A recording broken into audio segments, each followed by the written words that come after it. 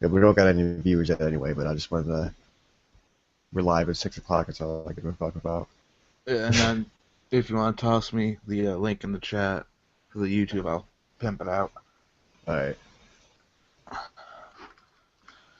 because I'm a good little show. Hey, so is what the fuck's his name? God damn it, Leo Pirate. Uh, All right, uh, there we go. I invited Cyber. He said he um, might be running a little bit late, so. yeah. Hello. Hey, what's up, Dunk? Hey, Dunk. The chat, wow, the YouTube link for the stream is in the chat.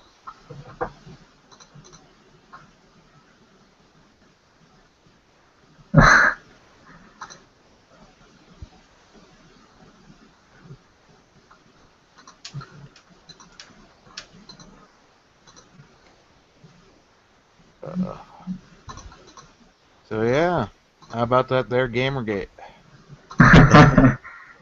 I'm good. How are you guys? I'm alright. Just kind of sitting around.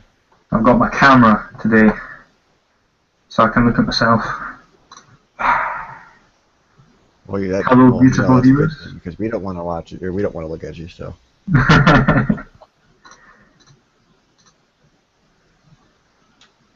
Um, yeah. So I've I'm been kind chilling of as out well, of it, so. out of it the past few days. So what's been going on? Well, apparently I just seen this on YouTube. It's Mundane Matt. My response to Internet Aristocrat's final message to Gamergate. I haven't Yeah. watched the video yet. Literally just posted it a half hour ago. I don't know. Has anyone watched that? It's an 18-minute video. I really don't want to. Wait, what's what? Sorry, I wasn't. It's apparently it's Mundane Matt's response to Internet Aristocrat's final message to Gamergate. Ugh, I don't really care, to be honest. Like, I listened to the Internet Aristocrat thing, and it was just, to me, it seemed like bullshit. Like, it kind of seemed to me like he admitted. Hmm? I don't know what's going on. Like I've been out of the loop. Well, you know how this is like the fifth time Internet Aristocrat has been like, peace out, I'm gone. Well, I know apparently he this time closed he's out all actually of his accounts now. I know he closed out all of his accounts, but I don't know. yeah, like this time Before he that. seems like he's properly actually gone now, as opposed to just being gone for a couple of days. But I think, did you listen to his explanation? Like his 5 minute rant. Oh shit! I need to fix that.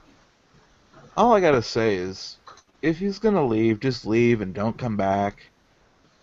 You know, Mm. this will they, won't they bullshit is kind of.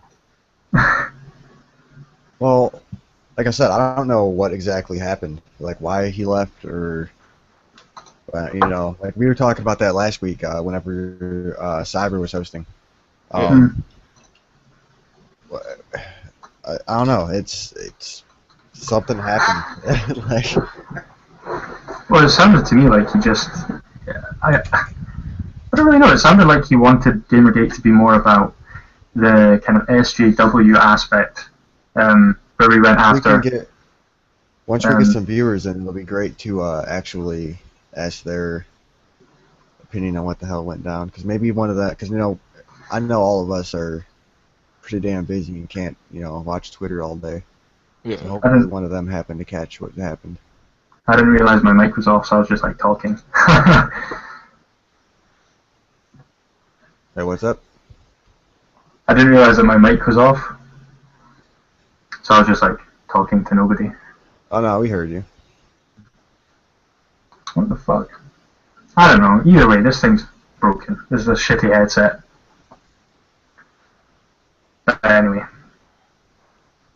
But yeah, it's just been. I've since about Wednesday. I've been out of the loop. I've had to deal with my own shit. Oh, okay, somebody in chat actually already caught up on that. Ralph is supposedly going to publish an article later about Jim leaving. All right. Huh. Well, hopefully he hits on all the notes that we want answered there, as far as why did he leave and things like that. Yeah. Um, I don't really care, to be honest. He seemed like he was going to leave for a while. So I don't think it really matters that much. I don't know. It just like I knew I figured he was going to be leaving soon. Yeah. He hasn't really put down any videos about it lately. Actually, he hasn't really put out any videos at all lately. And then I think it was at the beginning of the week you just seen his entire thing just up and disappear. Like his YouTube channel's gone. I think his Twitter is deactivated as well. Yeah, I think so.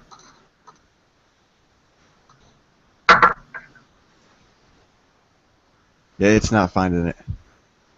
Normally, all I have to do is type in @INT and it pops up as like the very first thing. Yeah. So yeah, his Twitter's gone too now.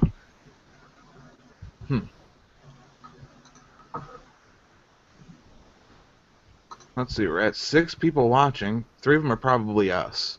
Maybe. Well, hey, if any of you guys want on and help fill up the gaps until we can get some more people in here, just let me know on Twitter and I'll send you the link. This is a open house forum. It's not as successful as Robin, but I try. So I think I can. Robin's got Batman working for him, so you really can't compete with that. Yeah. Well, actually, wait. I'm Superman. But You're like the No, lamest Superman ever. I'm just kidding about that. fair enough. But apparently Robin's in some shit for what's his name? Is this like every streamer getting into shit now? What the hell's going on? Well, you know how a couple of weeks ago there was that, is it Tom Sawyer or something? He was apparently... Oh, you're talking about Milo's buddy. God damn it, I can't think what the hell his name is. I don't think he's Milo's buddy. The guy who got like kicked out of his house. Yeah, and he was living with Mercedes. Yeah. I don't think Milo ever did anything about it. But Well, it came I out... had him on his podcast a few times. That's the only really? reason why I do him. Oh, okay. I didn't know that.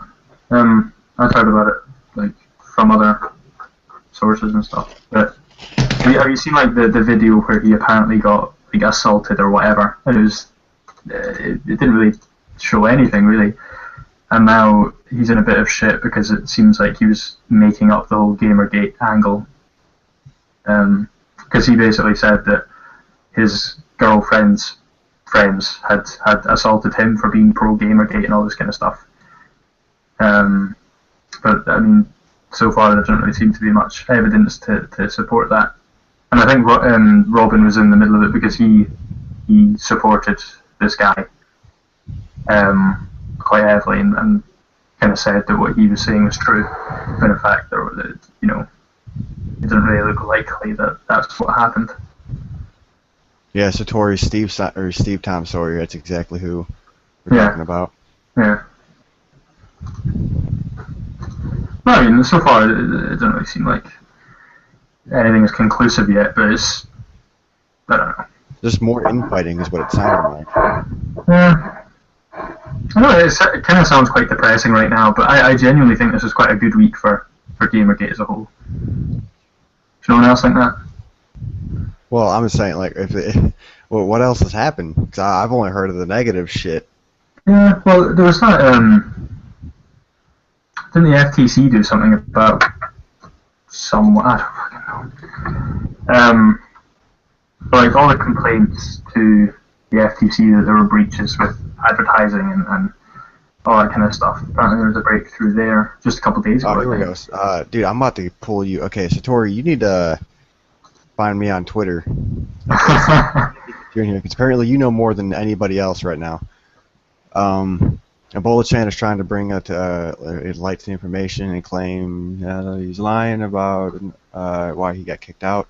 Ralph's writing articles, talking with the woman in the video, saying that he kicked him out because he was being a bum. Oh, no shit. Yeah, and apparently he was homeless before this whole thing as well. So he wasn't exactly kicked out. He wasn't living with his girlfriend at the time. So her kicking him out wasn't really accurate at all. So I don't know. It just seems like a bit of a non-issue and a bit of a clusterfuck, to be honest. That has nothing to do with Gamergate really at all. But I don't know. That only came out today, so that's why I mentioned it, because it's like the first thing I thought of. Yeah, I don't know. That's just more negative on top of this fucking week. Like I said, like I haven't really. Yeah. Oh, something I did want to bring up. I really wish I could get her on though to talk about it from her standpoint. Maybe I can. Let's see.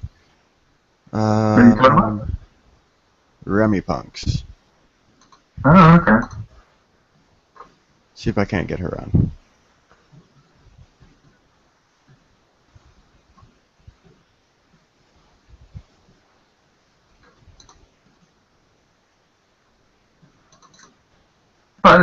Because there's this new thing going around, and from what I understand, she's the one that started it. What? The We Heart thing. Oh, okay. I don't know, that's like a lot of people in Gamergate rocking the heart with the two-toned. Well, do you not know the story behind the heart thing?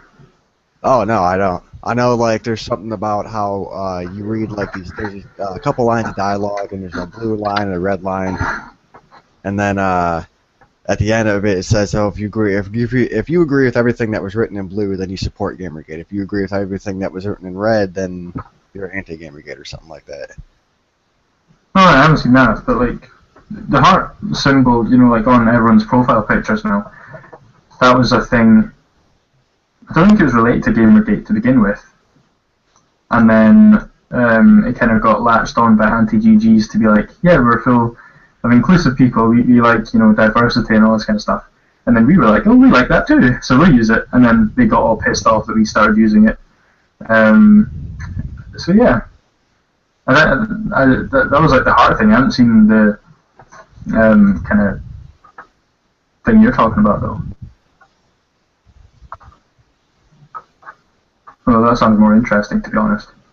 Well, we'll see if she replies. Her last retweet was 38 minutes ago, so.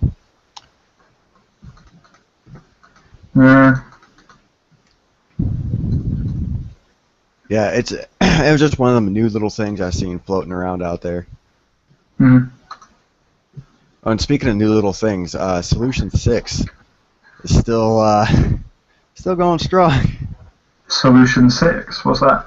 Oh, that's right. You were left early that night. Towards like the last hour of episode 2, we came up with this like janky fucking hashtag where it was just a joke, you know. Yeah. It was pretty much just to show that Gamergate still has a sense of humor within all this bullshit that's going on right now, so we can still sit back and laugh. And we pretty much just shit posted up fucking hashtag, and the last one was 52 minutes ago. It was from Ebola Chan.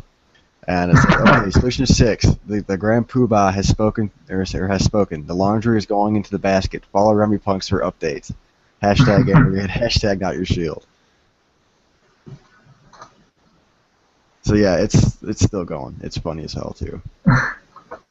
It's not going as strong though. Shit's kind of died out since November 27th was the last one, other than Ebola Chan. So. Yeah.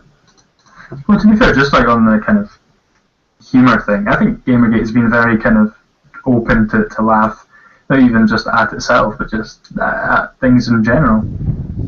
I don't know. We have, but it was one of them things where it was more of a like, I forget what exactly had happened, where it was like they were being super fucking serious about everything, and we were like, you know what, here, fucking. Yeah. And a lot of people took it like a little above and beyond to the point of, oh, let's fuck, what was it? One of the things that was said was, okay, the bomb has been planted. It's set to detonate at midnight. And we were like, whoa, whoa, whoa. No, bad things. Don't say. What the hell? Uh, So it's one of the things where, we just wanted it to be funny, and like every once in a while you'd see one pop up that was like, whoa, whoa, little too serious. Turn it down just a touch. yeah. Okay, the We Heart has something some Swedish SJW devs came up with. The guys on Twitter co-opted. I think December will be an important month. Drama is interesting, but we need to get back on track with digging up dirt. See, I need to get you on, Satori. That's what I need to do. Dropping the knowledge bombs up in our comment section. Yeah. We haven't had this many fucking good ideas, and it's all him. That's fucked up. I do agree though, like, right now is... Marco. I'm assuming Marco is referring to the Steve Tom Sawyer incident with the whole he said, she said thing. Yeah. Well, I did hear that. The whole thing was, like, he was bringing charges and stuff, like, he was going to the authorities.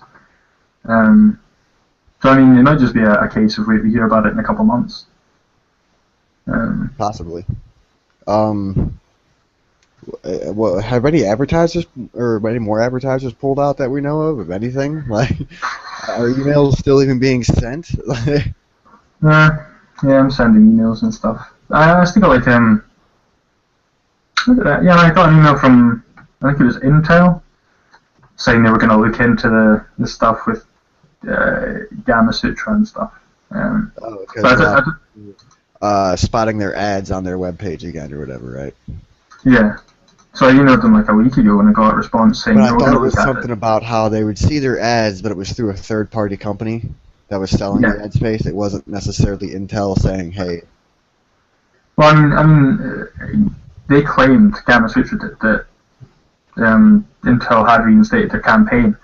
So, I mean, I think we have to take their word for it, because, I mean, if it turned out that they hadn't, then I think that would be a lot worse for Gamma Sutra than anything else, because, I mean, claiming to have an advertiser, not even, like, have one in the first place, but to say that they came back after all this shit, and it not be true, they would get a lot of shit for that. So I don't think they would risk that. So that's kind of why I sent an email in the first place, but, I mean, I don't think Intel has done anything about it. Alright, we may have somebody else joining here in a minute. I just gotta have them follow me back, and I will send them the invite. Are none of the regulars out for coming on? No, they're on the way. Cyber is, he works really late. Like, he got off at like 6 in the morning. So he woke up at 3, had to run some errands and shit, and then... Wow. He'll be on here in about a half hour or so. Sour Grapes is going to be stopping by in about 10 minutes. Cool.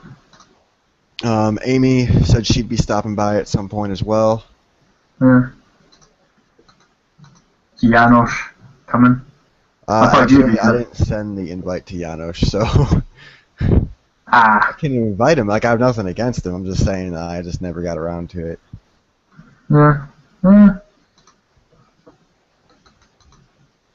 I'm surprised they didn't send anything, because usually he's quite up for doing these things. But he usually knows a lot more about this kind of stuff than I do. Last weekend he was kind of busy as well, so something was going on and he was pretty busy, so he just didn't stop by at all. Yeah. I thought you just didn't know that it changed channel for a while. Oh, there we go. That's something else. The Rebuild the Narrative. The what? Yeah, the Rebuild the Narrative thing. Sox was doing videos about it. I didn't actually... I don't know, because it wasn't her standard format, I really didn't listen. So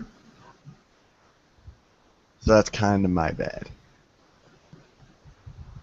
But if chat wants to go ahead and tell us what that is, I'm more than willing to read aloud for the children here. I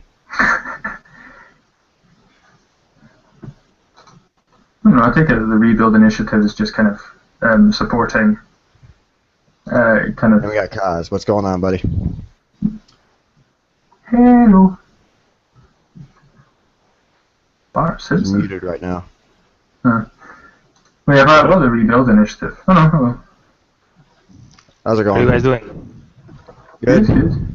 How are you, man? Fine here, I'm just hanging around. Fair enough. Just seeing a lot of things, a lot of drama in Gamergate today. Hmm.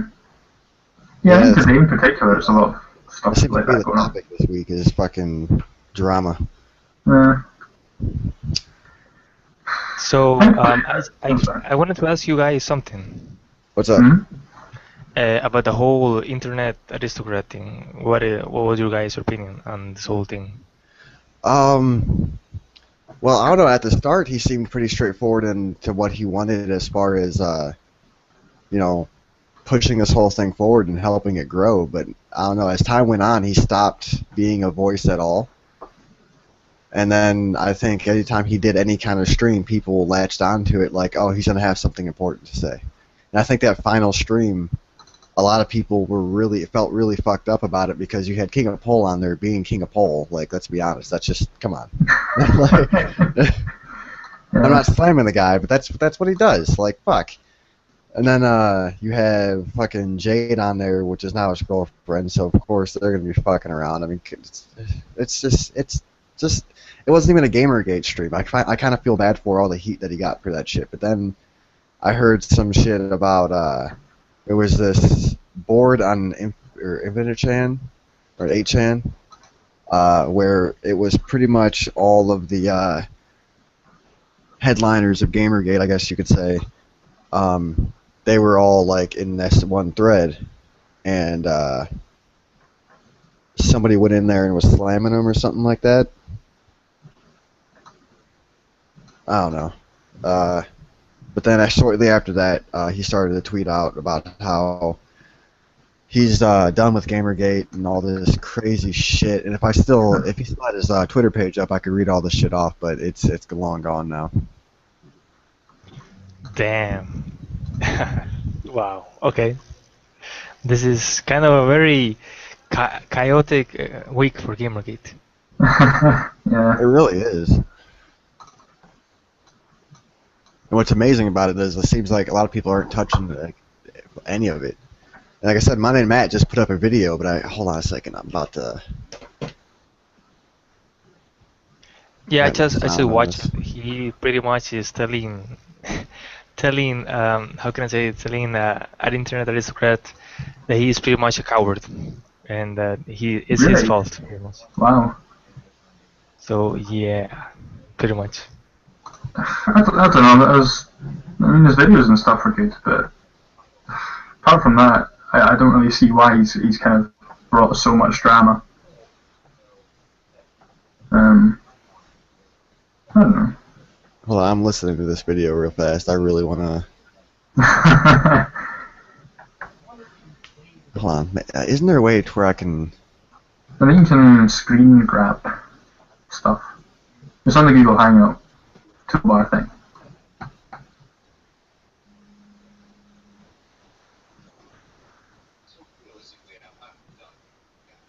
Oh, shit. But the stuff happening.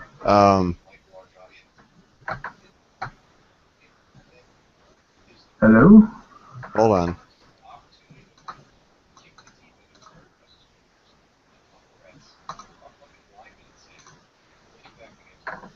How should I entertain the audience? Alright, hold on. I gotta find this real fast. You guys gotta hear this shit. Because Matt actually plays the legitimate clip. And, yeah. It's, the first thing he says is like, in a few months, you're not going to even remember who I am. You're not going to remember the sound of my voice. You're not going to remember shit about me. No.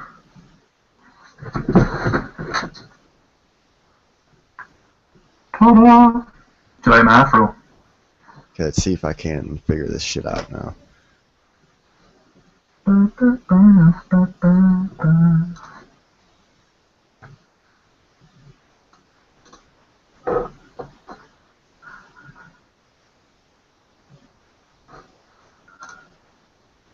Wait, so do I have to use the app for it to work? Maybe. See, I'm not sure people in chat will see this though.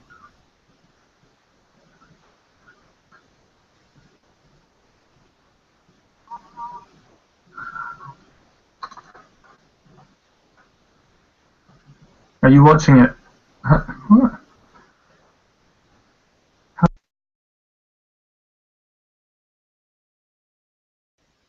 Alright, you guys seeing it?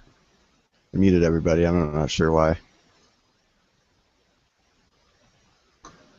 I don't think other people can watch it on the stream.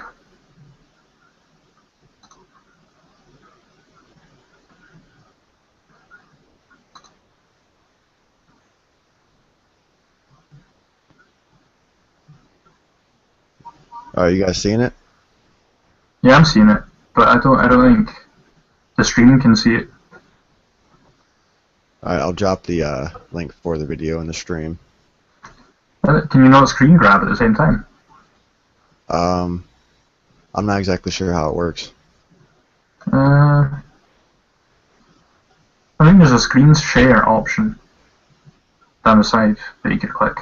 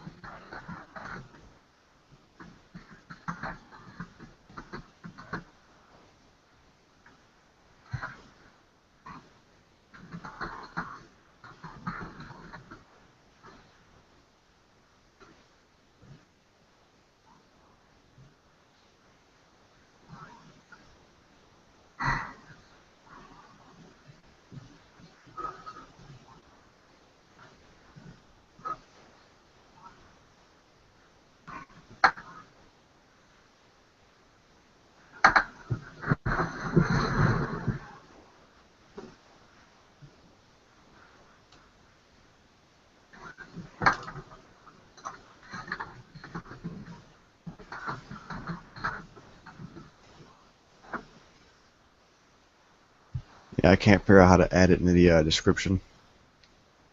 Can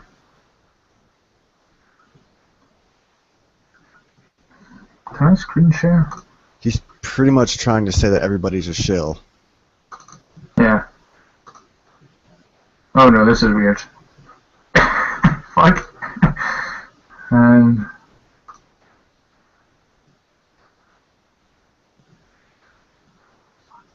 Huh? Nope.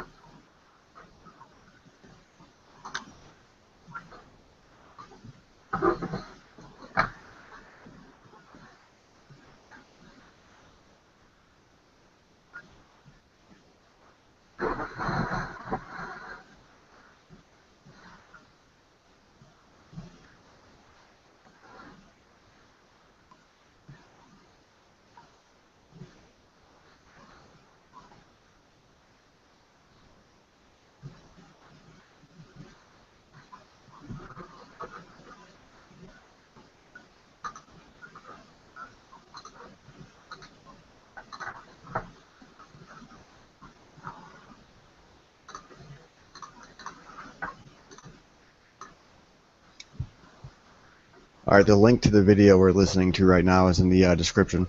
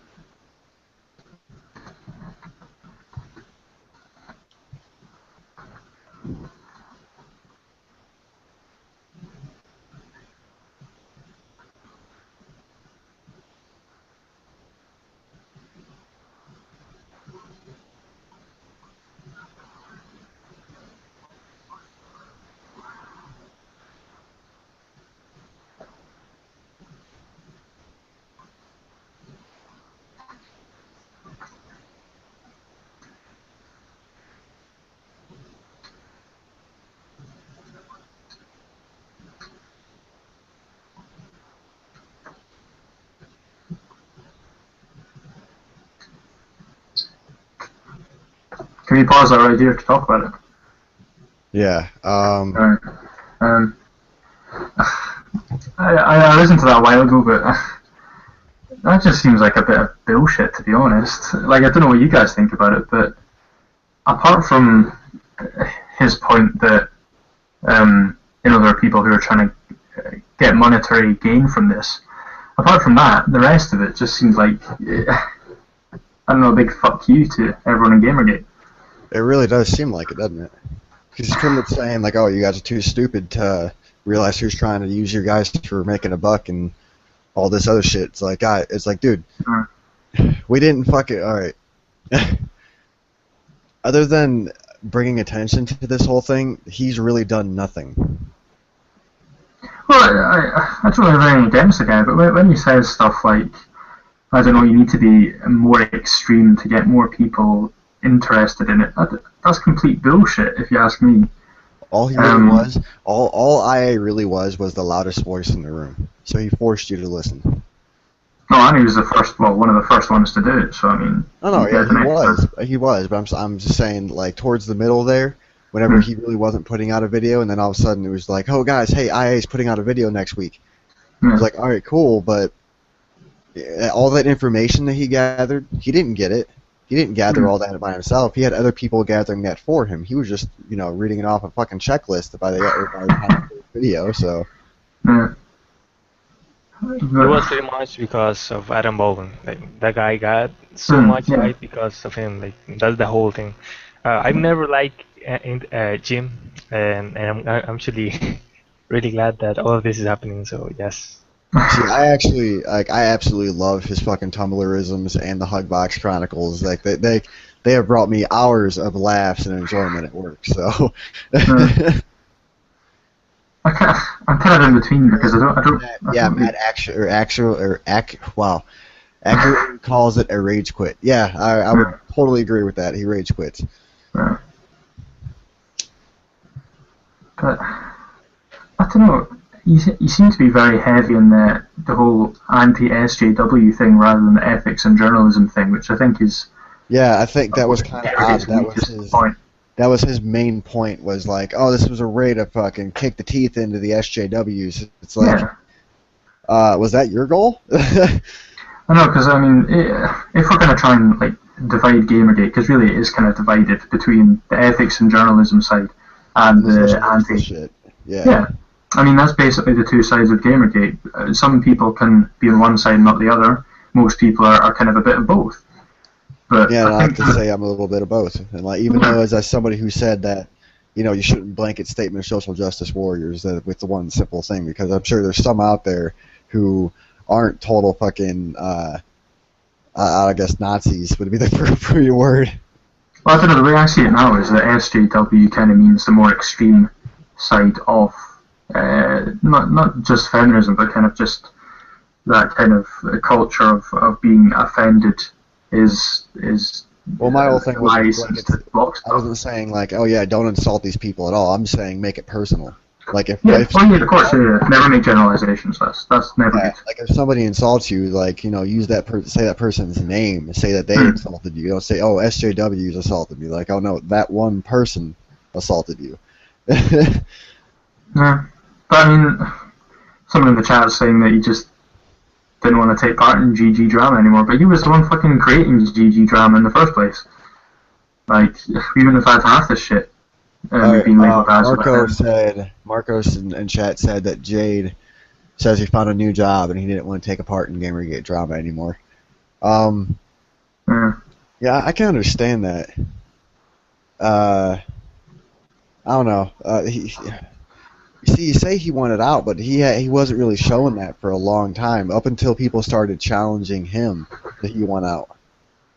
That would be my argument point to that, was he was all fine and dandy up until somebody said, all right, well, you know, what's the hell's going on with you and all this other shit. Like, it's the same thing with Paul. Whenever Paul got stung with that fake-ass fucking email or whatever. Yeah.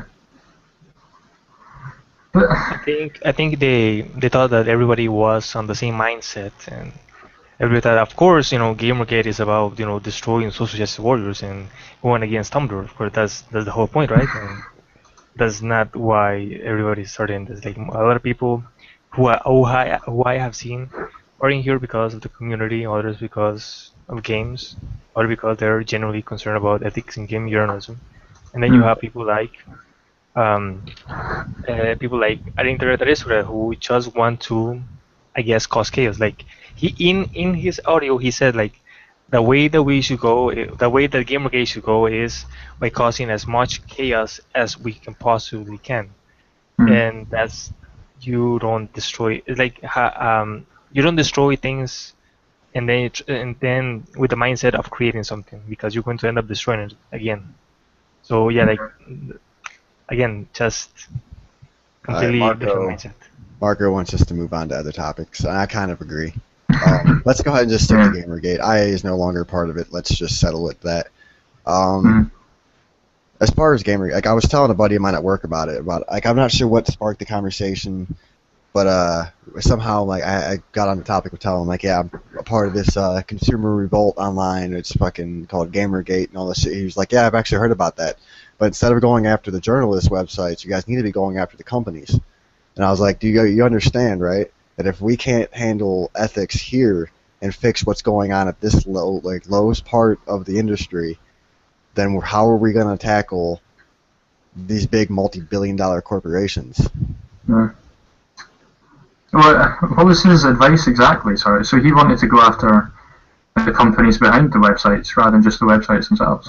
Oh no, not necessarily the companies, but like the developers, like Activision and EA and like Blizzard and all these other big companies who, like, I'm not saying that they don't have a stake in this. Like, I'm sure that they would love what we're doing and shit like that. But he wants us to go after them for, you know, rushing out broken games. I think we are. Total Biscuit's doing a lot of that.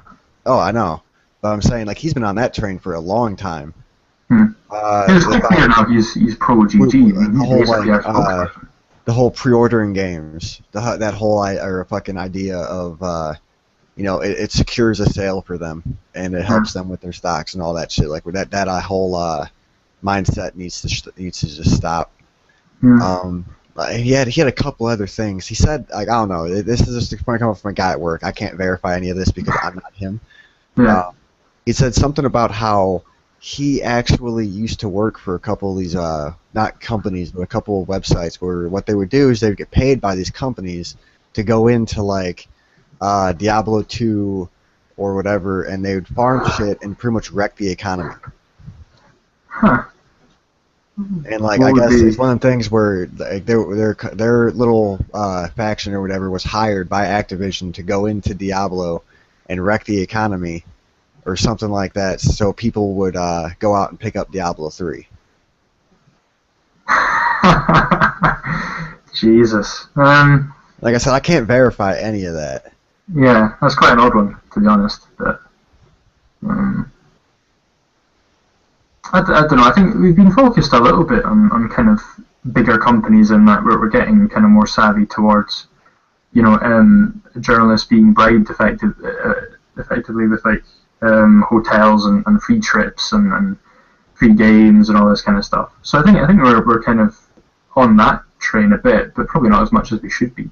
But I don't think, like, the AAA developers are any more or less guilty than the smaller indie ones. I mean, I think that just because of the nature of being a AAA developer, that you're going to be in the limelight a lot more. So I think it's easier for kind of indie developers to go under the radar and do these kind of unethical things, and people just don't pay attention or care about it because it's so small. Whereas I think if this happened to a big developer, I mean, like when the Assassin's Creed Unity thing came out, that blew up just in mainstream media in general, not just Gamergate circles or gamer circles. This was a mainstream news story because of how shit this company had handled it.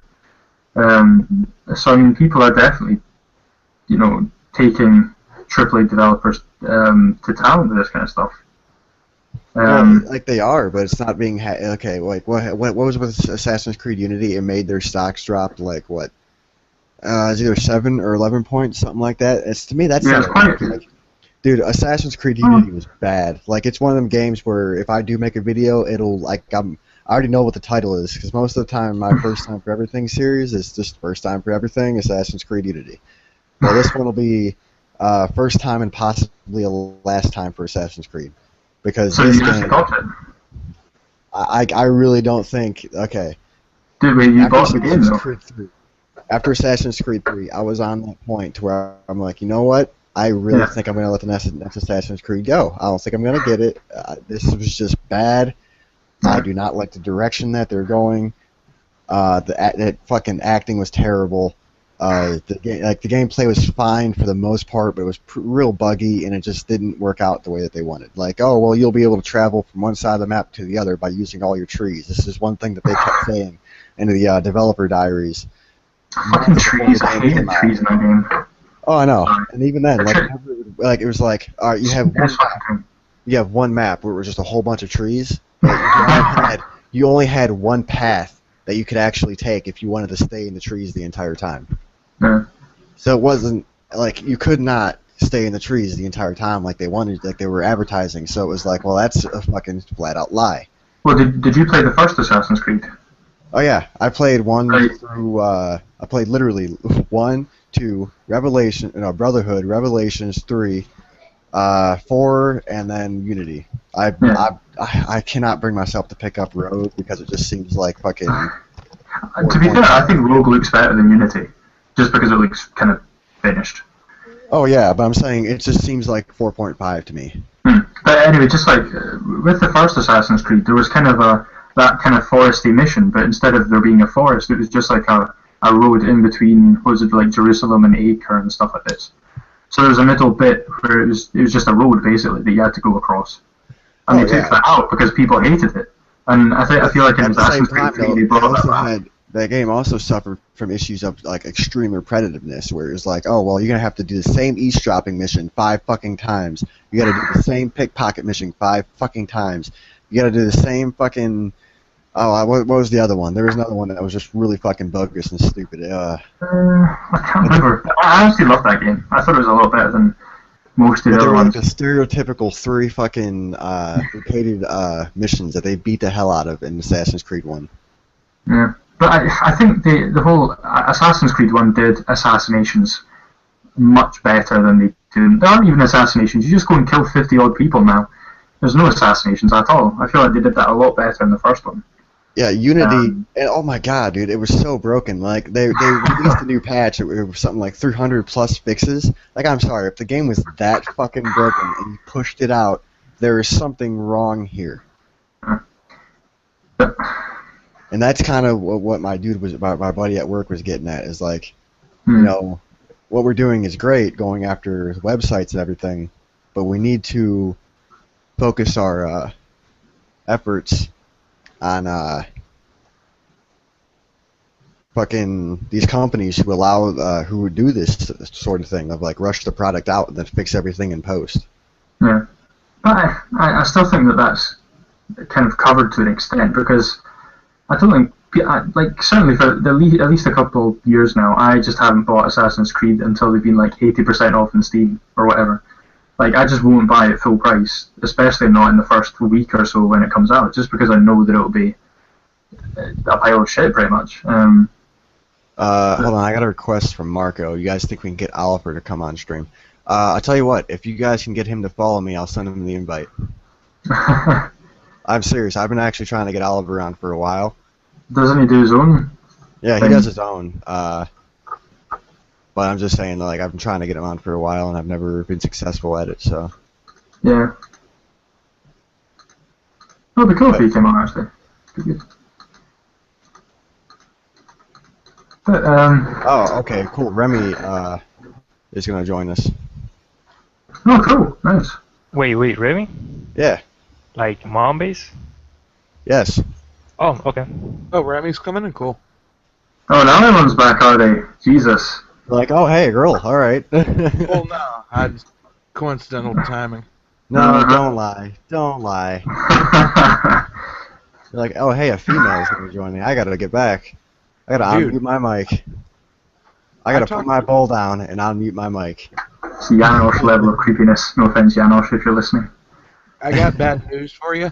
I talk to Remy on a daily basis. Oh, yeah? Yeah. Why is that You're bad? telling me, so wait, you're telling me you could have, Oh no. Oh, okay, Remy, alright, cool. Remy can ask, to get Oliver on. I just looked at chat and realized that was Remy in the, chat. Okay.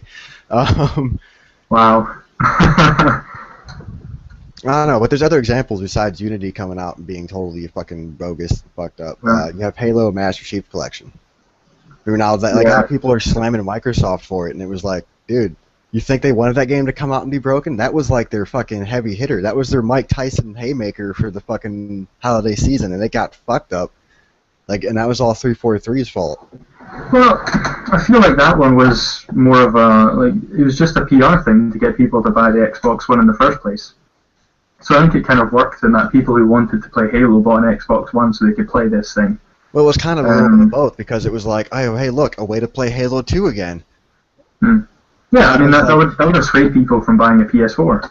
And let's be honest, like, the only reason why people migrated over to Halo 3 is because Halo 4 sucked as hard as it did. Or not Halo 4, but they shut down Halo 2, the servers, so they were forced to migrate to 3. And then once 4 came out, people went to 4 and then went back to 3 because 4 was not Halo. It was like this mashup of Call of Duty and Halo that just did not translate well.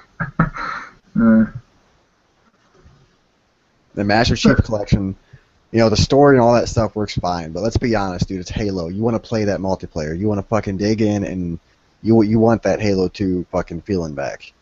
Yeah. But I feel like with the Master Chief Collection, it's more that the servers and shit weren't working rather than the game was a mess. I mean, I don't know, like, I haven't played it or anything, but I heard it was mostly just like a server issue where people couldn't connect to other people's games. And yeah, that's pretty much what it was. You would spend like 45 minutes in a searching for players lobby. Like, I started in the process of making a video the day I got it, and I had a buddy of mine over here. You know, we ran through like a couple levels in Halo 2 because it was the anniversary edition of Halo 2, so it's, you know, all fucking beautiful HD and it looks fucking phenomenal. And then, you know, we're like, all right, well, let's go hop over into multiplayer, and we'll record a couple of matches of that, and I'll edit it together and upload it. We hop over to multiplayer, and we're sitting there. It's like fucking 10 minutes of waiting, staring at the search for players thing. I'm like, all right, well, I'll back out and see if I can't find another one. Back out, try again. Still nothing. I'm like, all right, I'm just not going to do this right now. Yeah. But again, like, that's not really a problem with the game. Fast. We got Remy in here now. What's up, Remy? Hey, everybody. How are you? Good. Good. How are you? I was just going to sit and be quiet and listen until I had something to contribute. Like, and I was saying in the chat, like, ooh, who let a girl in? Girls are gross. Cootie. Yeah, I was just enjoying listening to you guys talk. I did send Ollie a DM. I don't know if he's at his computer, but I will let you know. So I will try my best. All right, thank you very much. Cool. Yeah, aside from all the, like, I don't know, there were, I got to say that there was another one that came out that was just a fucking mess. Well, recently? I think it was. I know fucking we've had them over the years with Alien Isolation. Isolation, my bad. Colonial Marines. There you go. Yeah. Isolation was the one that worked. Yeah, I actually want to get that game. That looks a really good game. Isolation. I've actually thought of a, I don't want to sit. Sour, what's up? Oh, hey, I thought Ryan. of a new video series. Okay. What's going on? Nothing much. Nothing much. How's But everybody I thought of doing? a new video series. Good. We're just talking about the recent blunders of the games industry. I had a buddy of mine at work tell me that, what we're doing with the games journalism is fine and everything, but we should start trying to target bigger developers for sending out shitty games that are totally broken and they just try to fix them in post. That's the way to make Remy really cranky with your face, though. Rar. Just because, rar. That was a scary sound. Were you scared? Like you were totally intimidated. I had goosebumps. No, a lot of people have been talking about pushing back against companies and producers. That's the thing that you need to differentiate is it's really these production companies much more so than the people that are actually creating the game that are the problem, because they're telling their teams, this is your deadline, you need to get this done, I've got you under contract, do what I say, do what I say, do what I say. But my biggest concern with us, at least within the hashtag, not necessarily as individuals, but actually people interested in this movement that I met all of you wonderful folks through, is that our whole thing is repairing the gaming community and making it so developers can do their jobs properly, and taking away their income isn't really conducive to doing that, unfortunately. So I think there's ways to do that, but we need to figure out a better way to do it. And I think that the more that we reach out to developers and the more we get AAA developers to really talk to us, they can explain the best ways for us to tell these big companies, hey, don't do that. For instance, stop pre-ordering. If we stop pre-ordering games, they're not going to be churning them out as fast. It's hard because you want to pre-order it and you want it at midnight, but things like that have been mentioned to me from AAA developers, but we just have to kind of listen to them because they know the inner workings of how things are and how they're broken more so than we do. I don't know, maybe boycott would give AAA developers a really nice message, saying hey guys, please stop doing. No, don't boycott AAA. That's what I just said. Don't do. That's attacking people who have no say in how this works. It's not hurting the right people. That's taking away very from developers. Powerful message. Well, even going against the publishers is going to be a pain in the ass. But I think that there's ways. Number one, if we get where developers can have a voice again and aren't gagged, that's one way, because if they're able to actually go and talk to a press honestly and not a press that is holding them hostage, then I think that could make a really big difference for them. It's just getting where developers have a voice and have a platform. AAA is broken. There's no doubt that it's broken, but I don't think that any person who's casually talking about boycotting AAA understands the inner workings there and how many thousands of people you're hurting that have no control and just hurting them just to hurt them. That's how it comes across. I'm not saying that that's the intent, but that's how it comes across. It depends what you mean by boycott, though. Because you said if we don't pre-order games, that's kind of a form of boycott. But that would actually send a message. But I think it's really difficult to kind of pinpoint a way of sending a message to publishers without harming the people actually making the game who aren't at fault for the state of the game. It can't hurt to ask them. I'm big about talking to developers, so and they're getting braver. AAA developers are getting braver and getting a lot more likely to talk to us. All of this stuff on Twitter about people wanting to have boycotts has scared them. Because they can't take part in that. They can't step out and support things with that kind of talk going on. But they want to help us. They want to tell us the things to do. I'm sorry if you hear my cat meowing in the background. But yeah, they want to communicate with us. They want to talk to us. They want to say, hey, this is what's wrong with the industry, and this is a place you can push, and this is a weak point, and this is what you can do. We just have to get where we're able to really listen and hear them. Yeah, I think that's really good advice, because we actually need to get people in the industry on our side to kind of steer us in the right direction. Something I want to talk to you while I have you on, Remy. WeHeart, what is that? What it is unfortunately the person that actually put the WeHeart thing together shut down his Twitter. So Really? I can't really show you exactly what it's about, but he created it to be the the the other side of this controversy. These people that are misunderstanding what Gamergate is wanted a way to say, no, gaming is inclusive. The stuff that Not Your Shield is saying is a lie. Like, we're not the antis, they're the antis.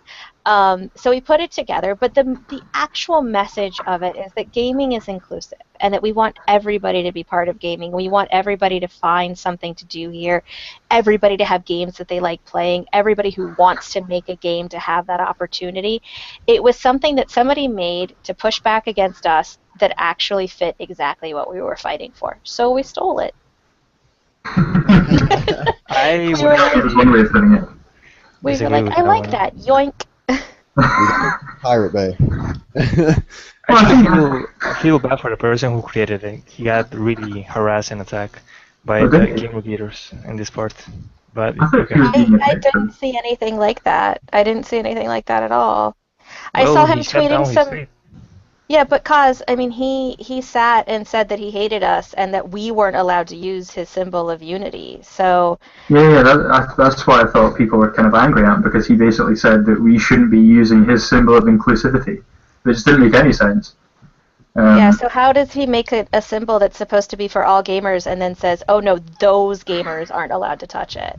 Yeah, I mean, when you have that kind of level of stupidity, I mean, obviously people shouldn't be, giving him shit or anything, but I mean, it's just a kind of stupid thing to do. I think he should be happy that pretty much everyone's using it now. Yeah, I mean, that was my thing. Like, I like the thought behind it. I don't think I understand why. I don't understand why he had a fit. I don't understand anybody who's that hateful. I think it's sad.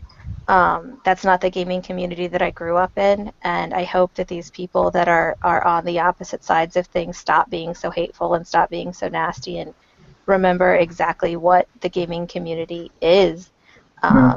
But until then, I mean, if they want to be angry hipsters who want to, gatekeep what my community is, I'm going to keep leaning on them and stealing their cool stuff when they have good ideas.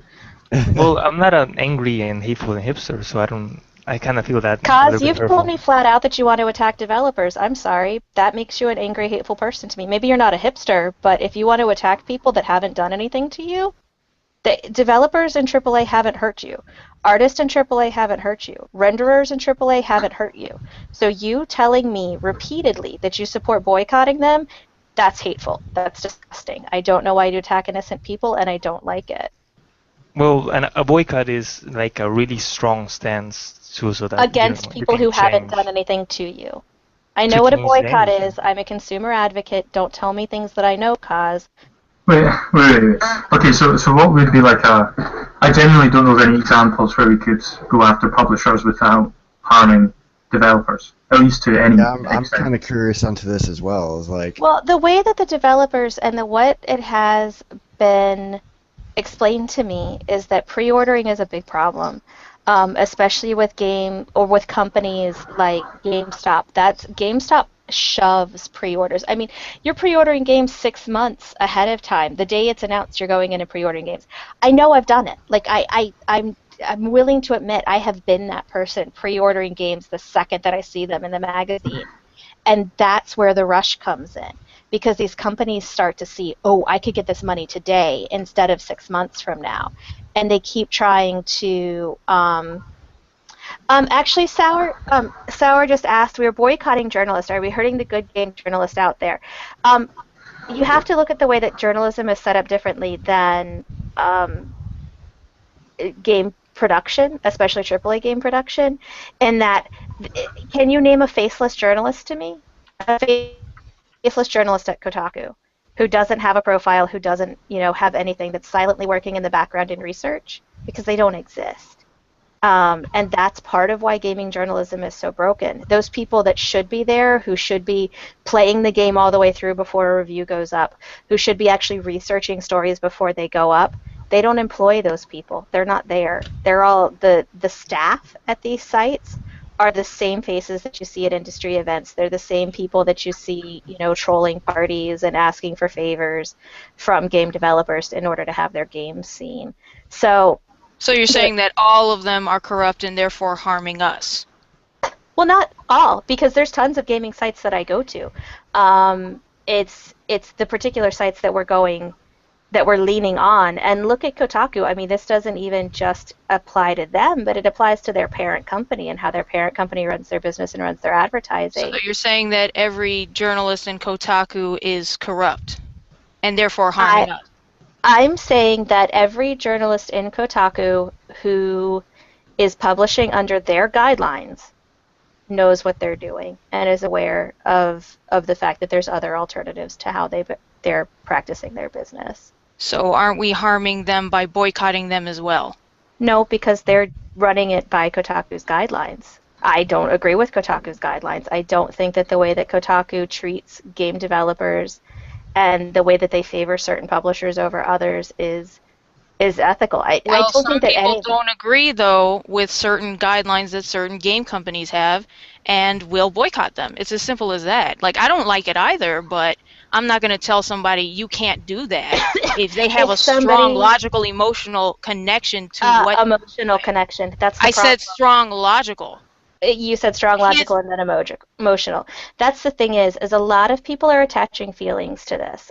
Certain writers, I haven't seen so much developers, but certain game writers from AAA have said things on Twitter that hurt people's feelings. And people are upset about that. And I get that, but if we start responding because of feels, how are we any different than the social justice warriors who are hijacking things? I would actually contradict that. I would actually say that you're responding as well using empathy. You're empathetic to the people in the game industry and the game companies, and therefore you're responding to that as well. Emotions are merely a catalyst to logic. You can't really. I mean, I just follow the money. I just follow the money. Fair enough. I mean, and that's my thing is this is a consumer, like consumer is the big part of it. This is a consumer revolt in a capitalist country. I mean, granted, we have people from Australia who are taking part. We have people in the UK and all over the world, but ultimately these are American companies and a company from the Cayman Islands. All right. But they're all capitalist areas, so that's the crux of it is the flow of money and how money works and products and favors purchased with money. When it gets down to this guy said something mean on Twitter, yes, advertisers need to be aware of who is saying what when they're promoting their brand. Now, coming from banking, I was in banking for a while before it decided to destroy my soul. If I went on Twitter and had my company listed as where I worked, even if I never tweeted a single word ever and just listed them as my place of employment, I wouldn't have a job anymore. But these people feel comfortable, especially writers, because writers are their personality. I mean, come on, Lee Alexander. Like, would any of us, if she didn't promote herself the way that she does using social media, would any of us have ever read a Lee Alexander article? Guys? I can't say that I would have, no. Yeah. I mean, that's the thing is, Milo. I love Milo. I think Milo is hilarious. I mean, I don't agree with his politics, but I love his gumption and his tenacity. I mean, he makes me laugh. He's what Milo is. But Milo uses social media to promote his brand. As a writer, he is his brand. He doesn't have a research team standing behind him doing stuff. It's a very different thing. Whereas if you look at the credits on any game, pop in any of the games that you've completed, look through the credits that scroll through, look at all of the names there, then go to your favorite corrupt game site and look at how big the staff is there and compare and contrast. It's just a very, very different medium. It's like I say, I boycott Nestle. It's a personal thing. I don't tweet in a Gamergate hashtag saying, hey, everybody, you should boycott Nestle. What they do in third world countries is horrible and bad for babies, because that's not our fight. I mean, I would love everybody who I follow and follows me on Twitter to be part of that fight, but it's not our fight. It's a different battle. I didn't know they did that. Yeah, Nestle's icky. We can totally talk about it later. I love talking about the icky that is Nestle. Okay, I will need to hear about this, because I love cereal and I hate corruption. So we need to fix that.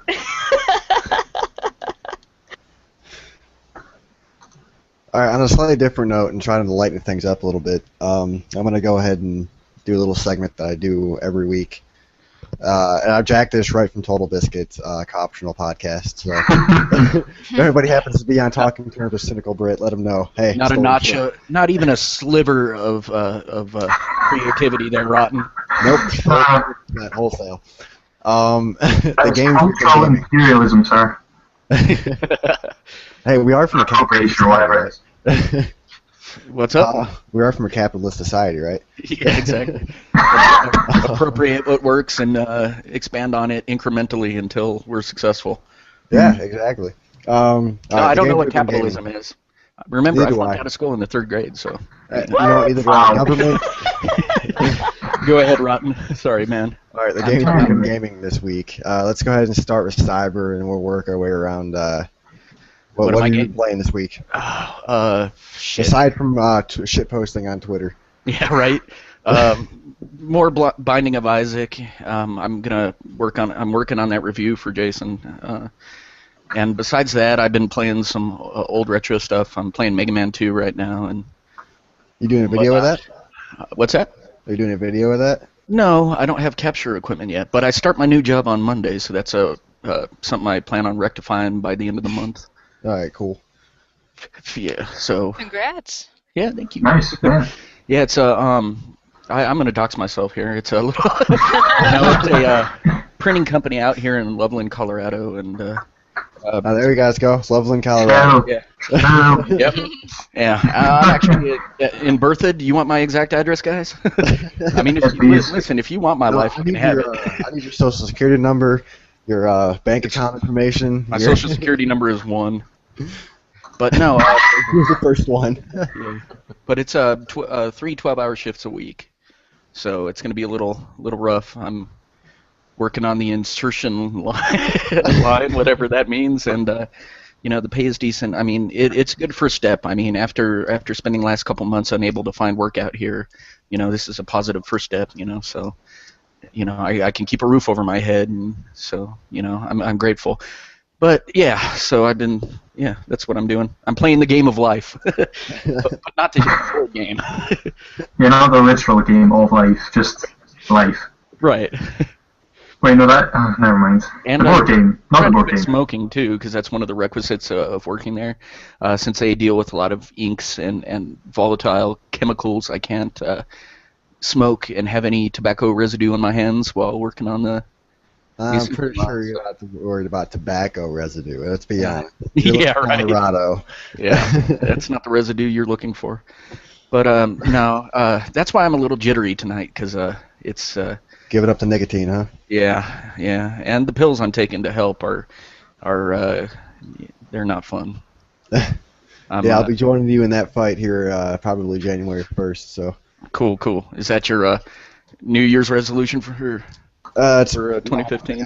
My dad, my mom, and myself are all going to be putting down the cigarettes. Amazing, because mine is to smoke more. Yeah, right. I know, Jay. Oh, fuck. All right, well, Jason told me, you have to He inherit. said, God, my no, lung I'm never cancer going to then. stop. You have to inherit my lung cancer then. Yeah, I leave you my lung cancer in my will. That's all I've got. Jesus. I bequeath you my lung cancer, Jason. So. All right, But yeah, Jason. but aside from just Binding of Isaac and some retro stuff, really, I'm obsessed with Binding of Isaac. Okay, moving on. All right, Jason. What about you? What have you been playing this week? I finally managed to do a gaming achievement I've been trying to reach for 18 years. Oh. What's Gargoyle's that? Quest. I beat Oh, Gargoyles. did you beat Mario? Dude, I beat that when I was like 8. No, I beat Gargoyle's Quest on the original Game Boy. Oh, What is that? If you could send me a link, that'd be awesome. Oh, it's an excellent game. Oh, it's a top-down RPG and a side-scroller. The RPG elements are really, really basic. So. Oh, guys, we have Anonymous joining us. Oh. Like dude, seriously, no, Dunk, you gotta show me get one of those. Don't look at me. So this is what Dunk looks like. He looks like my cousin Wes. There you go, Rob. I was confused why he was on the program tonight. But other than beating that, I've been playing playing for some screen captures. What's going to be Mindless Zombie Studios Game of the Year, which is going to be South Park: The Stick of Truth. Oh, dude, great game. Have you not played it yet?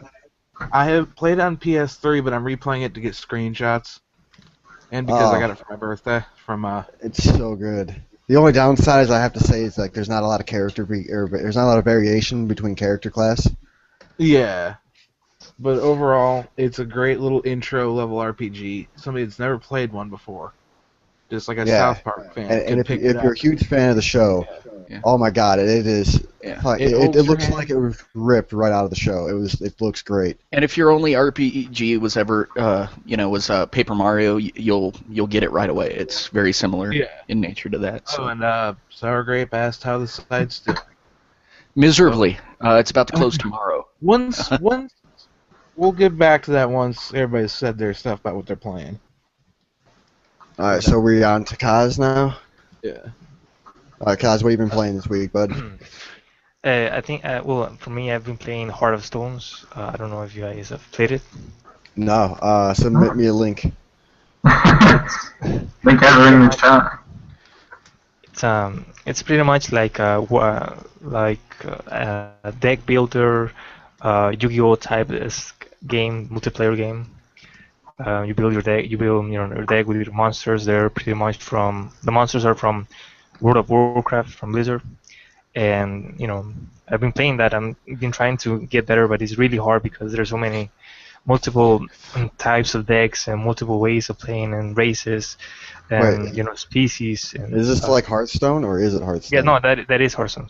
Oh, okay. Yes. So yeah, I've been playing that. I'm trying to get as many cards as I can this week. So yeah, that's what I've been doing. Didn't they just release the new expansion like a couple months ago? Not yet. Like right now, they've announced they're going to give they're creating 100 new cards. But right now they have only mentioned like around 28 new cards. How much have they varied the gameplay? Have they changed it at all, or? It changes. Yeah, it has changed. Like for example, like I recently started playing, but so I don't know how it was on the past seasons. But this season was pretty helpful because they, the whole Nextdrama story arc where you complete the story arc, you beat the whole champions, or I guess the bosses in there, and then you can get or acquire legendary cards or epic cards.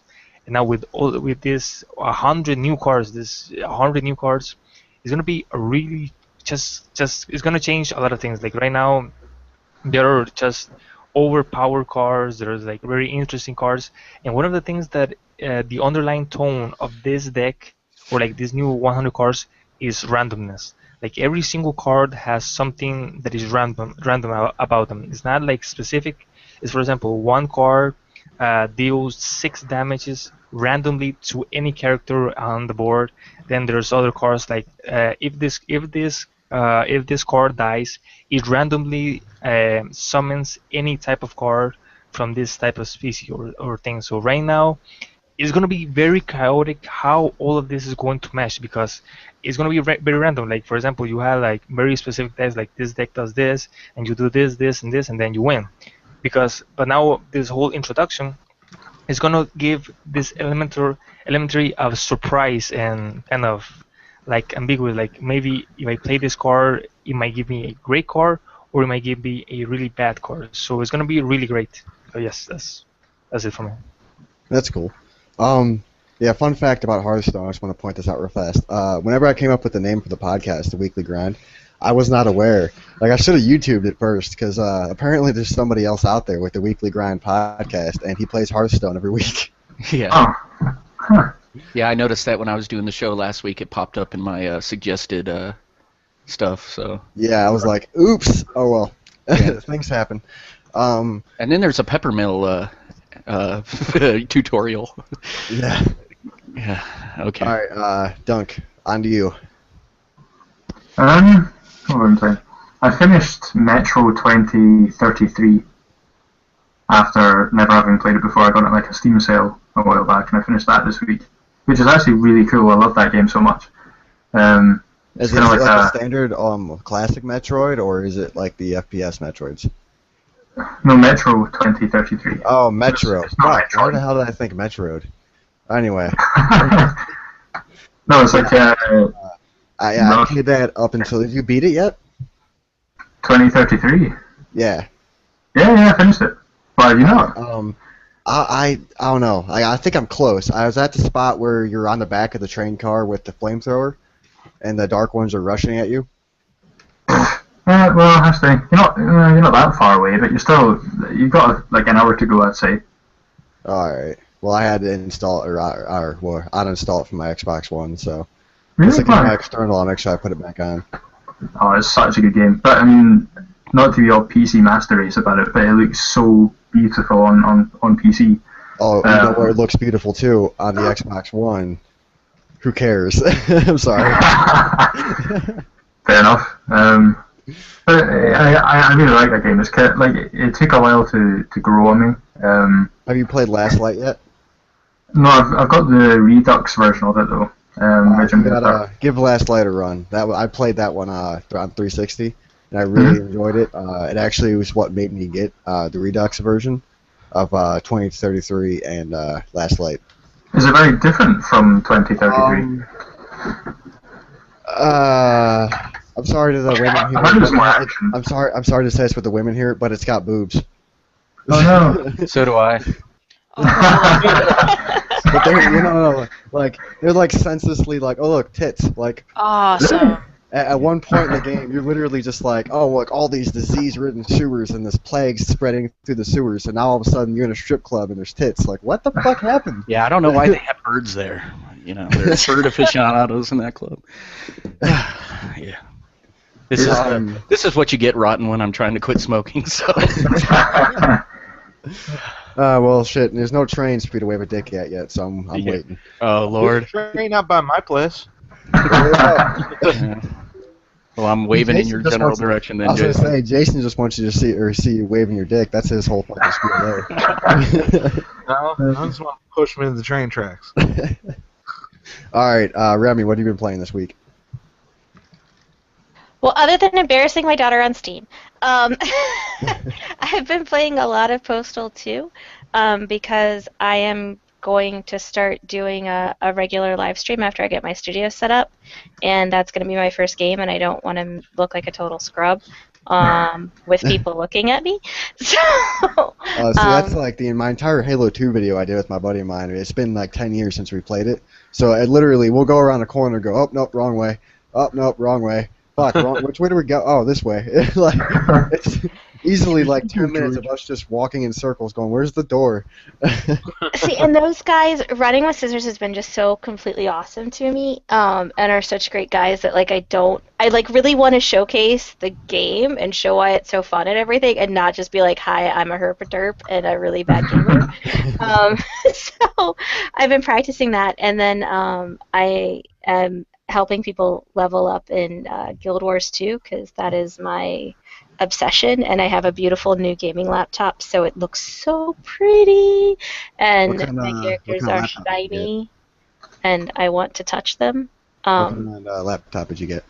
It is a Acer. It's got I've got a terabyte of memory. I've got an 8 gig drive. I've got my i7 core. My video card is like gorgeous. It's a bucket of smexy. It's a big bucket of smexy. I love it a ton, and it's just really nice because my old laptop. Actually, the first night that I stream, I'm going to show everybody what my old laptop looked like, but it's literally held together by gaffer tape and duct tape, and it overheats constantly, so it's really nice to actually just be able to turn it on, it be silent, play my games, and it's awesome. But yeah, lots of Postal 2 and lots of Guild Wars 2, and I see John B in chat, so I'm going to say hi, John, because I'm a dork. Yeah, that's what I do. Oh, hey, it's Modern Day Merlin. You guys want to try? Hey, Merlin, if you're, well, obviously you're listening. If you want in, just let me know on Twitter, and I'll send you the link. I got him on Skype, dude. If he gets on. I can get him in. Well, I have him on Twitter. That's what I'm saying. Is I can get him in too. You can probably get him in easier though. So if you want to do that, go ahead.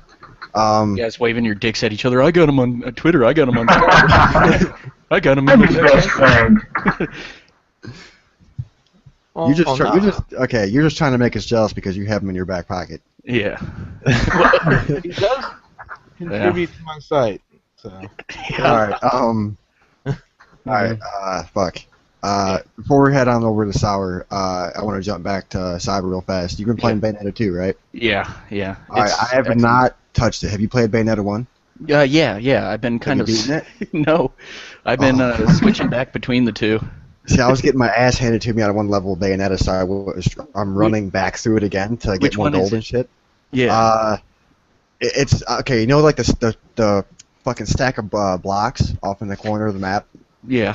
Sure. I'm going up a stack of blocks right now, getting my ass handed to me. Okay. So. Yeah, I haven't made it too far in. There's a really lame QuickTime event that I keep spazzing out on and screwing up. I'm not sure if the game wants me to like be precise or just hit the damn button. So I keep just hit the damn button. Most of the time, you just got to hit the damn button. Okay, but there's a circle that kind of like closes in on me, so I'm like, is that? Well, the circle for the most part is actually the timer. That's where what I if you figured, don't but in that fucking area, you're dead. All right, so I've got the reaction times of a 97-year-old man then. That's fine. Like every time a QT came up for me on that fucking game, I would just mash the button until it let me go. I was like, all right. Next.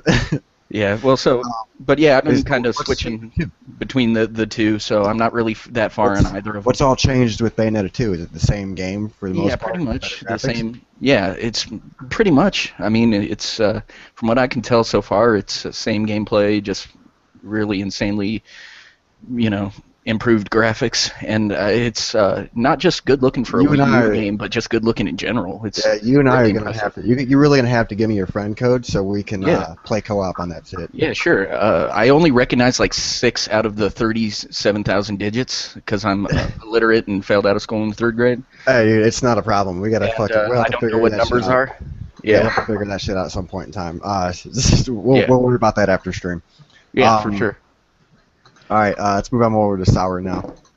So what have you been playing this week? All right, let's see. I finished Machinarium, which was a point and click I've been meaning to play for a long time. Yeah, I love that game. That's good. It's beautifully done. The only problem I have with point and clicks is I can't really tell what I'm supposed to click on. Like, is it the environment? Is it something? Sometimes I just don't know, so I just end up clicking everything, which is nice. Hold up a sec. On that note, what do you think of the Telltale games, like Walking Dead, where they highlight? I haven't even played that yet, actually. No, I know it's. I feel like they're very oversimplified. Yeah. From what I've seen from Let's Plays, they do really look oversimplified. Then I played an art game. I played Level With Me, which was basically a game in which Rock Paper Shotgun interviewed different independent developers and major developers, and they all made a game together. And that's free. If you guys want to check that out, it was pretty interesting. I personally didn't like it, but I mean, other people might. It was pretty weird. Would you recommend it to people who have had recent lobotomies? I mean, it's a 5 out of 5. It's an art game. Come on now. Okay. Beautiful. It's perfect in every single way. Okay, gotcha. So I should invest in these people's Patreon? Yes. Okay. Yeah, Level With Me. Perfect. Right. All right. Fast, Remy, I just gotta rub some salt in the wound here. You have an Acer. I have a Razor. What are we gonna do about this? Whoa, you fight it out. You're gonna hug it out and have a good game of something or other. Come on. Actually, the funny thing is I was actually, before I got my Razor, I was looking at an Acer. And I had a buddy of mine try to talk me into it. He's like, oh man, it's cheaper, and blah, blah, blah. I'm like, yeah, but this thing is thin. Like, really thin. That's my only argument to it. Right. This thing is, I named it, I name all of my laptops, but I named it Monster after the monster under the bed in Gloom Cookie.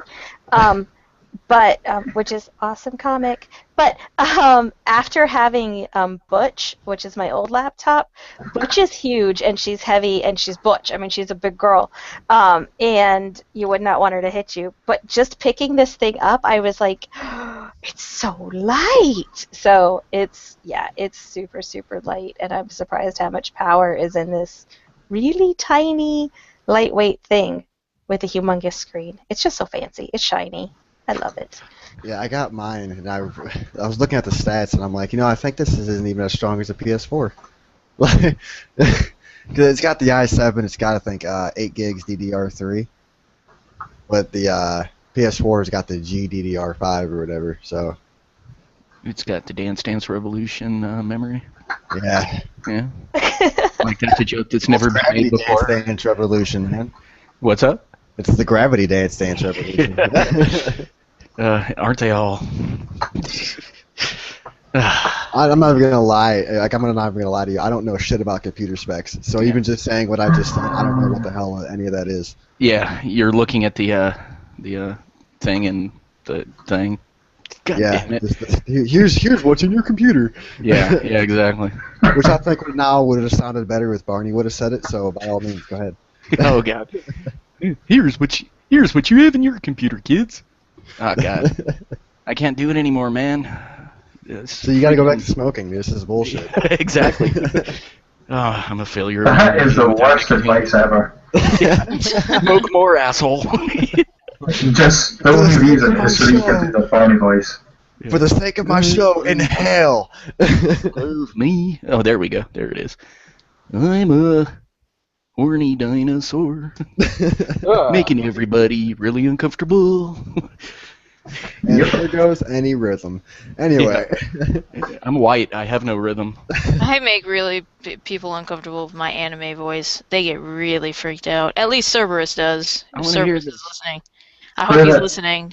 Hello there. How's everybody doing today?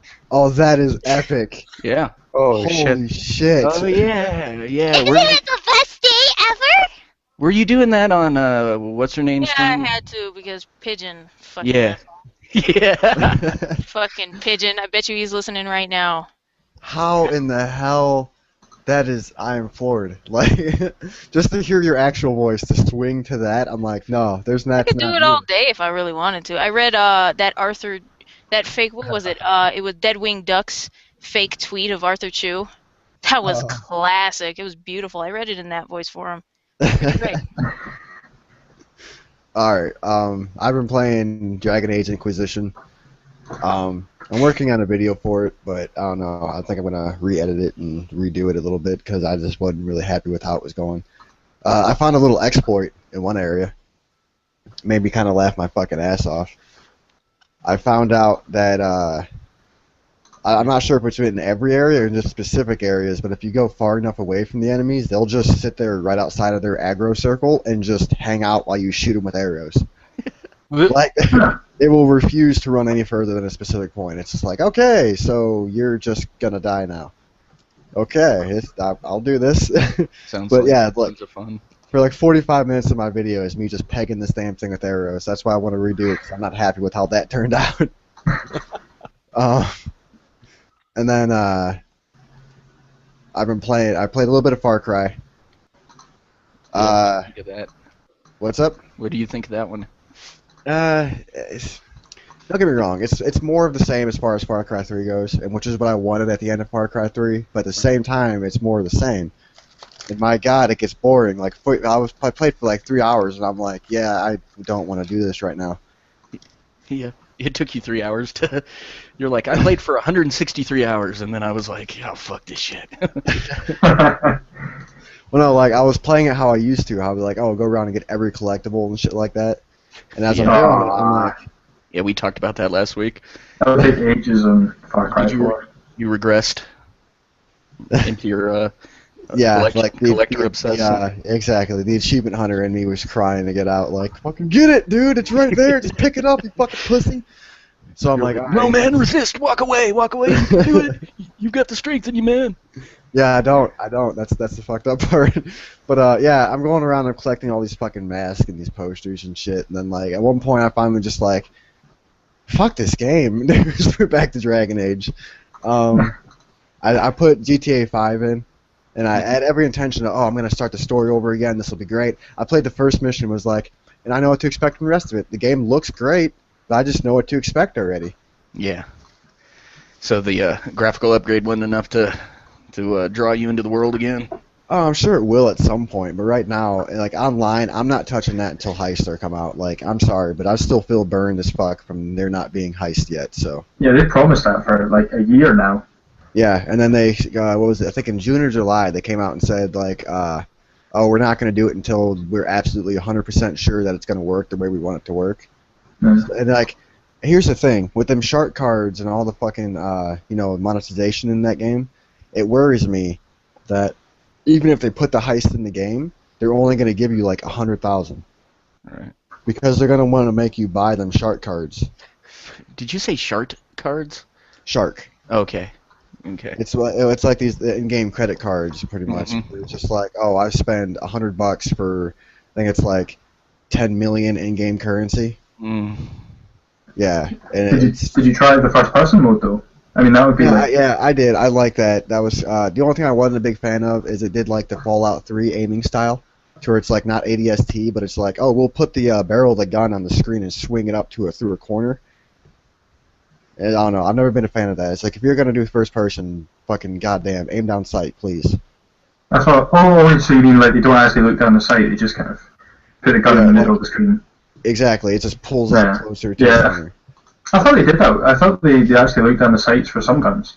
I'm sure it's probably like that for maybe the pistols or the sniper rifle for sure, but I know with like the M4, whenever you start off the game, you have an M4 in the first bank heist that you didn't set anything up. It's just like here's the prequel to or the prelude to the story or whatever, and yeah, that's where I fucked with it for a second. It was like, I don't know.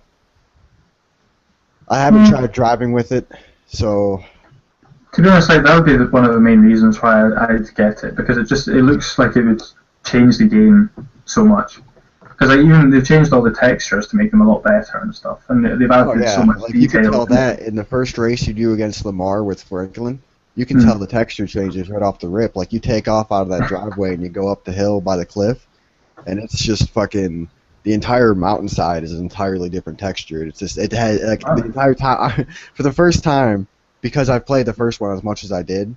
Well, not the first one, but the 360 version as much as I did. Yeah. As I'm going up this hill, I'm realizing I'm paying more attention to everything around me as far as like the ground, the trees, the grass, the fucking wall of rock, all this other shit, and not the cars that are in the fucking road. So I'm smacking in the shit the entire time. It was just... But yeah, like, I don't know. I'm sure I'll go back to it at some point, but right now I'm not feeling it. And I'm not touching online until they give us the heist like we were originally promised, so. Yeah, it doesn't really seem like there's much point to online mode. I mean, you just go around shooting people It's all just the time. mini-games. It's really just mini-games. And the deathmatch stuff and all that, it's like, it's fine, but realistically, if you want to play a deathmatch or a shooter, you're going to go and play a legit shooter that was made to be a shooter from the ground up. Yeah. And it's the same thing with the golf and all that stuff. Like, yeah, it's got some depth to it, but it doesn't have enough. Like, I have a bunch of friends who are like, anytime you get on, you have like an odd number of people. Like, oh, well, let's go play golf. It's like, let's not. Let's just drive around and kill each other, please. This is so fucking. Yeah, I don't think many people go in GTA just to play golf or tennis or whatnot. That seems like kind of a silly thing to do. You'll be surprised, to be honest. There's quite a few people who will get on and will play the random events and shit. Well, yeah, I mean, it's been playing. For the most part, a lot of people that's do all the thing you're races gonna and go on for. a lot of people do the races and the or death matches, but you could only ever it's only ever certain ones. Like you have better luck just joining a random lobby than you do actually hosting one. Oh, really? No. Yeah, and then you'll find packs of people in like just their own lobby, and all they really want to do is drive around and kill each other. And something else that's kind of annoying is like they took out some of the things that made GTA, where like it was driving around and destroying your friend's car and then having a laugh about it and all this bullshit. They were like, oh no, well now when you do it, they got to pay to have it replaced. And it's like you can't even have a fucking laugh like you would in the old days. It's like, oh, I blew up your car and now I got to pay to replace it. Fuck. Like, what the hell? Yeah, next I'll have like in-game jail cells and stuff. It's really fucking tedious like that, because it's like, oh well, I just spent fucking $1 million on this car, and now I want to put all the best fucking equipment on it. I got to go and fucking rerun the same mission multiple times because it's the only way to get any relevant amount of money. And they keep nerfing those missions too. Like there's 2 missions that are actually worth it. Rooftop Rumble, which is they have one that's good for experience and one that's good for money. And then they can't put them both into the same mission because that's too fucking convenient. So the one is good for Rooftop Rumble. I think is the one that's good for experience, but it only gives you like $20,000, which ain't shit. Like you can spend that just refilling your ammo. Yeah. And then the other one, I can't remember the name of it, but it gives you like 50 grand a run.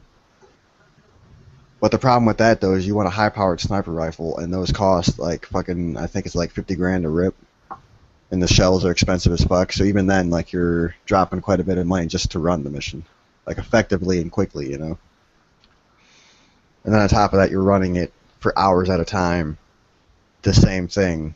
It's to the point of it's like it wants to be an MMO, but it's not an MMO. Hey, Sorry. Is it irony that Facebook keeps invading my privacy to tell me they're updating their privacy? Well, what it is they're pretty much letting you know that, hey, whenever we do this terms of service switch, all your privacy information is going to be set to nil again. So you have to go back in January 2nd, I think, after the day after. What? Yeah, but I just doxed myself earlier, so what do I give a fuck about privacy? But It doesn't matter anymore, really. Dunk, it happens every time they do a terms of service update. Everyone's privacy settings go back to default, and you have to go back in and reset them. Fuck that shit. I'm genuinely thinking of like just deactivating my Facebook. I don't use it anymore apart from maybe chatting to people. Yeah. I don't post anything. Same here. It's been a while. I'll tell you, I've man. used it. It is a pain in the ass migrating from fucking 3 different social media networks right now. I got YouTube, Twitter, and Facebook. So Yeah. thank God nothing's really happening on YouTube for me lately. Yeah, well, that's what happens when you leave your brand in the hands of an idiot for a weekend. It all went to shit. So, What's up, Jason? Huh? Yeah. Okay, so Oh. Wait, just on the GTA thing again, like I think GTA would be amazing if it was an MMO. Like instead of having servers of like, I don't know, what's the limit, like 12 people? I think it would be good if you could have like 100 people in one server. That would be fucking awesome. oh, you're talking I about would love GTA? Yeah. Yeah. It does make sense as an Their MMO. limit now is it was 15 on the 360. Now it's 30. Oh, that's a lot better than I thought it would be actually. Well, even then, like I haven't. Everyone just hangs out in the city, so it's just really a clusterfuck. Jason, Like, remember you'll have somebody that'll be inside their house, but now, mind you, there's only so many apartments in the city, so a lot of times people will have the same apartment. So, like, say you leave, now everybody else leaves their fucking apartment. Now you have 5 fucking people standing next to each other, all with their guns out, ready to kill everybody. Sounds like fun. Yeah, it isn't. Sounds like my morning commute. The coolest thing about it is you can call in like muggers and shit to mug other players. Really? You can call like assassination targets for people and shit, and bounties. You can put bounties on people. Hey, Rotten, you gotta give Jason a chance to talk, man, because he has a short memory, dude. He just remembered what he was supposed to talk about. Oh shit, go ahead. You wanted some news that wasn't bad. Yeah. Somebody left a anonymous submission to my site into my email address. Yeah, this is it. Ooh. I have no clue who wrote this. Is it Steve Patillo? No, that's been floating around for a while. I think it originated on one of the chans or something. But yeah, it's showing the parallels between people in GG and people against it. Yeah. And what I think is funny is they have Jim Sterling and Total Biscuit like they're pitted against each other or something. They're friends. Right. They've been friends for years. But it's more comparing and contrasting their, their... Yeah, I get it. I don't know, but like everybody else is pretty much shown to be genuinely pitted against that person. Why is Jason and Stephen Totillo being compared. Stephen will not publish anything against his narrative, Jason will. Well, Movie Bob and Boogie, is that because they're both big boys? What? I swear, dude, Movie Bob looks like a fucking Popeye villain. He looks like Bluto, dude. Seriously, man. And he's just as Rogue Star and Cobra Commander. Yeah, what? Holy Rogue shit. Star and Cobra Commander? What? Anthony Gioni and Anthony Birch. Ben Kuchera, I don't know who the other guy is. That's just kind of funny. Wait, isn't that you, Jason, or is that another Jason? That's me. Why are you being compared to Yeah. Steve Cotillo? I don't know. How far down is this? I haven't... Oh, well, we know you're from New York now. Well, Are you from Upstate. upstate or the city? I'm from upstate. Oh, you pussy. Oh, Jesus. Yeah. Where did that come from? That's a reaction reserved for people My from New brother-in-law is Jersey. from the Bronx, so Yeah. he would not be pleased if I didn't say something. So Well, that here's was Knuckle an Drag. interesting piece. But is that the one you were talking about that's doing good business for you? That one's been. Oh my looking God. for- Anthony What's up? Chu and Arthur Chu and Jade Fox, both are Asian. Oh my God. I did not. But I did not post this with any seriousness in mind. Both are obsessed with one woman. Arthur Oh, no, Chu this- being obsessed with Zoe Quinn. Jade Fox with herself. Oh God. Damn! Ooh. Shots Both fired. are Team Storm Sawyer. Both are narcissists. Both are overly proudful of their achievements. Both have achievements that aren't really much to be proud of. But I gotta admit, when that 4chan and Tumblr. Holy shit. Both are wildly infamous websites on the internet. One more than others, but okay. Both are originally created with the intention of open platform. However, both are hug boxes of the respectable side, even if Poll doesn't want to admit it. Oh man. But yeah, no clue who wrote that, no clue what the intentions were. I just found it so fucking hilarious that I had to put it up there. Yeah, it's good times. man. Genius. It's This needs to be It's a seen very- by more people. At Yeah. the very least, it fires indiscriminately. yeah. I like the comments to one of your articles from a really mentally imbalanced anti-GG nutcase. You know, he hit every check mark on the idiot box, making fun of people's appearance, assuming shit about them, and then basing his disdain on this shit. Like he's calling us privileged, and knowing Jason as I do, that's the last thing you'd say of that guy. You know, I'm pretty surprised that Blocker didn't make it on the list, but not a lot of people. Well, it's not. Blocker's Blocker? pretty much put out. Blocker, Mr. Blocker. Who's that? Oh yeah. What the hell's his name? Mark, what's his Mark name? Mark Mark Mark, whatever fucking names. Is that the guy that had the controversy surrounding his alleged stalking of a YouTube personality? Yeah. No idea. Is it? What Yeah. happened? Yeah, like before the whole Gamergate thing, he was most famous for stalking I'm assuming Dodger. Dodger. Yeah. Yeah. Dodger, yeah. I was gonna say, press heart to continue, part to continue. Yeah, I kind of figured there was something lined up with that because even his avatar picture is the same picture she uses, just like an evil version of it. Oh wow. Yeah, I don't know. There was a lot of controversy surrounding that for some reason, and But, I mean, yeah, it did get pretty weird levels of creepy. I do think it's kind of funny. He's actually from Cleveland, apparently. Yeah. I'm from Ohio. I live like 45 minutes away from him. you gonna get stabbed. Oh, and there was one other little interesting piece this past week. Yeah.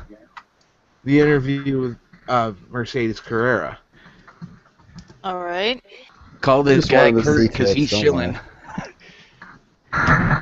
But no, this was actually done for the Toys for Tots stream last week. Yeah. Oh. where everyone else was, or instead of Rotten's show. Oh, it was your show last week.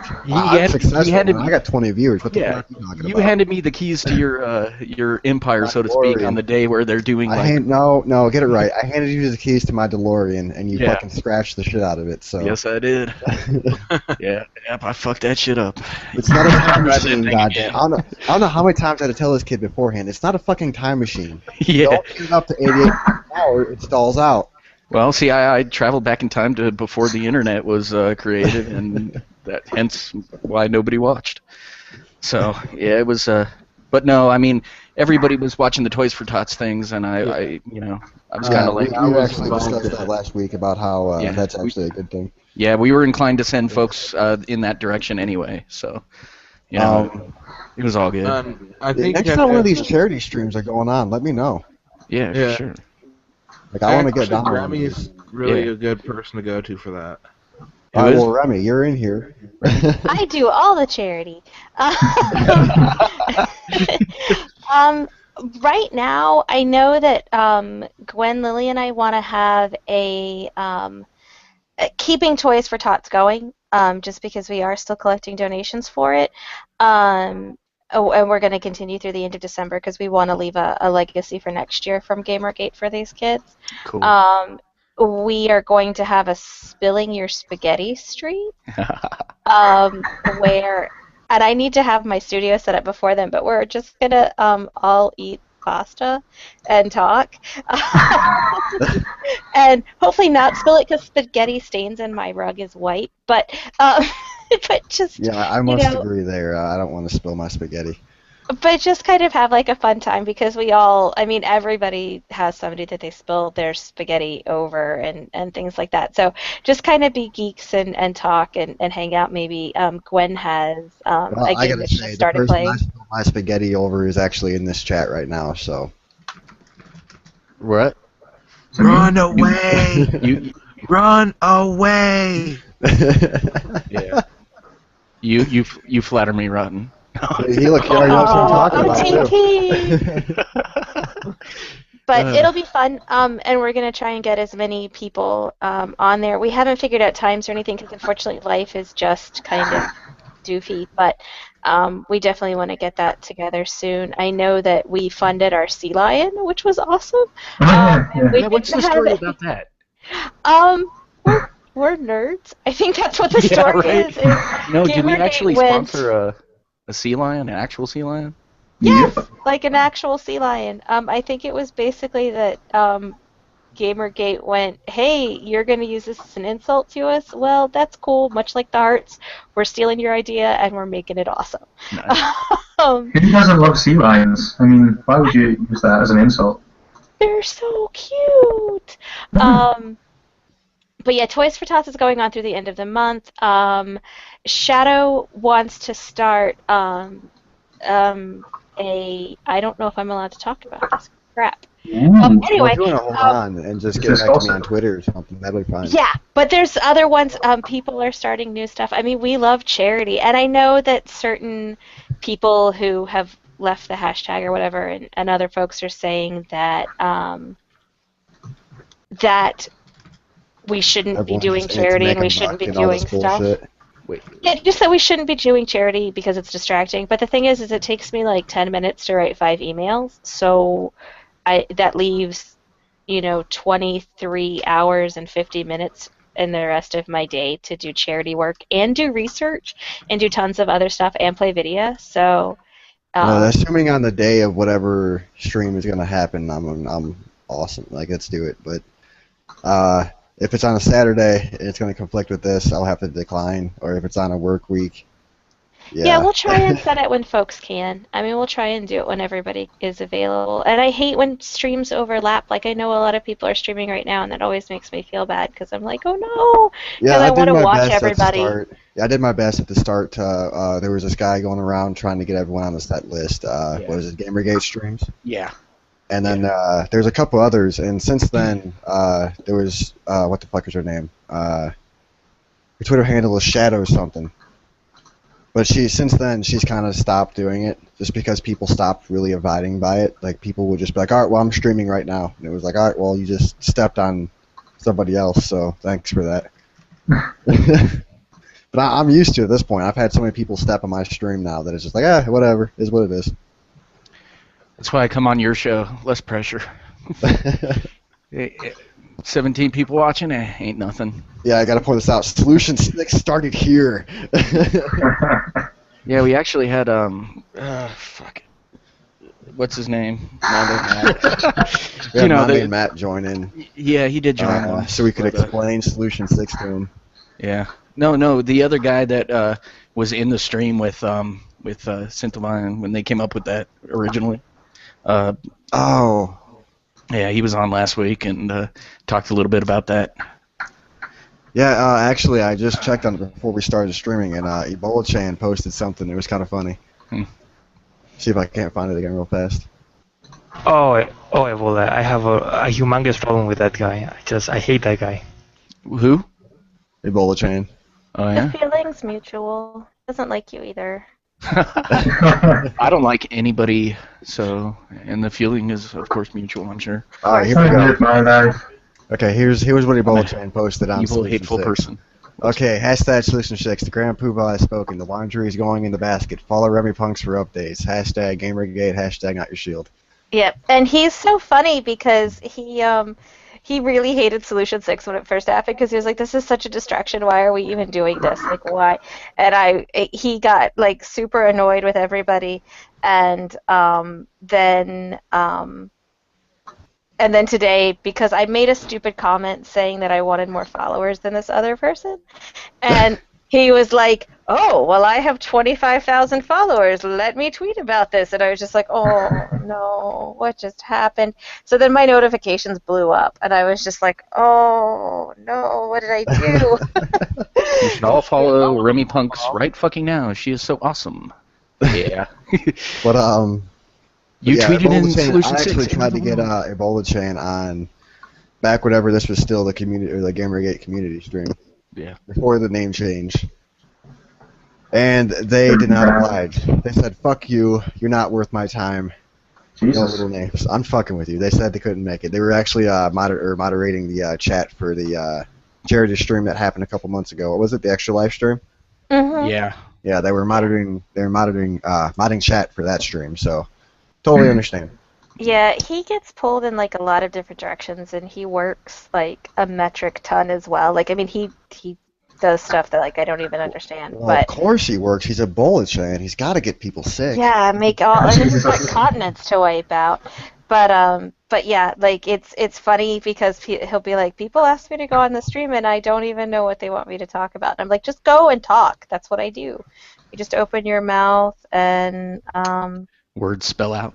yeah, exactly. Oh, hey, Gwen Lily Knight's actually in chat. Yep. Gwen, do you want in? Hell yeah, bring Gwen in. I'll slap. You'll slap. What You'll now? slap. You want to go ahead and use different words now? I can give her the link. The link? I love There you Gwen. go. Hi, Gwen. I'm waiting for you to see me. I'll wait for you, it's okay. I don't Hi, know. Glenn, on behalf of Thank everyone. Thank you. That's what I'm here for. Alright, so while we're waiting on Glenn, I finally caught up on a show that I've been meaning to watch. Agents of S.H.I.E.L.D. Yeah. How you liking it this season? Well, I only saw season 1, so... Oh, you're But, a shit stain. It was cool to see how they, did the whole Hydra thing with it. Yeah, it got better towards the end of the season for sure. Like once they were kind of hamstrung by the, they couldn't play their hand too far in advance of Captain America 2, so they were kind of hamstrung a bit by that. But once they started the Hydra storyline, it picked up pretty well. It's so good. It's good. Right? I've also been watching The Flash. Which is also super good. Yeah.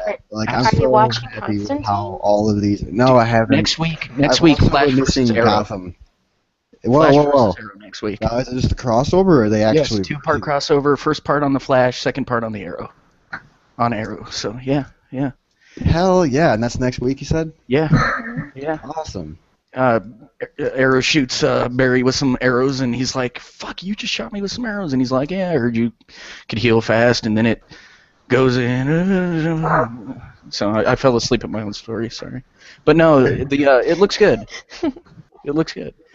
If you like both of those shows, it's Yeah, I had somebody trying to tell me that Arrow's for women because he's just every 5 minutes Oliver takes her shirt off. It's like, why is that your concern? I call him Leather Pants. He doesn't have a name. I'm just like, it's Leather Pants time, and my best friend and I always watch it together, and he's like this very masculine heterosexual guy, and so I'm just like, is it Leather Pants time? And he's like, if people heard us talking right now, but I love that show.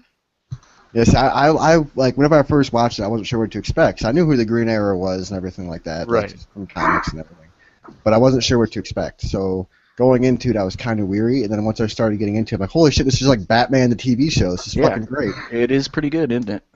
Maharley was on there for like I think 7 seconds of time. I know. They didn't and show Arlene face. Sorkin did her voice too for that They scene. didn't show her face though. That was the only downside for me. Yeah. I was like, oh, here's the blonde pigtails. You know who this is, and that's it. But like, Rotten, they did have Arlene Sorkin do the voice though, which was cool. oh, So no, like, that's if you were that's the Arkham Harley, isn't it? well, and the animated series. Mm-hmm. Is it? So yeah, she's the original Harley.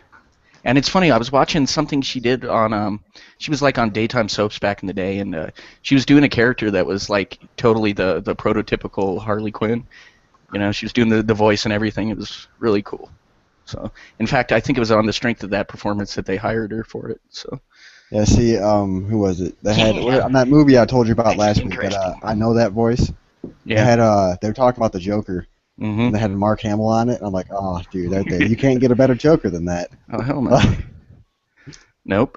So how is that show Gotham right now? Like, I actually haven't even seen an episode. It's it varies in quality. Like, it doesn't seem to know if it wants to be like Batman Begins or the Joel Schumacher Batman movies.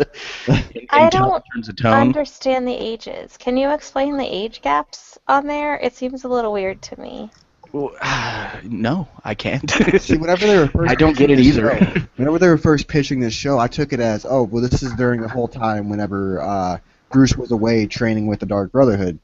Right. That's the way I took it. But no, it's literally like months after his parents were killed. So. Yeah. And so that like, means that he's beating up on the elderly in the future.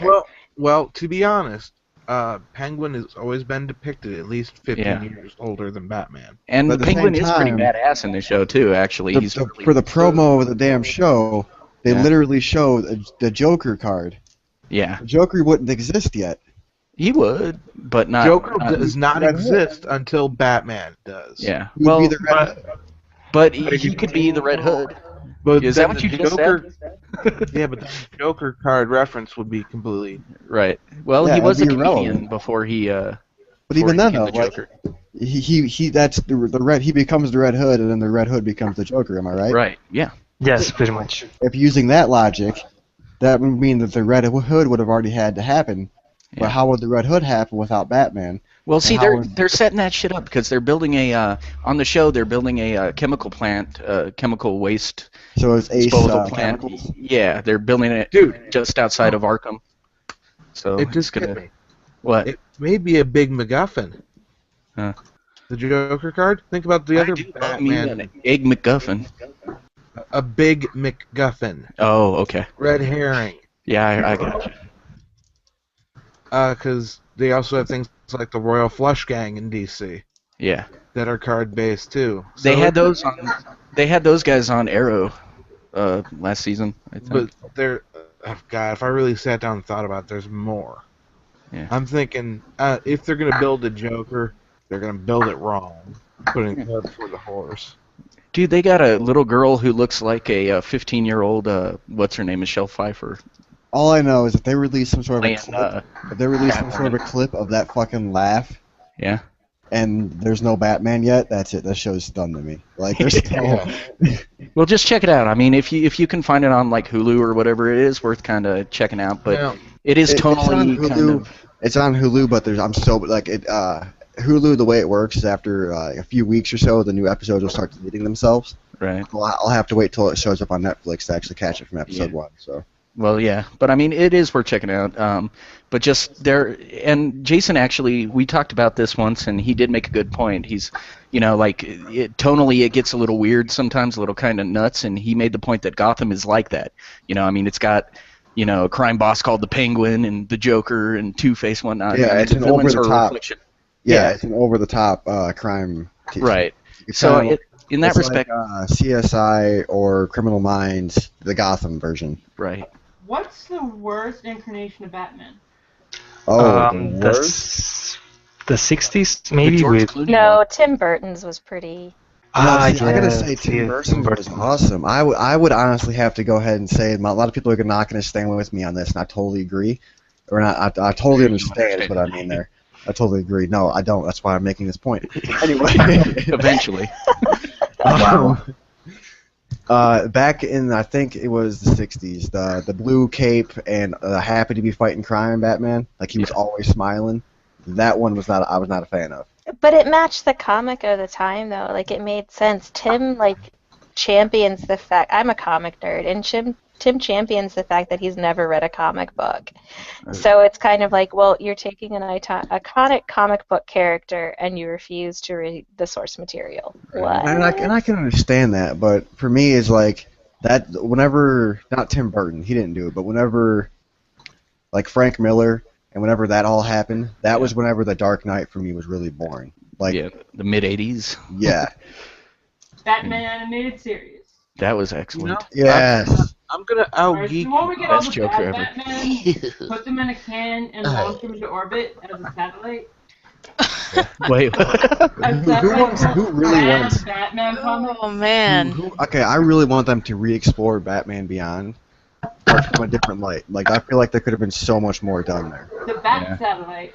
Well, dude, they finished it off by implying that, not implying, straight out saying that Terry McGinnis was genetically engineered with Bruce's genes. Yeah, he's a clone of Bruce.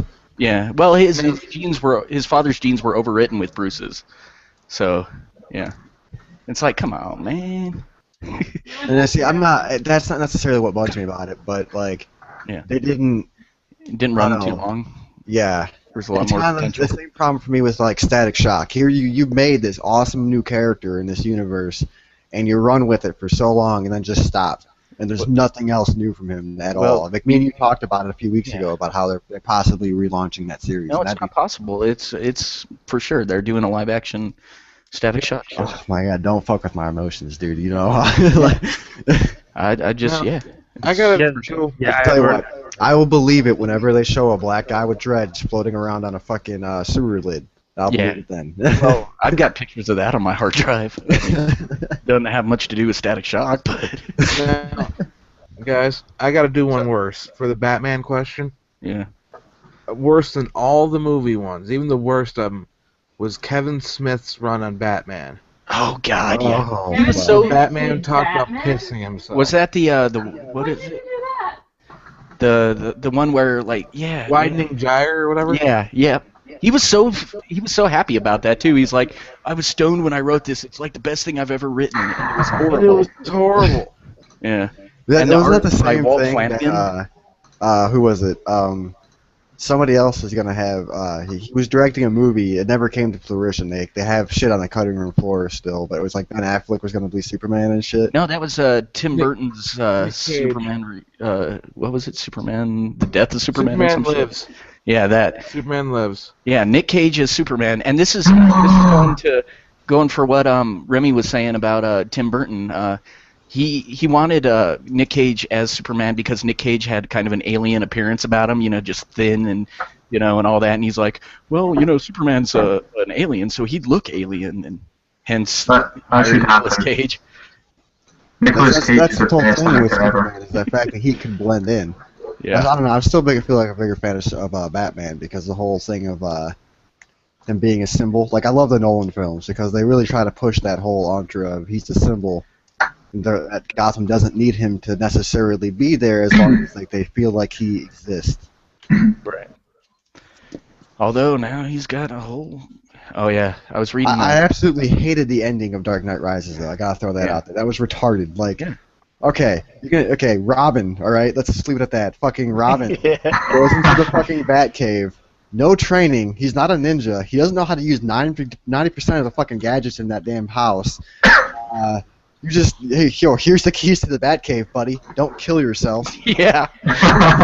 Good luck with that, kid. So alright, so who's had the best run with the Batman character? Like what author or design team? I like great Bruce question. Timm stuff on the animated series and the movie Mask of the Phantasm.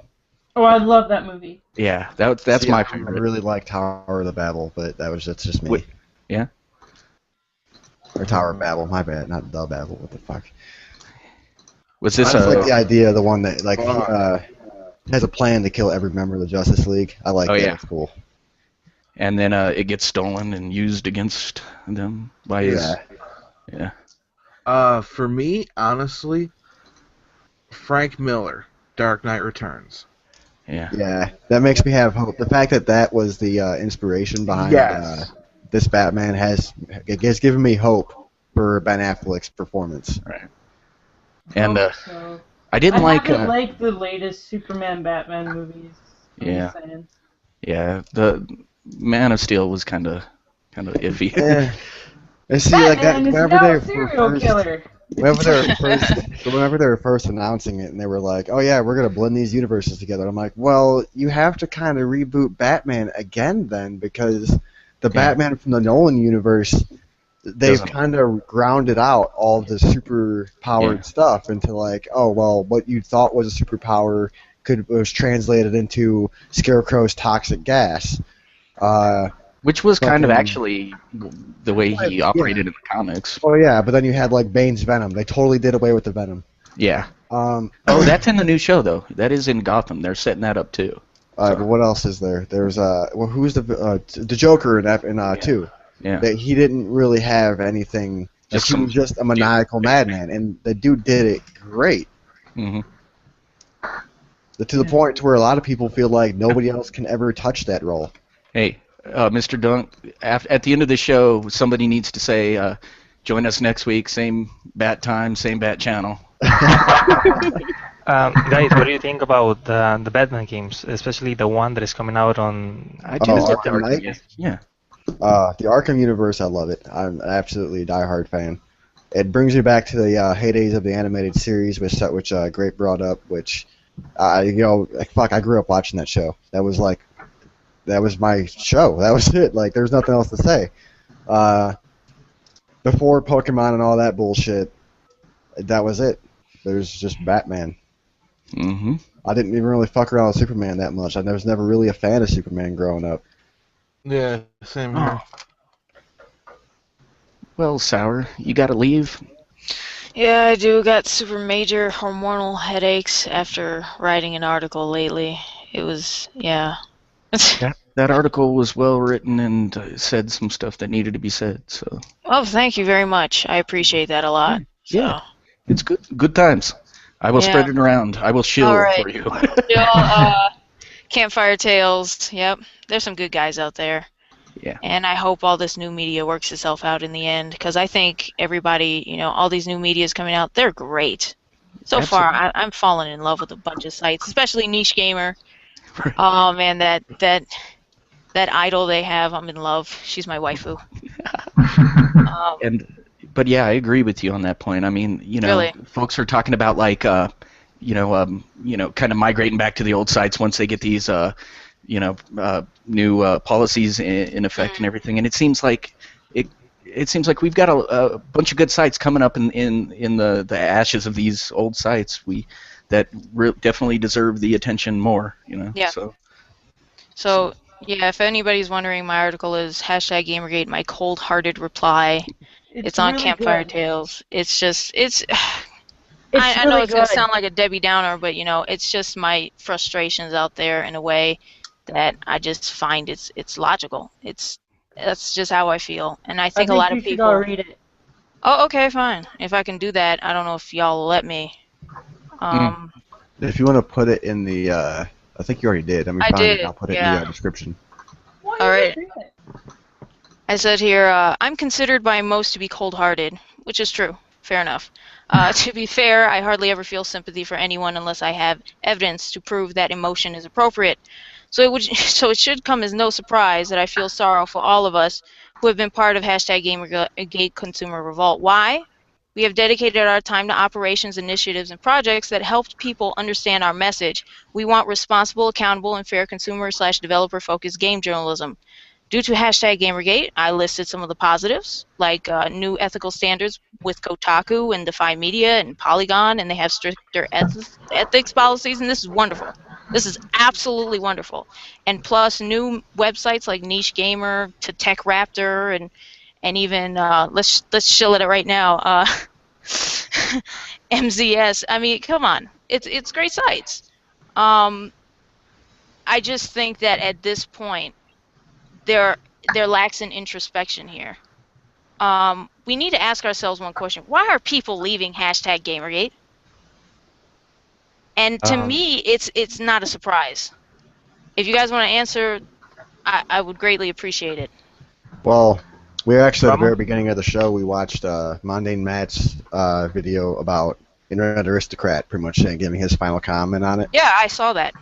I haven't seen it. It's in the description below. Yeah, he talks about how pretty much everybody's a shill and all this shit. Like he kind of was a big dick about it. Like, let's be honest. Well, that's him. Yeah, I was gonna say he's always been a big dick. No, that's how he's gonna describe it, in the way that he feels comfortable doing it. I don't blame him for doing that. But for me, I know people who have worked hard for Gamergate, who have created legitimate and compelling content for no money. And I'm going to put his name out there. Robin. Come on now. He showed it. He's not getting any money from any of it. He could have. But then I have to ask, then where did that money go? Ask him. Well, no, but if you're saying that if you're taking an infographic as fact, then where did it go? What money are you from where? From his crowdfunding? From Carbon Based. I know to make a podcast you need, because I've produced podcasts, my internet monthly cost about, and my internet's really fast, so we're looking at $90. And equipment that I already owned just to be on the internet. So with crowdfunding and things like that, you know, I just kind of wonder where things go. That's fair enough. And it should state it all there what he's. I think he was as open as he could have been on that I didn't give money. I'm gonna put a disclaimer out there though, because I'm a broke fuck. I don't have any money for anything at all. But you know, I've seen people work on initiatives and operations for weeks, get burned out, keep working until everyone is on board with it, because it will help the movement. Period. And if you are a member of Gamergate, you know these very same people. But now I see there is #Gamergate eCeleb Drama, a movie in the works, a video game, T-shirts, toys, and a satellite. No, I'm not fucking around here.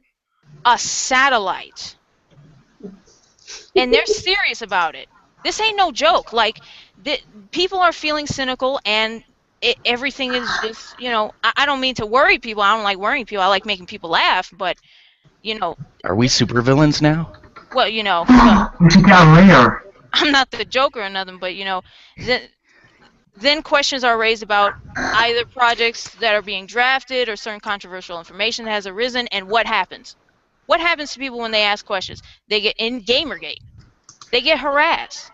Their reputations are soiled. Hardworking people leave, and no one says anything but "good riddance to you," because we never liked you anyway. Bullshit. I call bullshit on that.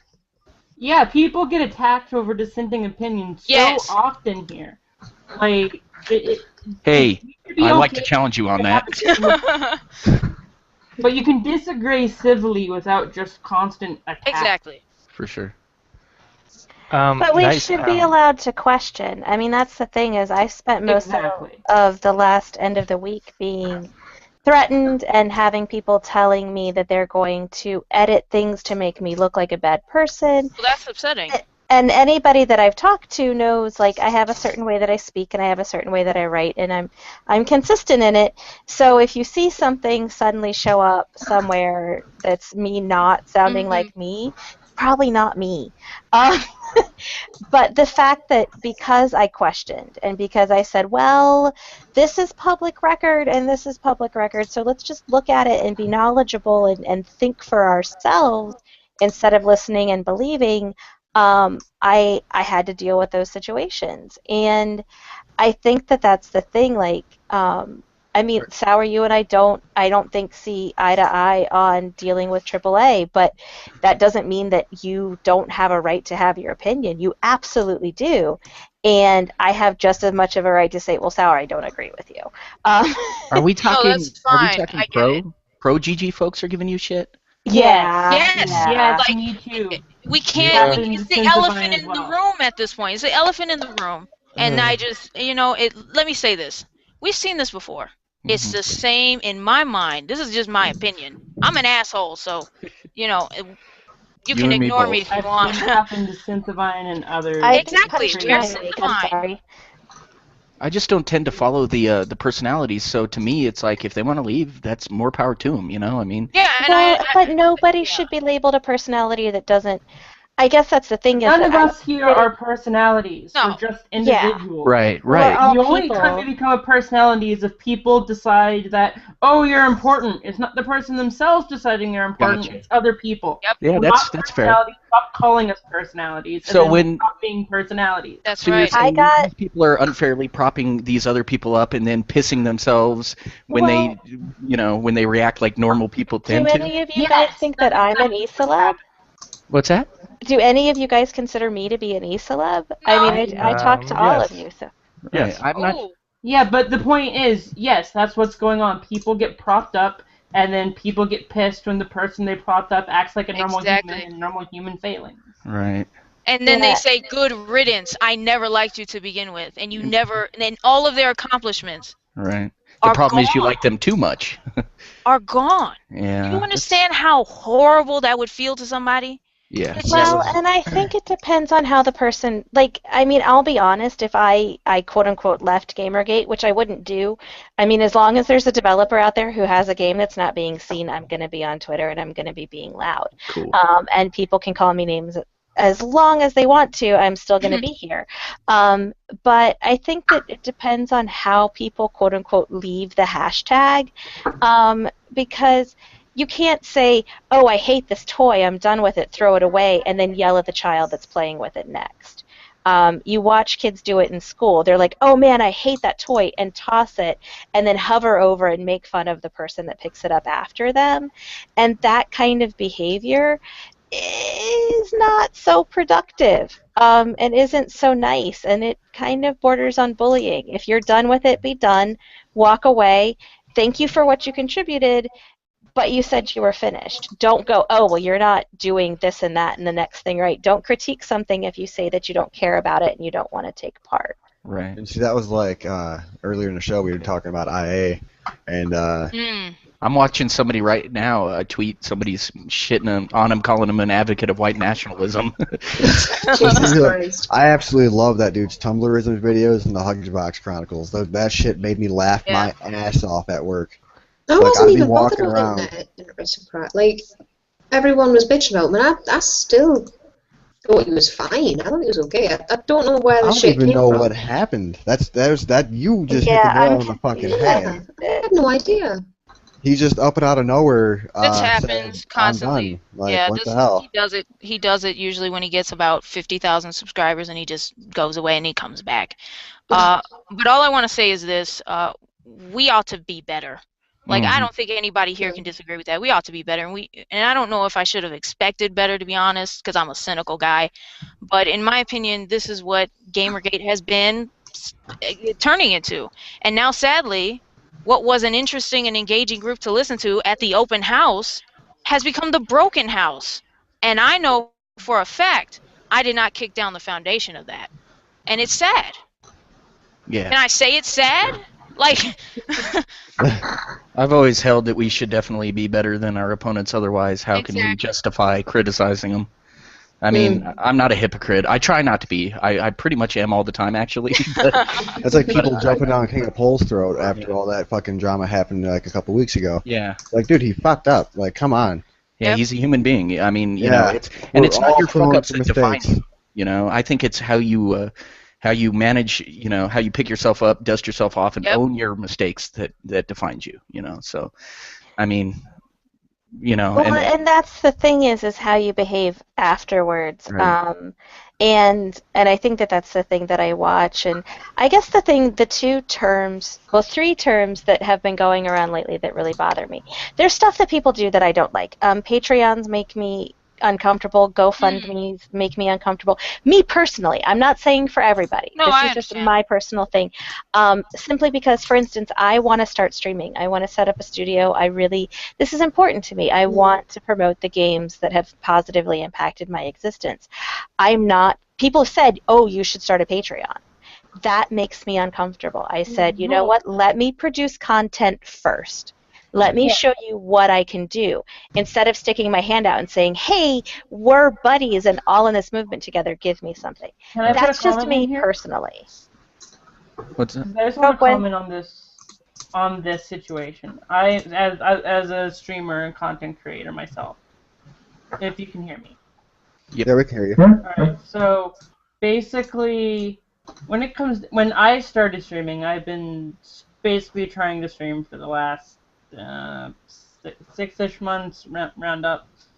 And right when I got started, it's all the advice I got, because I had some friends who know some of the more important streamers. You treat streaming just the same way you treat making a webcomic. It's an internship. You work and you produce content steadily for like a year, maybe 2 years. And then after you've proven yourself as a reliable content creator, either you'll get something with Twitch, or then people will start asking you, hey, I like what you're doing. Can I donate donate money to you so you can make this your day job? And eventually, you know, after 1 or 2 years, you've proven yourself, then you should get something like Patreon. But getting it without proving yourself as a content creator is an abuse of what it was designed for, which was to help people that are actually making content.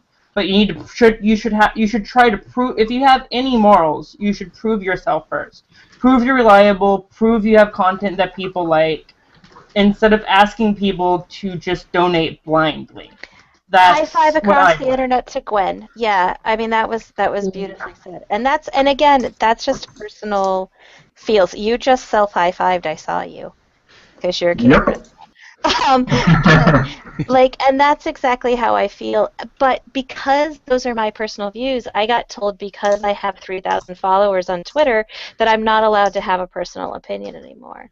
And that I'm not allowed to have feelings. And I was like, whoa, like, hold on. Like, I didn't tweet it in the hashtag. It was just me talking to people that I talk to all day, every day, and respond to all day, every day.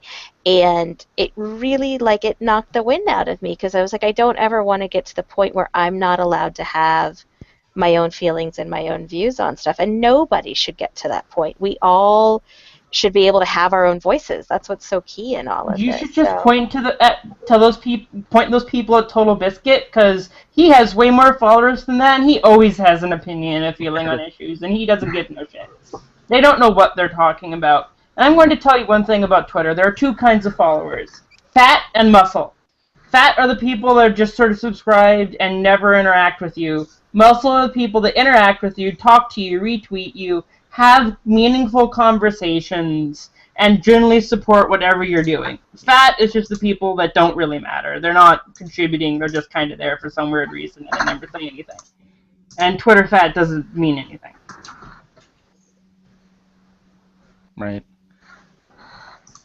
I think Gwen just needs a talk show. Oh no, we lost someone. Who did we lose? Sour Grape had to go because she's got a massive headache. She hung in there as long as she could, and then she had to cut out for a bit. Oh, I hope she feels better. Yeah. You too. Oh, what the hell is going on? It's a pleasure talking to her. My screen is white. What's up? Racist. Is it freaking out?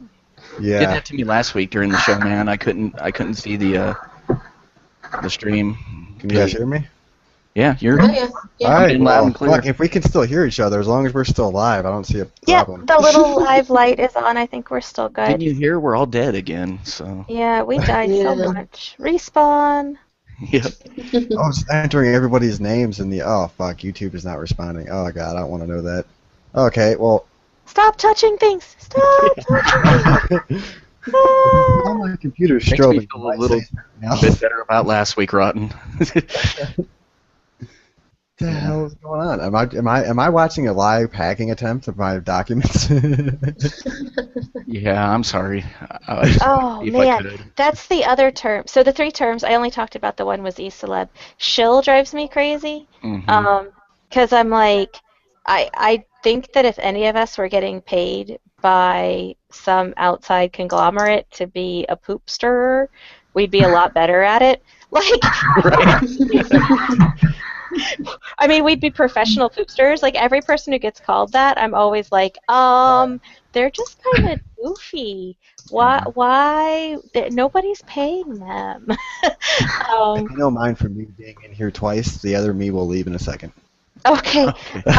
And then the last one is tone policing, because I'm always like, typing doesn't have tone. I don't understand your English. I'm confused.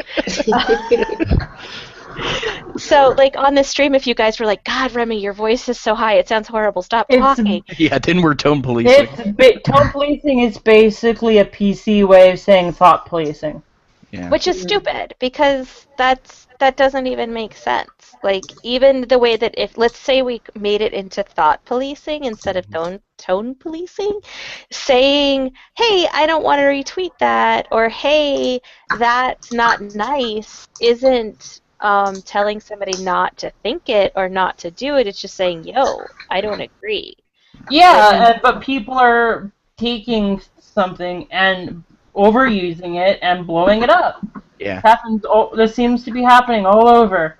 And we did have instances way back at the beginning where people were like, this doesn't belong on the hashtag because they were still under the assumption that we could, affect the public's perception of us. And so they were all ultra worried, but it did get overused, and it's become white noise since, And that's something else. People got to realize, man, like, the public's already, or not the entire public, but all the media and everything, they've already made their assumption of what we are. They just, right. Yeah. That's just it right there. So They still think we're dead, by the way. Yeah, we're the best zombies.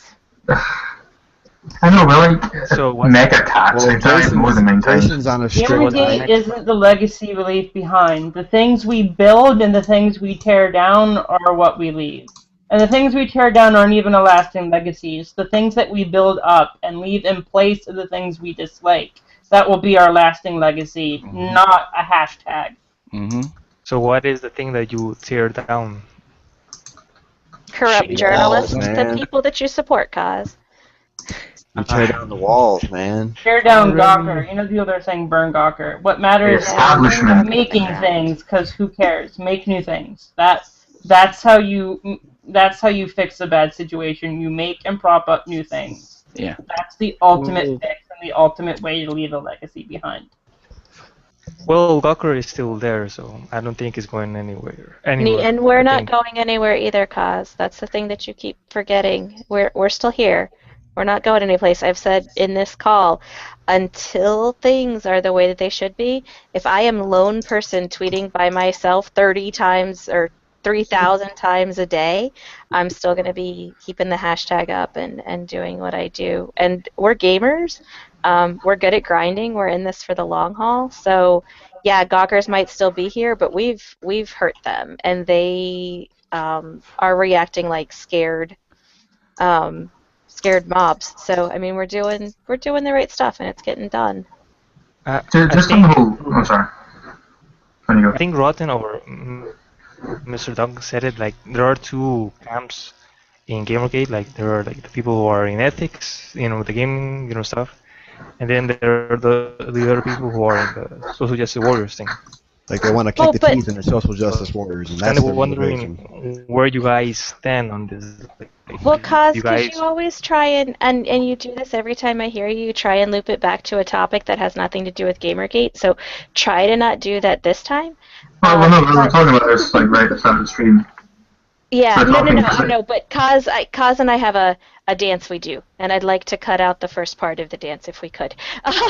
But no, I think the thing is if somebody's a social justice warrior, if they're a professional and they do their job, guess what? We have no idea what their politics are. So if people don't want social justice warriors taking over the gaming industry, awesome. You know how we get rid of them? We ask people to be professionals, and we ask people to do their jobs. Because if you're doing your job as a journalist and acting as an ethical, professional journalist, I don't care if you're leftist, I don't care if you're rightist, because I'm going to read what you wrote and have no idea what your political alignment is. So it cuts them off at the knees. You're a purple dinosaur furry. Doesn't matter.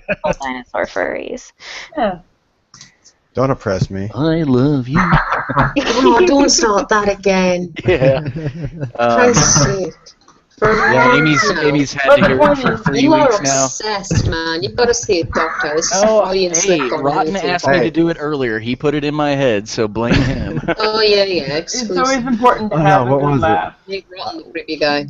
What the hell was it? I don't even remember. I asked you to say something as Barney. I can't. It's always important to have a good laugh, but we got to remember that as long as people are acting professional, they won't be shoving their beliefs in our face. I don't care if they're left, right, or something really weird. It doesn't matter. Right. Like, you can be, I don't care what your religion or anything is, just do your job and do it right. Well, see, I think the issue comes in where, like, folks are kind of excusing their injection of their personal politics into these articles and whatnot on the basis that it's cultural criticism. And I don't know of any other art form that has critics that bitch about how the art made them feel, and let alone like hold the artist accountable for it. Well, I don't think that holds, There is, but here's the difference in that if you're buying a painting, like let's say we're at an art gallery and we're buying, and I don't know if you've read art critique very much, but it's a very biting and nasty sort of critique. It's a lot like food reviews. I mean, food critics are just mean. And the difference between art critique and gaming critique is that the people that are buying games and playing games, there's an interaction beyond just observing the art. I will appreciate a game for the art that's in it. I mean, Bayonetta, I like looking at Bayonetta. I mean, it's a gorgeous game. I like looking at Bayonetta too. Are we not talking about the same thing? I'm sorry. Oh, no. Maybe not. I mean, even Guild Wars, like I love standing on vistas and looking at it, but there's so much more to it than that. So to just say that they're doing it as an artistic critique or a feels-based critique is so. But it's this almost is how they're juvenile. trying to justify it, though. This isn't. Oh, I know, and it's you know what I'm silly. saying? Yeah. It's so silly, and it makes me feel like if I do something stupid, or if I do something at work that's dumb, I expect my coworkers to be like, that was pretty dumb, we're not going to publish that. That, you sound silly. And unfortunately, these people are so used to saying, well, this is my friend, I can't criticize them, that those checks and balances are gone. Right. And, I think there is definitely some room for valid artistic criticism, and whatnot. But, I mean, I got into a debate the other day with somebody who was, I guess my opinion is really simple and simplified, and, you're free to critique it. But it's basically that, as long as we operate in this flawed system where, like, Metacritic, scores can make or break an otherwise competent developer, I think those personal politics, need to kind of like, I don't have any issue with a critic mentioning that, like, Bayonetta's ass made him feel uncomfortable, and or whatever, but like weighing that, wholly it's even more subjective than like what makes a game fun or what makes graphics good. It's a deeply personal thing. And so I think for me, like, knowing that a developer's livelihood could be affected just because they failed to anticipate a critic's personal threshold for being offended. I think as long as that system is in place, that stuff kind of needs to take a back seat as far as like having any weight for scores. You know what I mean? Like, sorry, I'm nicotine fitting here, so I want to argue your position in that part. For example, that part doesn't really make too much sense. What's that? For example, You're breaking up. You've gone all robotic. For example, Bayonetta 2 I'm sorry. had great reviews. You're breaking up real bad, man. We lost him? Kaz? Hello, yes, I can hear Man you. down. Okay. There we go. Oh, there we go. There we go. Yeah, start again, Can you please. hear me? I know. Well, I was going to argue with the whole position of, like Metacritic can break or make a game. For example, you have Bayonetta 2, which had 10 out of 10, great game, great score. In Japan, it did very poorly, even though they had one of the best reviews of all the year. Still was really poor in score, really poor in sales. It also happens. You can translate that to movies. For example, you have one of the worst franchises out there, Twilight. Twilight made so much money, even though everyone hated it. Everybody just dogpiled it, everybody parodied it, everybody hates it, yet it made billions of dollars. It was one of the biggest franchises over there. You have Transformers, horrible reviews. Everybody parodies that, and it still makes so much money. So I think. But that's not what Metacritic is. Metacritic is something like Rotten Tomatoes, for example, and it also is kind of like it's also kind of like a group of scores. I think Metacritic is much more than that. This is how they get paid. Right. These developers, you're talking about something else. Yeah, these developers, their livelihood. I mean, we've seen studios be shuttered because their game got a low score, and most of the time, yes, it is on them and their quality as developers. But the way the system is now creates an ecosystem where these people can assign lower scores to otherwise competent games just to punish the developer, and that's what I'm against. I mean, but then the problem, because what we need to do is change the way ultimately what we need to do is change the way the industry works. Because the industry shouldn't make or break a company by a score. Because some games end up earning money a couple years after they've come out. Suddenly they're really popular because some things are just like that. Right. I think you guys are putting way too much emphasis on the score. For example, the people who made the score or people who pay to get great reviews. For example, you have Shadow of Mordor, who the company gave money to and people. We need to put something new in place of it ourselves that fixes it. Wait. Okay, Metacritic. I'm not talking about the journalist. No, I'm talking about Metacritic. Do you understand how developers are paid based on Metacritic? Do you know what Metacritic is? Yes, I know. Okay, then tell me from your knowledge, how are developers paid based on their Metacritic scores?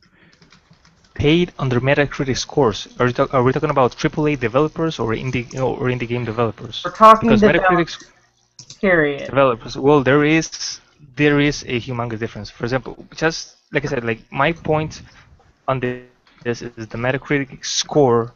I think people are giving way too much emphasis, both to the consumers I asked you and a point everybody question. else. Explain to me the bonus system. Explain to me the bonus system that's attached to Metacritic. Do you know what that is? Do you? I don't think you're understanding what I'm saying right now. No, I'm asking you a question. I'm not talking about the bonus. I'm talking about the emphasis. Please. Again, no, I'm not talking about the bonus. I'm talking about the emphasis. Again, I don't know how to answer that. I don't know how to answer that. Okay, then you don't know what it is. It's okay to say you don't know what something is, Kaz, okay? What happens with Metacritic? And let me explain. Okay, then let me explain to you. The way that Metacritic works and the way that what we're saying and the reason it's broken is that if I produce a game, regardless of how many millions of copies of that game that I sell, if my Metacritic score is below a 7.5, I get paid less. So regardless of sales, sales are inconsequential. Sales have nothing to do with this. We're not saying scores are influencing sales. We're not talking about that. We're talking about how somebody puts a score on a piece of paper, and if it's below a certain amount, then these people make less money. And that's how these journalists are directly affecting developers' income. And so if you go to, like, let's say you and I are at a party together. Okay, and we both have games that we're promoting. I happen to have $100 to spend on drinks, and you've got 20. So when they're coming out and scoring our games, and they go, you know what? Remy bought me like 7 vodka tonics. She was super nice. I'm going to spend more time playing her game, and I get an 8 because I bought more drinks, and I make more money than you, regardless of how much money I put into my game and how much time and effort I put into it. That's not right, and that's what we're talking about when we use the term Metacritic. We're talking about how this bonus system's attached to it. We're not talking about its sales. What you're saying about the movie industry, I get that. That's a different industry, and we're not talking about that. I'm also just mentioning. Okay, I just want to mention one thing. There are small, like, sub studios and little studios that have to care what bigger parent studios think, and they make a game that doesn't score as high, even though it might make a lot of money down the line, and they get shuttered. Right, and that's the issue. You know, I'm noticing. I mean, wait. What's that? Just go ahead. Let me finish my point because Remy just cut me off completely. Okay, go. out there. Well, yeah. Go for it. Again, I'm talking about the emphasis. I'm talking about people giving too much emphasis on this part. For example, one of the biggest issues right now, like one of the biggest issues, is people paying YouTubers, for example, like again, Shadow Mordor, for gameplay or gaming coverage. For example, even Boogie did that. That is, and some people didn't even say that. I think right now they're already putting a policy on that because there was a humongous problem with that. I thought that Gamergate was going to jump on that and say like, oh wow, there is this humongous problem that people are getting paid to cover for favorable reviews. Corruption. That is clearly corruption out there. There is a clearly problem, and people paying journalists and paying journalists for good coverage. That is a humongous problem. So I thought that okay, this issue was going to be covered, but it was never covered. And I think people again are giving too much emphasis on the scoring part and not about the publishers giving money to journalists or how can I say YouTubers for good coverage. I think that is one of the kind of the biggest issues right there. So for example, the whole thing about I guess that's my whole point about the. I got something to add to say to this. First off, I have something to add to your argument as well as I want to debate it a little bit. Shadow Mordor wasn't the only time this has happened. Machinima was caught, giving positive press to the Xbox One. Whereas Microsoft, I guess, paid them and said, all right, we want you guys to say positive things on your videos about the Xbox One. And then to debate it, part of this whole ethics thing is that, like YouTubers aren't journalists. They don't hold themselves to that degree, and they really shouldn't be. Are they still a review source? Yes, but they're not claiming to be journalists. Well, and I have a question. Kaz, do you not know who Total Biscuit is? Yes, I know who Total Biscuit is. Okay, so Total Biscuit's the one who told everybody about what was going on with Shadow of Mordor. Are you saying that he's now no longer a Gamergate supporter? Because you said that we didn't talk about it. Is the leader of Gamergate? Oh, Kaz, come on now. We're all leaders. I'm not talking about Total Biscuit. I'm talking about the people. No, I'm talking about Gamergate. So somebody who's prominent in the Gamergate hashtag brings it to our attention that this is going on. We all talk about it. We all agree it's not right. Eric Kane, who's a wonderful vocal moderate, writes about it. We all agree this is bad. This shouldn't be going on. How exactly are we not talking about it? How big are your blinders? Wait, wasn't the person who broke the story Nathan Grayson in Oh, Kotaku? God. The journalist in Kotaku? What? Grayson even says in his story that he saw it from Total Biscuit. Please go read Grayson's Total story. Go pull Biscuit it up. is not a journalist. He just said that YouTubers are not journalists. So why the hell would you read Grayson's story? look, Go get Nathan Grayson's Grayson- story. We gamergators aren't journalists either, though. So Live where does the reading. We're criticism calling come for a from? live reading. These sources told us. Kaz. Read Live me reading. Grayson's story. Yeah. No, I want Kaz Okay. to read it because Kaz's reading comprehension is being called into doubt. Read me Grayson's story, please. Out loud. We'll wait. How How about we stop being assholes to each other and just calm Well, the fuck Kaz is down an and asshole to warn everybody people. on my Twitter, so it's fair game. If he's gonna dish it Really, out, he needs because to learn how to the take it. person who was telling me that I was an asshole as well, and telling me that I was a And racist. you go after were defending anti-Gamergate him. on my Twitter, and you go after pro-Gamergate on my Twitter. So don't act like I don't read it. Now, if you read No, you're Grayson's lying, pretty story, much. Kaz, if you read Grayson's story, right here he says who brought this to his attention. So can you read along with me and tell me who brought it to Grayson's attention? Yes, You brought up Grayson's story, so tell me who did just he to quote? put it this way, this No, person. Kaz, answer a question. Kotaku put the story in. He is a journalist. Total Biscuit, or wouldn't you be praised because said that hey, this journalist is cool and actually did something good? Shouldn't you be praising him?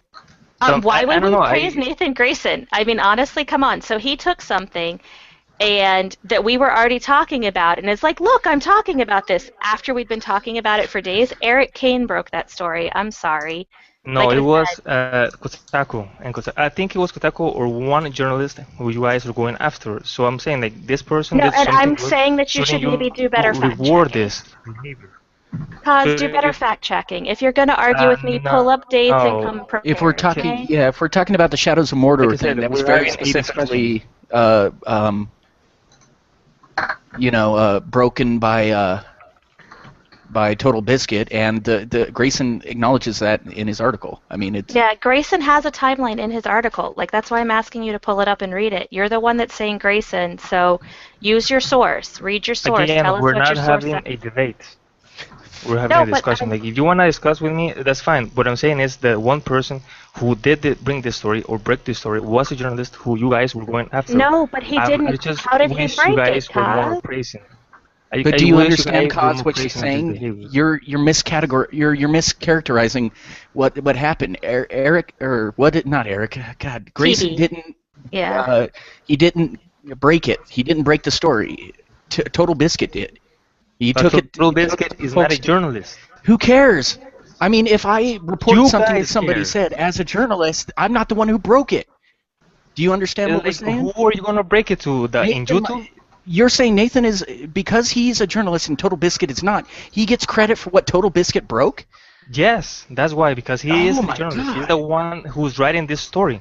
He's the one who's putting his liability on the writing. If a person comes here and says, "Hey guys, I'm a YouTuber and I broke this story," the person who's gonna get all the shit is gonna be the journalist because he's putting all his credibility on the line. Imagine if Total Biscuit lied about this. He wouldn't But be. He Total would say, Grayson this isn't. YouTuber Okay, said or Total something Grayson. That Kaz. I'm more Total he's Biscuit gonna be the lied. journalist. He would But if Total probably Biscuit get hadn't lynched. broken it, It wasn't just TB that was talking about it. This is the thing. Please read Grayson's piece, Kaz. Like, I feel like you quote things that you haven't read. You bring up things and you say, oh, well, this happened, but then you obviously didn't read the story. Someone Read got a link, Grayson's I'll read story. Well, no, 'cause my I don't, point is Gwen, that I'm confident you he's know not the how to one read. who I'm broke the story. unsure of Kaz. At Remy, this point, Kaz, I'm not. say things I don't think you're being honest. I can just read for them. No, because Kaz needs to be able to do this for himself. If Kaz is going to argue us and say that things aren't right or that we're not doing stuff ethically or anything else, then I want him to be informed. I want him to be just like every other consumer here. Remy, please hear what I'm saying right now. I I'm not do hear what I'm who broke saying, the and you story. don't use facts. I'm sorry. I'm not arguing. I'm arguing the part where somebody broke this. Somebody wrote about the story, a journalist, and he wasn't praised. He wasn't like, oh, He this wants us Does person he to did need a praise cookie? Grayson. He gets paid. He wants us He to did praise- his job. You want us to praise him and give him cookies for doing his job. and What I'm also saying is you're asking us to that you should praise be him praising for good writing ethical about somebody behavior. else's. You know what I'm saying? Like, if these guys hadn't wrote about it before, Eric, you're operating on the assumption, or not Eric, but Grayson, you're operating on the assumption that Grayson would have written about it if nobody else had. And that's my problem. Like, yeah, these other folks wrote about it, and so did he. Well, that's great that he drew attention to it, but we, I mean, you're asking us to give him credit for something that somebody else uncovered, just because he talked about it, and we're assuming that he talked about it in the first place. There's I've been hearing from people that Eric Kane covered it before Kobo Biscuit. I don't know what the timeline is. So what can we do to dig up the truth about this situation? You can check the video date. Kane and Biscuit's pieces came out within hours of each other's. Grayson's was about 2 days later. Grayson actually his piece has a decent timeline in it, and that's why I'm confused what Kaz is talking about. I mean, unless he doesn't think that Eric Kane is a journalist, in that case he needs to take it up with Forbes. But and as for praising Grayson, I don't understand. You want us to give special commendations to people for doing their jobs like that? Please explain that to me. It's pretty much no matter what they do, no matter what Kotaku does, you guys are always gonna do, always gonna go after. No, that's not true. Look at how we treated The Escapist. Look at where Escapist started in all of this and where they are now. You still put the site on the blacklist. You still went after him. Who's going after The Escapist? Show me. Give me a link. Give me a link. There was a blacklist months ago, where months ago, and now we all post on The Escapist. You guys a forum. You still put them on the blacklist. Like it's show me like current ethical. Blacklist. Show me.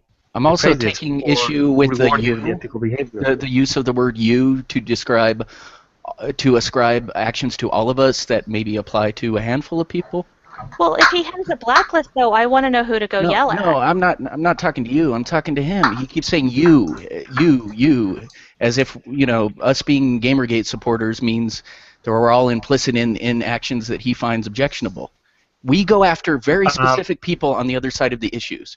We're talking about like Ben Kuchera and all that. We're talking about very specific people, and you're over here saying you as a group by association. I'm taking offense at that. Okay, and this part I'm just gonna say it. You guys should be able to receive criticism much more friendly. Like, don't get so all I'm defensive doing is when asking for somebody's proof so I can yell at people. Right. I'm on your side. Hold on. Let's kill the negativity for 5 seconds. Let me say something. I think all he's really asking is for a conversation. He doesn't want an argument. He doesn't want to turn into that. I think he just wants to talk, and it is getting a little heated in here. But here's so the thing, let's turn on the AC and let's breathe for a second, guys. Can I come up with a solution? Yeah, let's just ask a question. Ask a very specific question, and we will try and answer it to the best of our abilities. Okay? But he has to be willing to answer them as well, though. That's not. Okay, right, we'll do it back and forth, right? Cause are you okay with asking a question, and then after we've answered it, we can ask you a question? You okay with that? Sure. Okay, let's try that then. Yeah. Okay. Yes. Go ahead. For example, again, good behavior and rewarding ethical behavior. For example, Kotaku again just recently said that they weren't going to review games that were on embargo. Something like Polygon said, like, hey guys, we're still gonna keep going with the embargo stuff. I thought Kotaku did something really, really great. They said, like, no, we're not gonna do this. If we have a game, we'll review it, and we'll have no embargo. My question is, why aren't the Gamergaters or Gamergate praising this, saying like, yes, this is what we want. Yes, Kotaku, thank you. It said that you guys still go after Gawker and trying to shut them down. You're talking about. Hang on a minute. Kaz, be genuine here. You just said Kotaku and then changed to Gawker.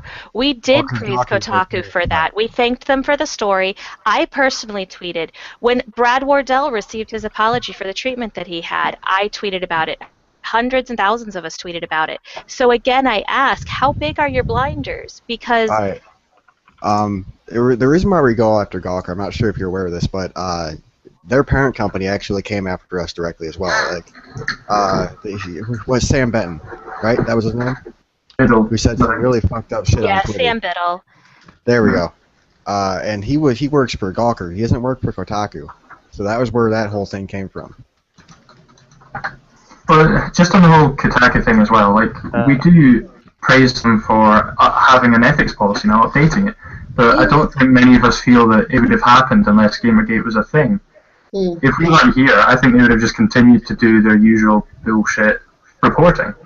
So I think we've actually made a change that's good. But I don't think it goes far enough, to be honest, and not enough publications have done it. So I think that's just where I stand. Okay. I don't know. You guys have a question? Well, I want to understand, and I really do. So let me explain my stance. A journalist is paid to do their job. They have the title, they receive the benefits, they get the free games, they get the free consoles, they get to go to events with press passes. So this is, as a journalist, what they're given, as well as being paid to actually write. When you say, why are we not praising them for doing their jobs, that confuses me. What more do you want consumers to do? We already pay their bills. They already go to these events and these things happen. What above and beyond should somebody get for just doing their job? Well, you guys are going after... Well, I guess in this case, you guys want ethical journalism. So when you see ethical journalism in a site that you guys... I just don't want people that attack their customers. Please don't stereotype me. We're just going to talk for a bit. Just get your point across and then ask another question. What I'm saying is, like, if you guys want ethical journalism and you want it from a site that you consider unethical, then you see, oh wow, they're doing something ethical. You say, yes, this is what we want. You're doing good job. We're gonna stop attacking you. So that you guys understand that it's the whole carrot and the stick. You did something good, we're gonna give you a carrot, and we're gonna stop. Something like that. But instead, what it is more attack. Hold on. Let him finish. I'm sorry to. I guess I have to actually moderate tonight. Yeah, honestly, I'm gonna go. Kaz is what Kaz is. He's been this for 3 months. If you want to argue with a brick wall, you guys have fun. I'm gonna peace out. Have a good night, Kaz. You're a liar. Later, dude. Later. I just wish you'd apologize for stereotyping me, cause I'm leaving because I don't want to deal with someone saying you guys when we're not all 100%. I just hate the gamers who write articles, and I think that's not ethical or correct. But that doesn't mean the rest of the shit. So bye. Well, she left. So what the actual fuck just happened? Jesus fucking Christ. Cause it's a bunch of this. What have you done to that woman? Jesus Christ. I just had 2 conversations with, this one and the other one, and that's it. I swear to God, I went on Hearthstone just to avoid that entire thing. Fucking hell. Well, okay, but I think we've got a good thing where we've got like questions and answering, because honestly, like, I do think that we need to have at least some discussions. So I mean, I at least welcome questions where we can at least try and answer some stuff. Yeah, questions, not full out fighting. She wasn't even willing to speak to you. Jesus. Yeah. Can we not act like kids? We're meant to be grown. We're meant to be grown adults at the moment, and that was. And I'm gonna recuse myself.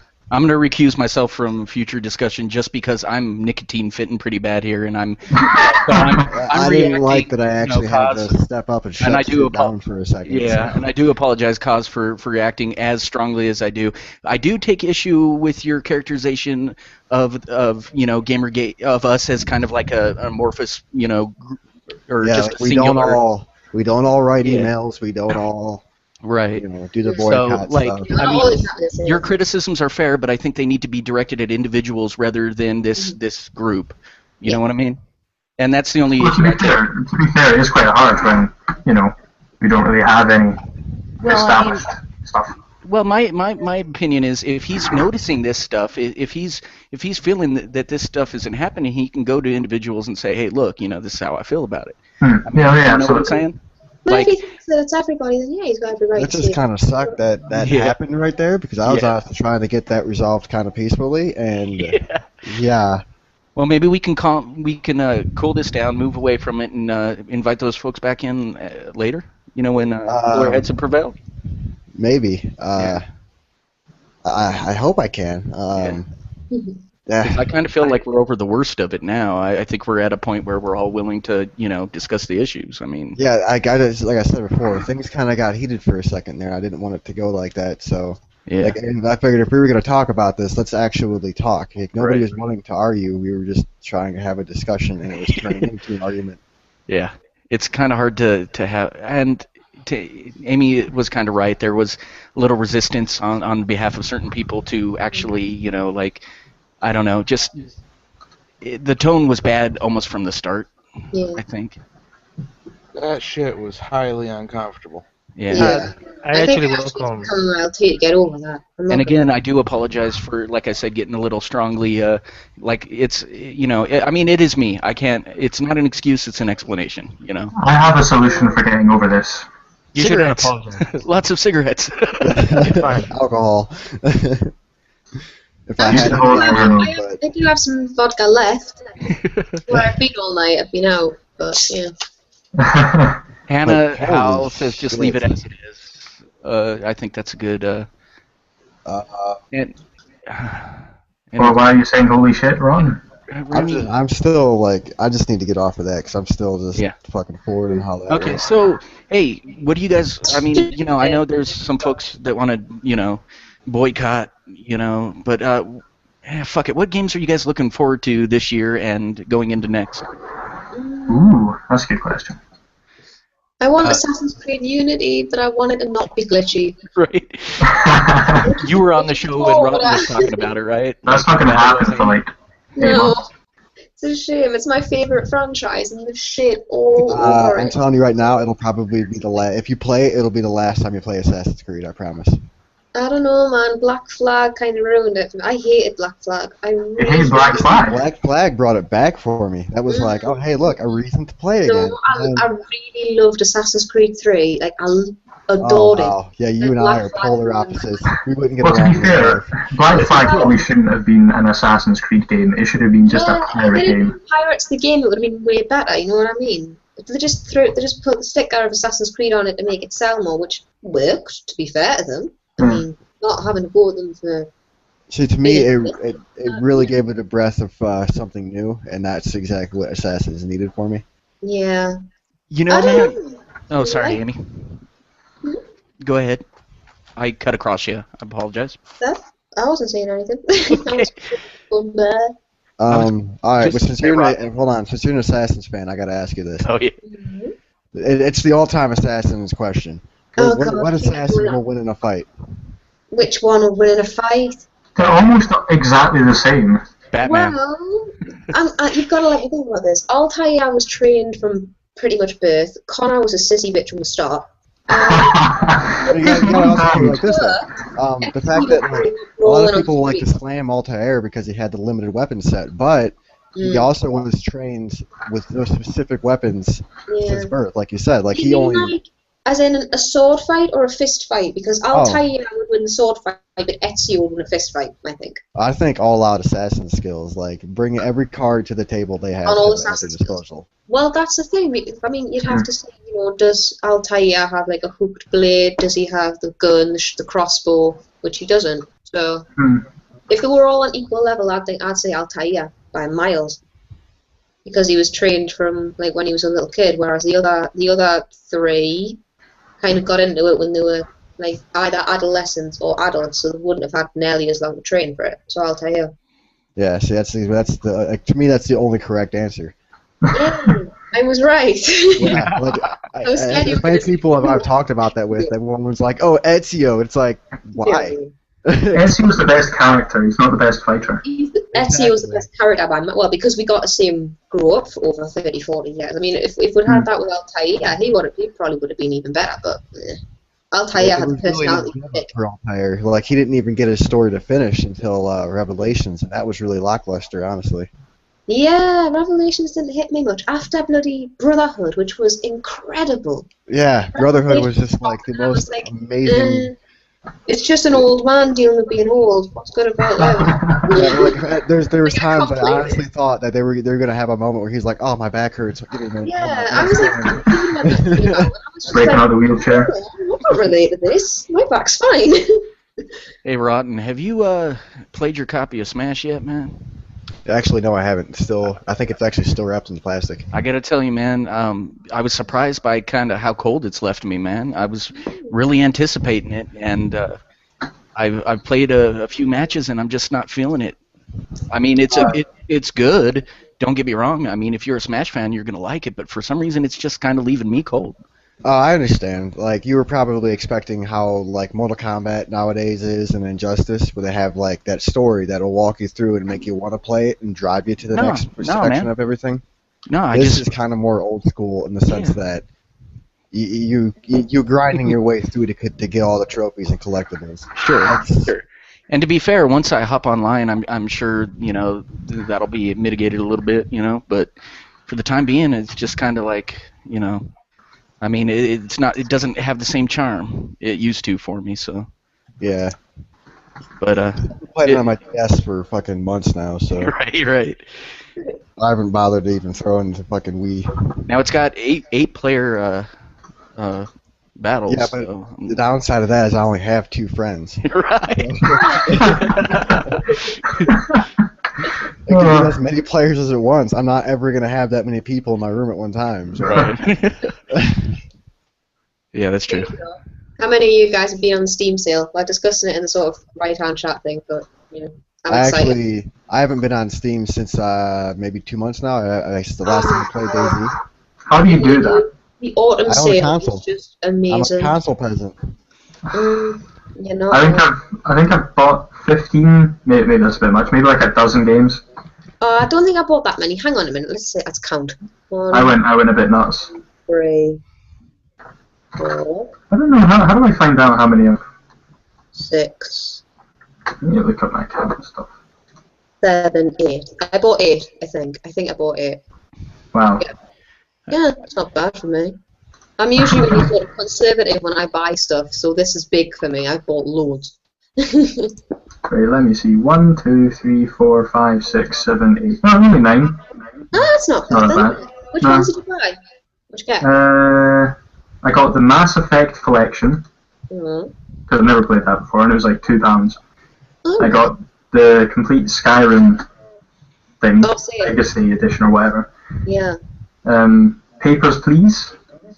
Oh, Papers, Please. Yeah, I've had, like, all these games I've been meaning to get, but just. Yeah, and it's just come on sale at exactly the right time. It's great. I know, and I don't buy a game unless it's like 75% off at least. Oh, I don't know. I buy it if it's either something that I've been desperate for ages, or if it's like under a £5. Like all the games I bought have been under a £5, apart from Typing of the Dead, which is like 6. Well, that's a pretty good way to do it. I got Braid. I got the Metro Last Light on sale because I played the first one and loved it. What did I get? Shadow Warrior and Prison Architect. Oh, what? Like Wait, how much is Prison Architect? I've been wanting that for ages. It's $9.99 today. So, I guess do me a favor real fast. Go to 9. Oh, Prison Architect. I'm getting. Viewer.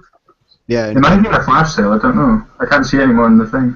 Oh, it's £4, yeah. Oh, yeah. It's on the daily deal. Add the card. 80% off. Wow. I'm in the process of rubbing down my leg with Vaseline. Just for myself. Sorry, are we boring you? Because this is PC Master Race time, but. Oh no, I'm rubbing down my leg in Vaseline. I'm having loads of fun right now. Oh, okay. Yeah, you missed your. Yeah. You had to deal with your Batman shit for like half an hour. Right. That's 9 that I bought. Yeah. Now we know how everybody feels. I'm loving this. Alright, I got, apart from obviously Prison Architect just now, I got Age of Mythology, the Banner Saga. Oh, fuck. Alright, now you're actually making me want to go and play fucking. Just get Steam. Well, not get Steam, but use it again. Lego Harry Potter, yes. Well, oh no, I got that already. Hang on, moving on. Is Prison Architect actually like the full game yet, or is it still in beta? I don't know. Maybe it's Vegas and Typing of the Dead Overkill. So, I have so much to do with Christmas break now. Yay! It's still in early access, so it's still in beta then, right? Oh, dear. Yeah, pretty much. Yeah. Okay. Not worth it then. Well, I know TV said that it was a game worth getting, and he usually doesn't do any of that stuff for early access. Only the right side Yeah, of my but my whole thing is I don't want to like play it and enjoy it, and then like talk about, oh yeah, we added this whole new thing that's a whole new, it brings a whole new element to the game, and then already be fried out. Holy shit! Shot myself. Yeah, it's pure. You missed a big argy bargy. Instead of oh the bees, it's oh the sneeze. God damn it. We need to get some like. Yes, I we've did. got a couple What actually happened? Lots of fight. Big fight. Okay, apparently Kaz, Broken hearts were hurt. Parents were cold. Kaz and Remy kind of had a falling out. Apparently they've Falling out known is an each other. understatement. Yeah. It was a knockdown, apparently drag-out they've fight. known each Balls to other the wall. before or something, Yeah. and I don't know. Some things happened, some stuff was said. Nobody went home happy. Probably best we move on. Yep. Anyway, I still don't understand how you don't use Steam. I mean, I have 140 odd games on Steam.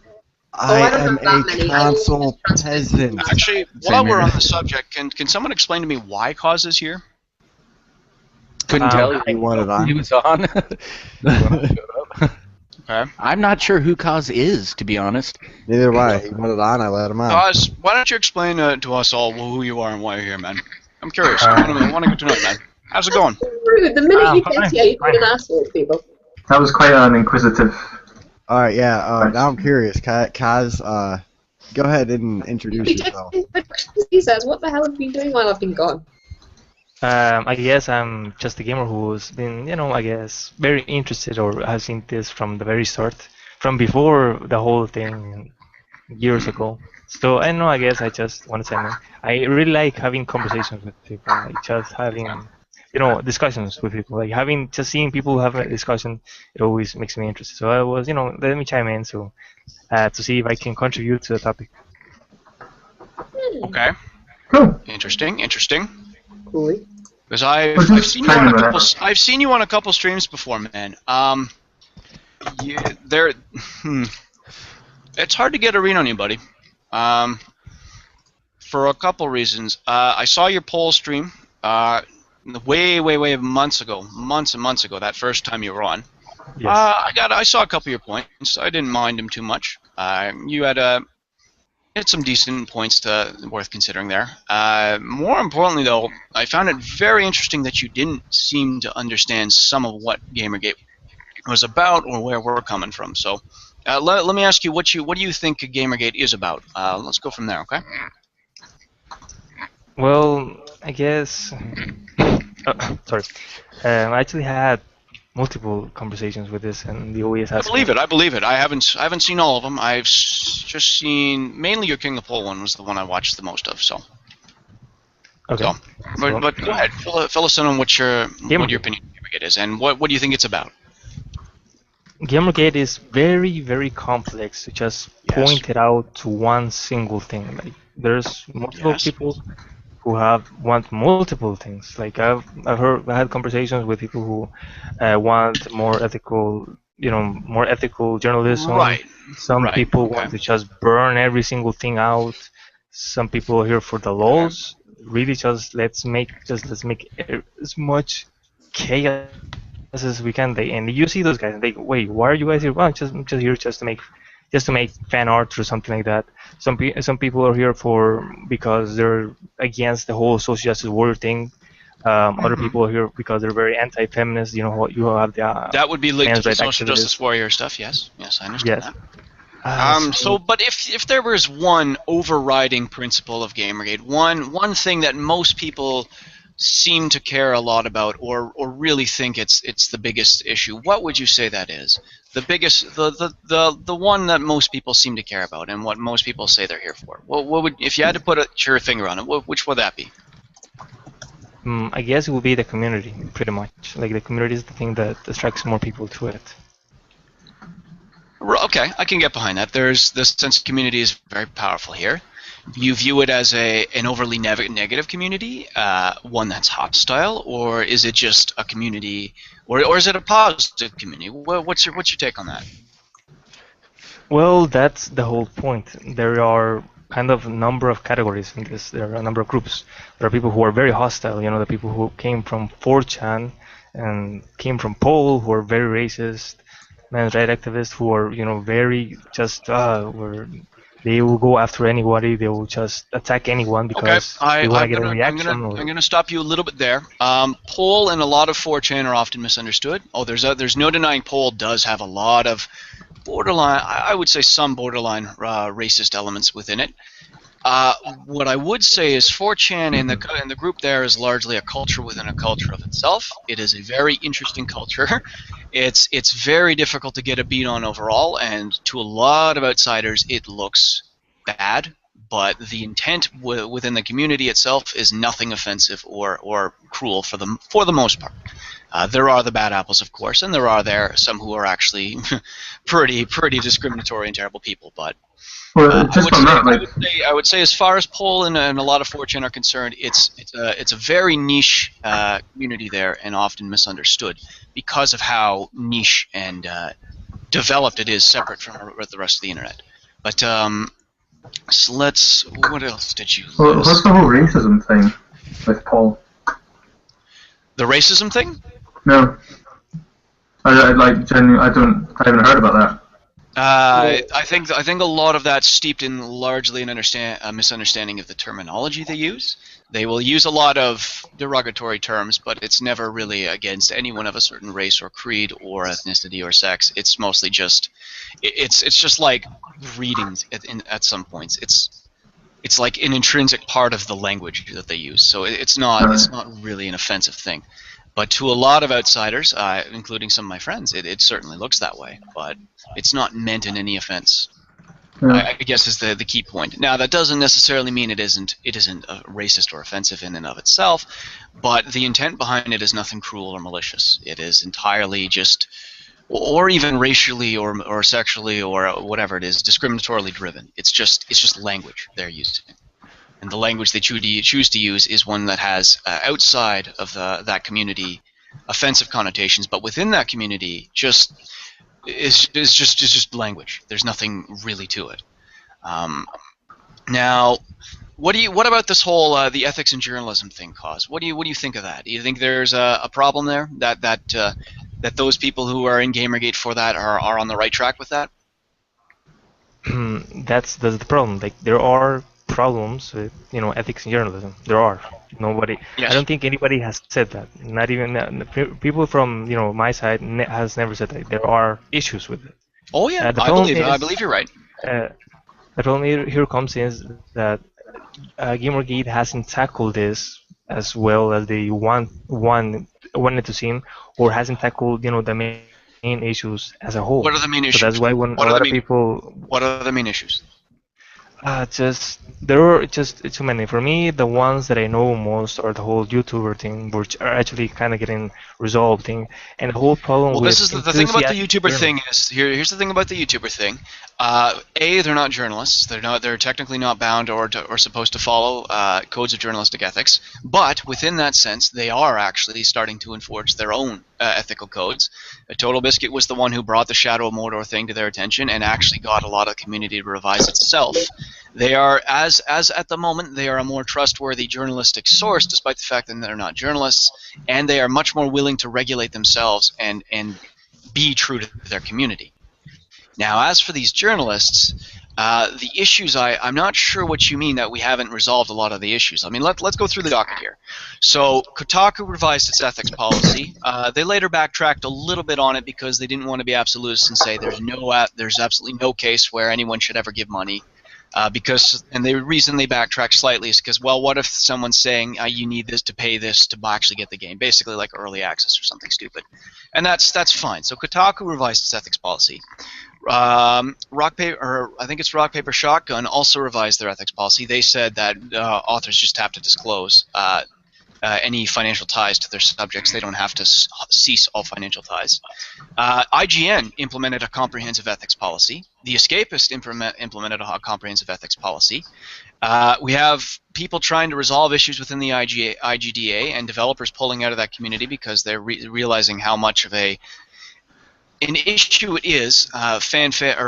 Judge favorites and and community favorites get precedent over other games, and how problematic that is. I believe the FTC has now been investigating Gawker and basically made Gawker say, no, you have to show your advertisers page, you have to disclose any financial ties in your stories. So the FTC made Gawker do that, in large part because of the fact that we've rolled Gawker hard.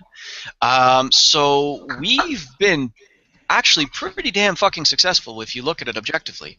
The major game news websites have revised their policies, excuse me, and one of the biggest offenders for online clickbait media has also done so as well. It seems pretty good to me. You okay there? Popcorn kernel in the throat. Sorry. Yeah, no, I appreciate that. Yeah. So I would say Gamergate for the most part has been incredibly successful.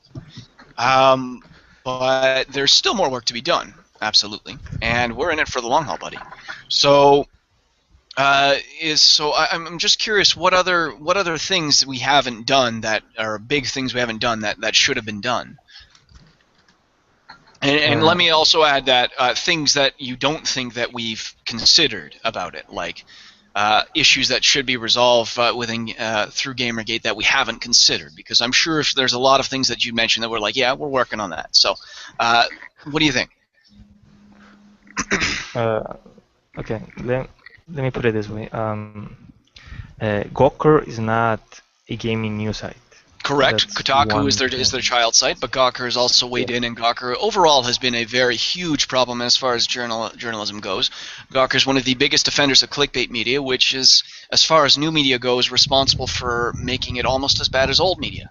So Gawker is definitely part of a broader problem that is afflicting games journalism as well, because games journalism is online media and new media.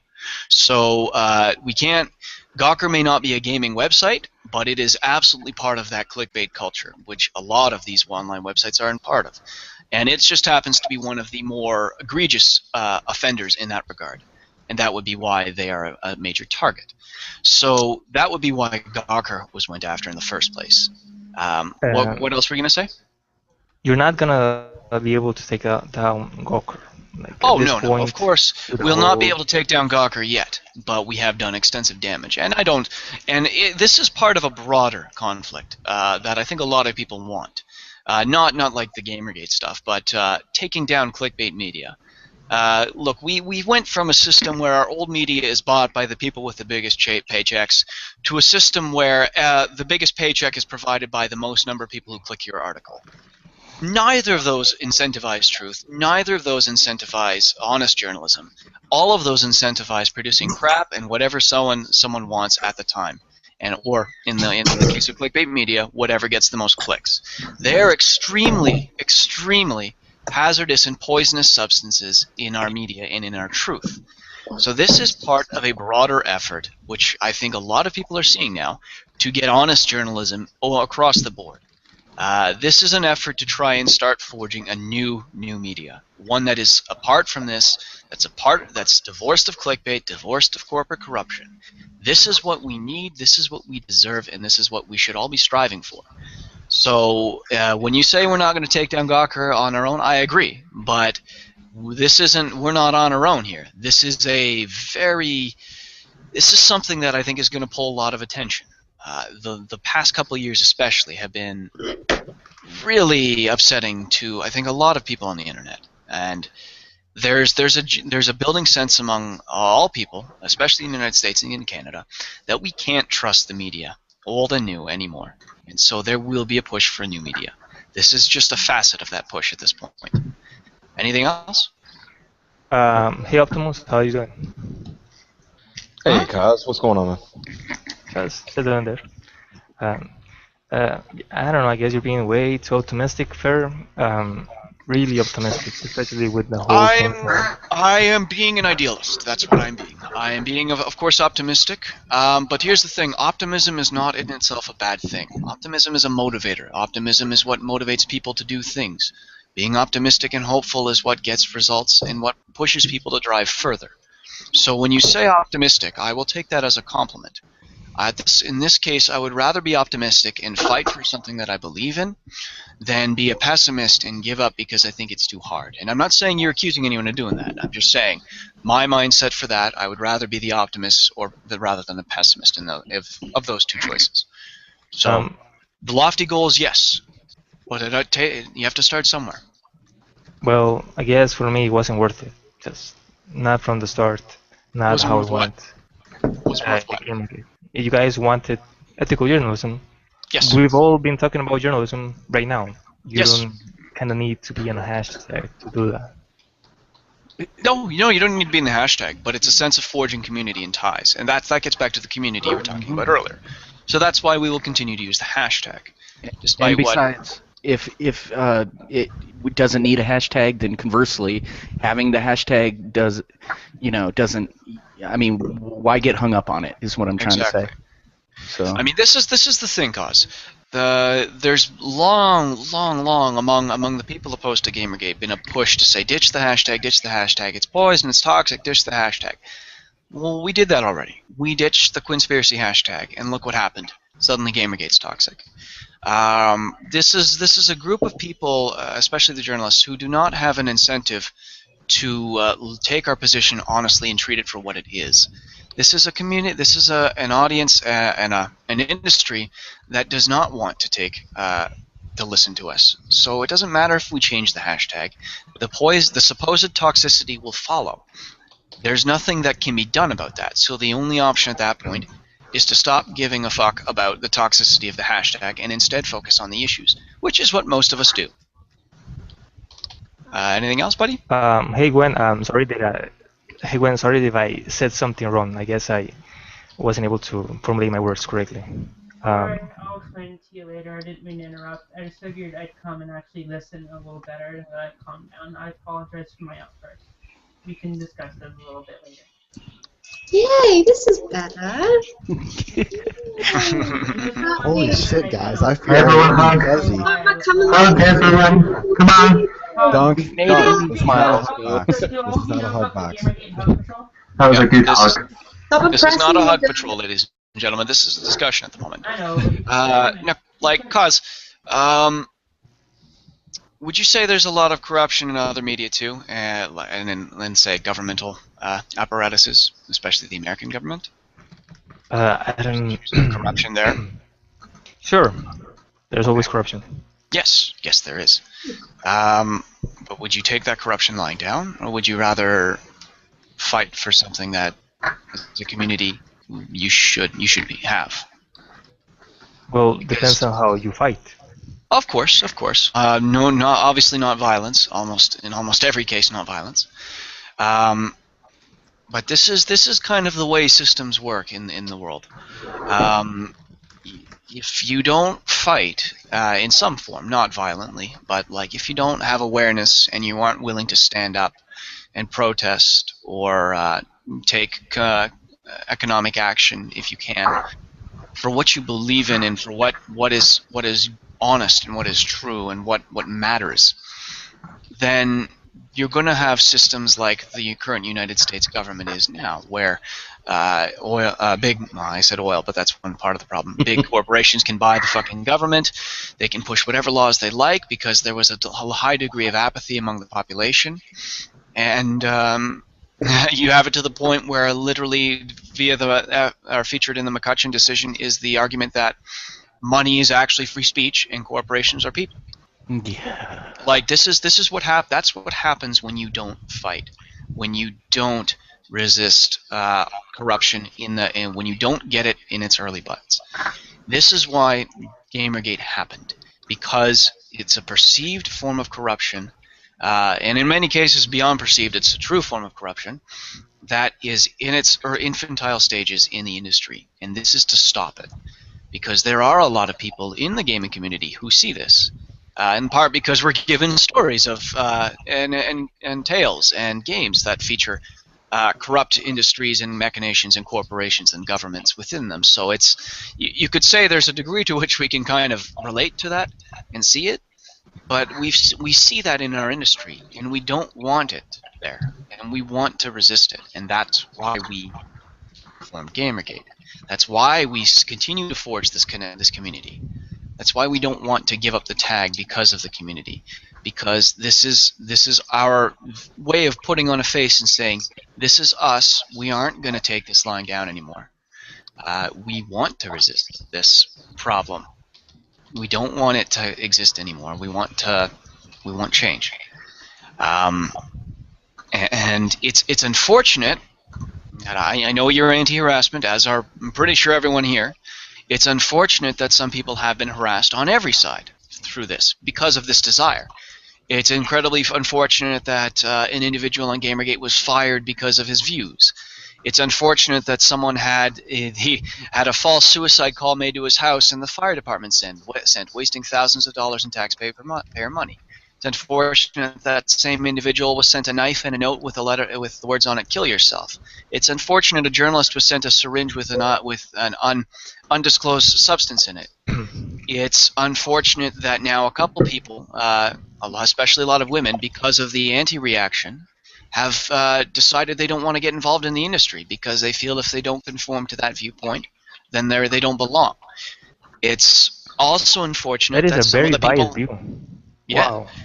It's also unfortunate that a lot of the people on the anti-side have been harassed too, and there's no denying it happens. I will dispute the fact that it's a Gamergate-wide issue so much as it is individuals who might want to use and abuse the tag. Really? But tell me who. No, I don't think most of Gamergate. Who right now? What? Now, tell me who on the anti-Gamergate side was harassed. Tell me right now. The anti-side? Yes. Oh, dude, You want since the beginning? Yes. You're on a list. You'll be here a while. I will say so. Harassed. I will say. I'll say Anita Sarkeesian was harassed too. I will say Brianna Wu was harassed to an extent as well. The threats all three of those women received are disgusting. I'm glad they were reported. Yeah, and I'm sure there are others too who have been harassed, but those are the three big ones I can think of at the time. Yeah, there are assholes on every side of the spectrum. People are going to get harassed. And yes. Of it. People commit crimes. It's always going to be the way it is. And let's be clear here. Let's be clear here. There are people like Anita were being harassed before this started. Yes, yes. And I'm not saying it's a good thing. It's not a good thing. It's a terrible thing. No, it's awful. But what even if someone as vapid as her, it's awful. Jack Thompson, guys. Remember Jack Thompson? Hell, it sucks that even Jack Thompson was harassed. Yeah, guys, we've been because we could defeat his. We don't need harassment to defeat his arguments. Yeah, we exactly. don't need harassment to defeat Anita's arguments either. Right. We don't need harassment to prove our point at all. It's an unnecessary thing, and that's why overwhelmingly Gamergate condemns it. That's why we had the harassment patrol. That's why we tracked down Celebernando and reported him, the guy who sent Anita death threats. It's why we continue to fight against harassment too.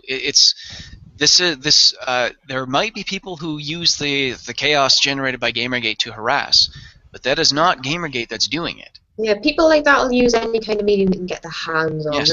Right. I put it this way: that there's about 40 to 50,000 people who use the hashtag, and that's the lowball estimate. There could potentially be as many as 100 to 150,000 people. I'm willing to bet you and I and everyone would agree that 99% of those people do not endorse harassment. Would you think that's a fair assessment, Cause? Wait, what? Would you be willing to say that about 99% of Gamergate, whether it be the 40%, 40 to 50%, or 1,000 number, or the 100 to 150,000 number, would you be willing to say that 99% of either of those estimates do not endorse harassment? You are being very optimistic. Way In what way? too much optimistic. Well, So now okay, he thinks Kaz. we're all a bunch of harassers. is what Okay, I'm getting Kaz, at. let me ask you this: what do you think the estimate is in Gamergate? The people. Let me rephrase that: the people who are anti-corruption. How many of those do you, in a percentage now, do you think endorse harassment? That's the problem. That's one of the problems that I asked. No. I asked you a pointed question. Your Well, personal. let me. That's all I asked. You can explain why that's difficult, but we still want an answer in numerical terms. If you were to make a guess, even if it is difficult.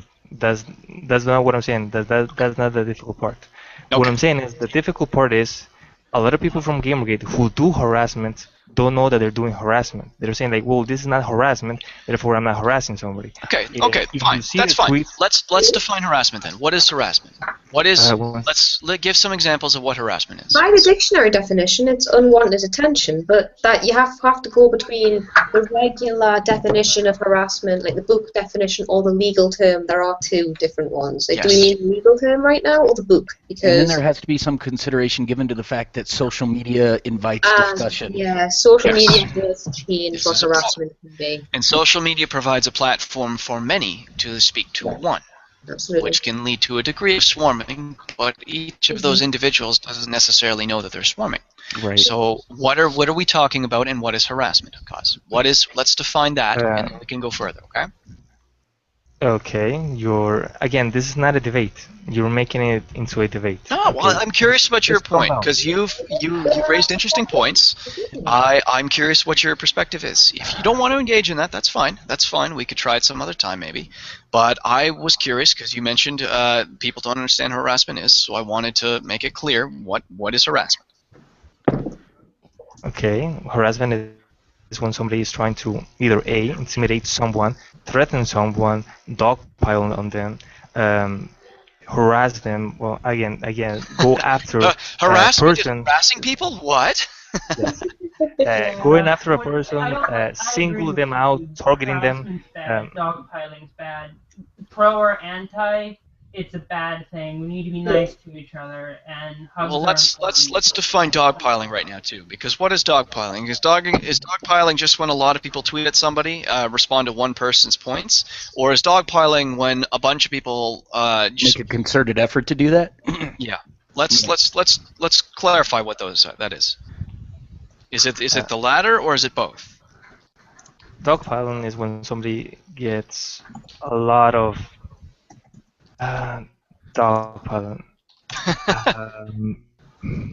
How can I say this? It's when somebody, I guess we can take the Twitter example, when somebody writes something and then it's bombarded with just notifications or comments harassing this person or telling this person that single them out. Hold on. One of your terms for one of your dogpiling was listed as an example of harassment.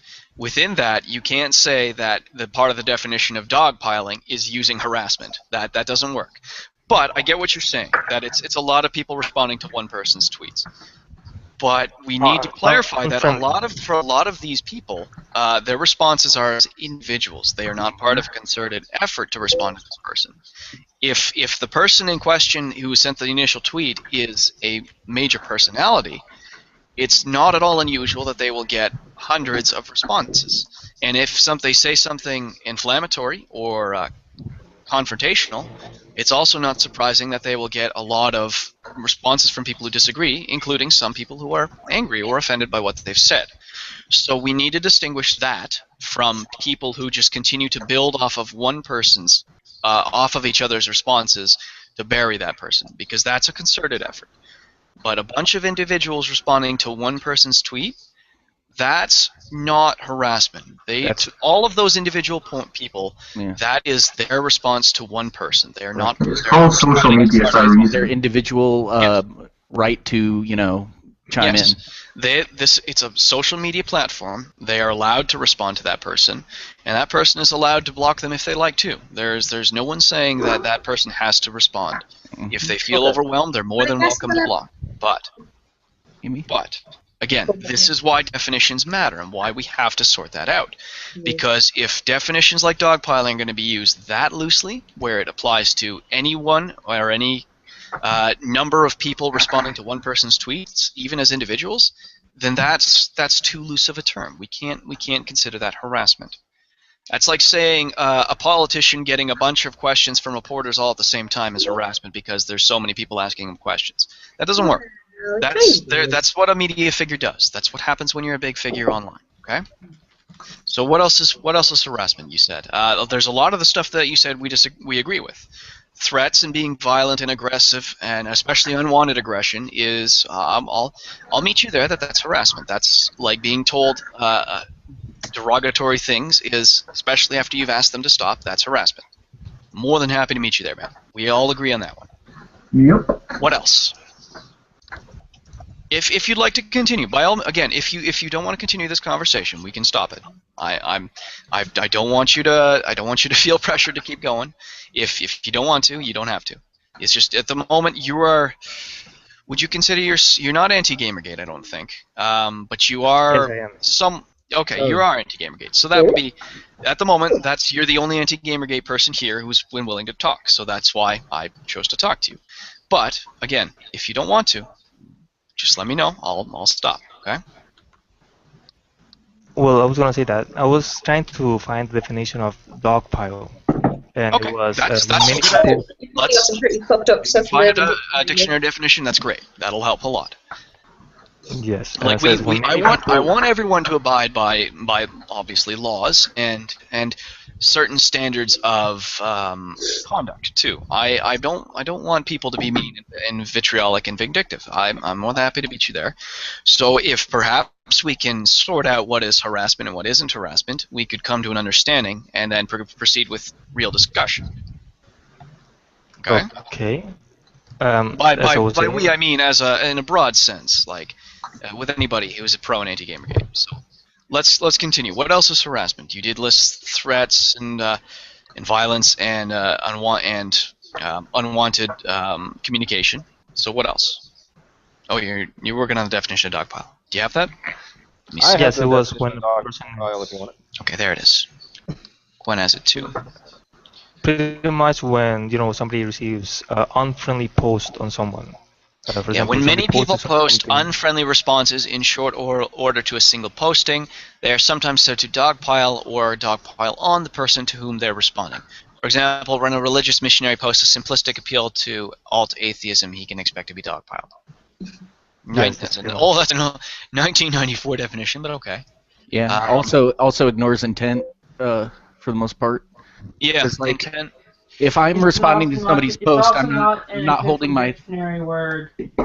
Yeah, but here's the thing too. This is it says here, it looks like it's from 1994. Right. Social media did not exist in 1994. Right. So, arguably, technically speaking, social media is by and large an enormous web of consistent harassment to everybody, because there are always people who will post unfriendly responses, and there always have been and always will be. So, this definition almost sounds outdated given the circumstances of the time. Fear. Yeah. If I may interject By all a means. little something here. I'm going to post a link in the chat. That was from Total Biscuit today. Okay. Okay. That if you get a chance, everybody needs to read that, because it explains in a sense what is going, what this issue of dogpiling is. When you, Okay, I guess I'll give it a 10. yeah. This isn't. I have had too much beer for this. This is a fucking. It's important. Okay. Save it. You don't have to read it now. But You save don't have it. to read it now. It's a Why bit long. don't we talk about some other stuff? I mean, everyone's feeling kind of tense. All right. Why don't we talk about I'll something ease off the cause man for a while. By the way, cause. Let me just say that I do thank you for coming out here and talking to us. I do appreciate that. That you're actually willing to engage and discuss. That is something that we do actually appreciate, even though you may not always see it. But this is about trying to forge an understanding. So, Do you understand? this is why we're trying to communicate with people who are against Gamergate, because we want to understand their side. Anti-Gamergate arguably doesn't seem to want to understand our side as much as we want to understand theirs, but we still do want dialogue. So I do appreciate you being here and talking to us, but But at the same time, I think it's fair to I don't know. There's some conversation happening in the chat that I kind of feel would be nice to address, but at the same time, not really sure if it would be productive. Let me look it up. Yeah. Just so you guys know, just is one of those things that I find it very interesting. Is that all of us here are gamers. We love games. We love playing games. I play every single game. I don't. Fuck games. I just. Where's that, man? And That's if you the want to know game. why I walked out earlier, I can easily explain. If you want to, I wasn't going to pressure you into it. No, I'm perfectly willing. I was just letting them have their talk. Because there's just this thing, like, that I'm seeing, and I can say that sometimes I make the same mistake. It's human to make mistakes. But assuming that everyone's coming from the same perspective on an issue is wrong. And when someone says, you guys believe this, or you guys are doing this, and I'm involved especially, I tend to feel kind of offended because my stake in this is, I gotta say, the ethics in journalism is very minor to me. There's a much more important issue at hand, and that's people with power and influence going after people without power and influence. The Gamers Are Dead articles and similar things that have been going on are people who are big going and trying to stereotype people who are small, and I can't abide by that because people are diverse, groups are diverse, and that shouldn't have happened. And I don't want that to happen again. My horse in this race is to make sure that that doesn't happen again, and that the people in power stop doing that kind of thing. So that's where I'm coming from. So just assuming that my big deal is this the corruption thing or whatever, that's not very fair. Just like if I say that your big thing is killing all men because you're anti-Gamergate, that's not fair to you, because I'm sure not everyone in anti-Gamergate wants to kill all men. So just as I'm not saying that about you, please don't say things about me. Okay, so not generalizing, pretty much, like not putting every single person in one category. Yes. Well, yes, like every single person here is. So if Yes? you would stop saying you and just say individual people by name or something, but just be more aware that things are diverse, please. That's all I ask, because it's offensive when people are not. I will try. Sometimes I do slip up, so if I say so, please tell me. As I was saying, like for example, we might agree with a lot of things with gaming, and we will heavily disagree with Gamergate. But Gamergate is just one part of the gaming community. It's not the whole thing. It's not Gamergate doesn't define the gaming community. Gamergate is just one group of people in the gaming community. So yeah, we might agree with this, with so many things on the gaming thing as a whole, and we will heavily disagree with Gamergate as a whole.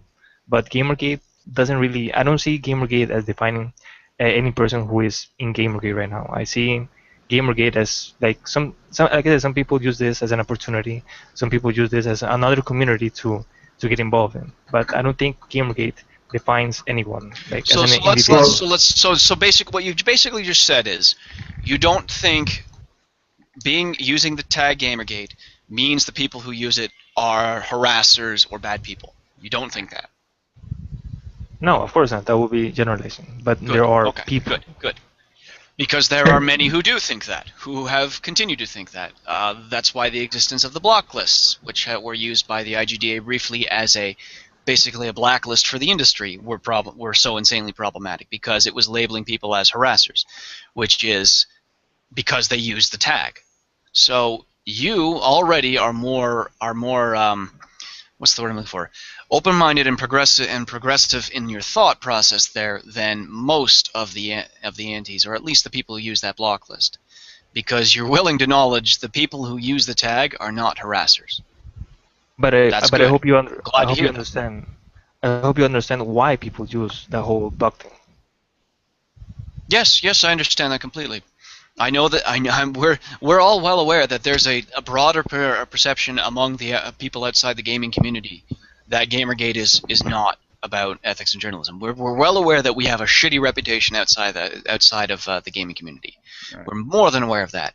The thing is, we don't care what the outside community thinks so much, because it doesn't fucking matter. And it's not a reflection of we us. rolled Gawker's ass halfway across the internet and back before most of the mainstream media even knew what we were doing. We don't need their approval. We don't need them to like us. We just have to do what we want, or well, not what we want, what we need to do, and that's it. And for the most part, we've done it. We've got, like I said earlier, we got a lot of our websites to polish and revise their ethics policies or institute very comprehensive ones. We've got places to be more accommodating and to facilitate the discussion of Gamergate in the first place. We've gotten websites that even aren't even involved in this to start posting disclosure notices at the start of their articles, and we did all of that without the media liking us. We don't have to be liked by the media to get what we need to have happen done. In fact, the chances are the media will always hate us because of that, because the media likes to resist change. Everyone does. Anything that forces you to change is something that you're going to resent, and that's a human trait. So naturally they're not going to like us, and naturally clickbait media is going to hate anything that fights against clickbait media. But it doesn't fucking matter. We're the consumer, we have the voice, we have the power at the end of the day, and we're going to exercise it because we want things to change for the better. And they weren't. So we made them change. I guess even though you guys, in your minds have done, again, I caught myself again. You guys, Gamergate as a whole. It's okay. We understand. We know it's what is it? It's not a turn of phrase. It's not an idiom. But it's a form of language. We understand. We know you don't mean us collectively. You mean, well. Anyway, carry on. Sorry. Yes, Gamergate as a whole. The Gamergate as a whole. The whole movement. You may see it has a lot of good things, but from the people from like me and my perspective and the people who are not in this, I've seen a lot of negative things, just way too much negative things. Of course, because there's an industry out there that wants people to see only the negative things. That's kind of the problem. That's very much part of the problem. You've touched on it perfectly. That's the thing. That's why we do what we do, because there's a media out there that's willing to completely ignore the ethical part of it and focus entirely on the negatives. And that's not right. That's not what media should be. That's not what anybody deserves. So why would we put up with something that none of us deserve when we can change it and make it something that's better, that's honest, that's ethical, that abides by rules? Yeah. I guess to not continue. I guess we've gone on for this topic for way too much. I think that I guess we'll have to disagree with this part. That's okay. That's totally fine. Thank you for the conversation. At least that was nice. I appreciate you engaging in the first place. So, like I said, that is very much appreciated. Even though we couldn't come to an understanding on that, that's fine. I just wanted to engage with you and see what and push you a little bit and see what would happen. But thank you for entertaining. Hey, Kaz, and I just want to ask a question, and you can answer it or you don't have to. It's whatever. Do you feel that media, not gaming journalists, but journalists in general, do you feel that they have an obligation to tell the truth? Yes, but sometimes other people don't like that truth. But it doesn't matter if they like it or not. Let's give an example here. I've used this example many times before. Walter Cronkite was considered the voice of America. Yeah? He told the truth whether you liked it or not. He told the truth about Vietnam. If it wasn't for Walter Cronkite, we'd probably still be in Vietnam. Okay? Okay. So he told the truth. He said, we're not getting anywhere. This is a pointless war. That's why we got out of Vietnam. Okay? So you're saying that you agree with me that no matter what, the truth needs to be told even if people don't want to hear it. Yes, sure. Okay. Does that apply to game journalism? Sure. Okay. Then why are they only telling one side of the story? Do you know why? I'm just like I said, I'm just asking the question. well, maybe you guys are on the wrong side of the story. No, there's no such thing. No. You're asking why are they presenting You don't do that. one-sided- No. This is a media that tries to be fair and myself. balanced. So in order to do that, you tell both sides of a story if there are two sides. Yeah. There are two sides to the story. Doesn't matter who thinks who's on the right side or who thinks they're on the right side. What matters is there is a one-sided slant coming from the media, and it's this time it unfortunately happens to be my progressive media, which I'm proudly identify as progressive, and I'm very pissed off that my progressive media has chosen to play one side of the story and not give fair coverage to the other side. Doesn't matter if our side is the wrong side or the right side. We've made it abundantly clear that's open for debate. But what matters is that they're not covering it at all. They are giving it token coverage, like originally about this, but now it's just about all this, and that's it. That's all. That's the most they give. Which is why we like people who do give both sides, like, for example, David Pakman, or, for example, Ricky Camilleri when he actually let on 3 women from Gamergate to tell their side. We loved that. We thought that's great. Not because it was pro-GG, because it allowed us to actually give our voice. We don't give a shit if the media is pro or anti-GG. What we care about is that it tell at least both sides. No side should be left untold in this story. So when one side is, that's a problem. And it forges a narrative. It forges a false narrative on a community and skews perception that way, because that's how you manipulate people. That's how you alter power. That's how you gain power. That's how you stay in power, is you manipulate truth and you manipulate stories based on how you see fit. And that's what the media has been doing here. By refusing to tell both sides fairly, they have made it their issue, and they have made it a problem where they are manipulating facts for power, and that's a problem. Doesn't matter if we are. We could turn out we are the bad guys. It could turn that way tomorrow, and that's fine. But as long as it's covered fairly on both by the media, both sides, I wouldn't care. I would die happy, because I'd be like, okay, they don't have to like us, but they at least gave us a fair shot. They let us had our say. Agreed. And they at least covered it fairly. Doesn't matter if the broader community outside hates us even after that. What matters is that they're given the story and left to decide on their own. Okay. Right. I agree with Sean over there. Duh.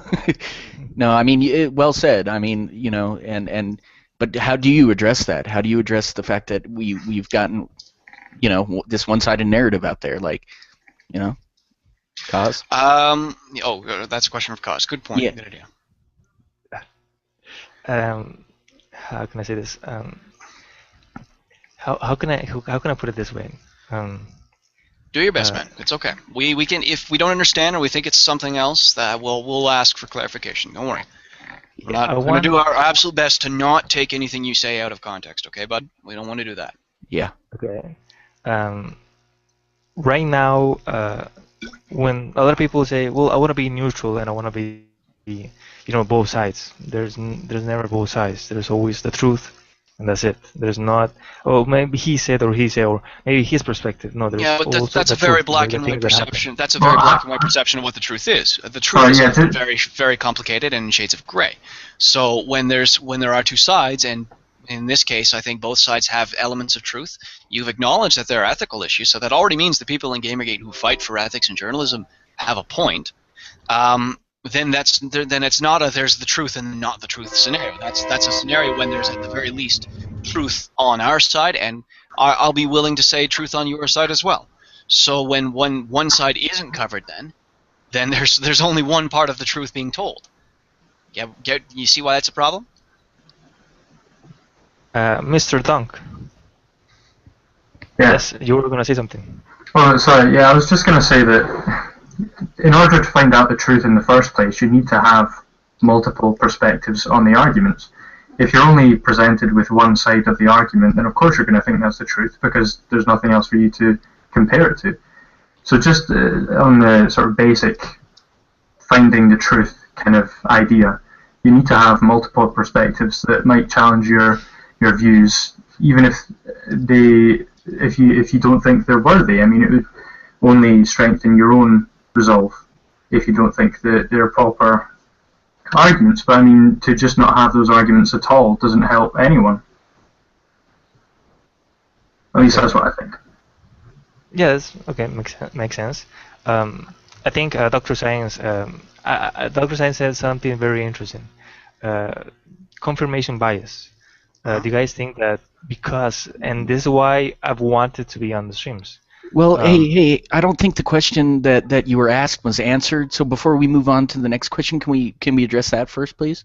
Okay, so what was the question? I'm saying, like, before we go off on... Let's see. It's fine, but what was the question? Okay, yeah, go ahead, Kaz.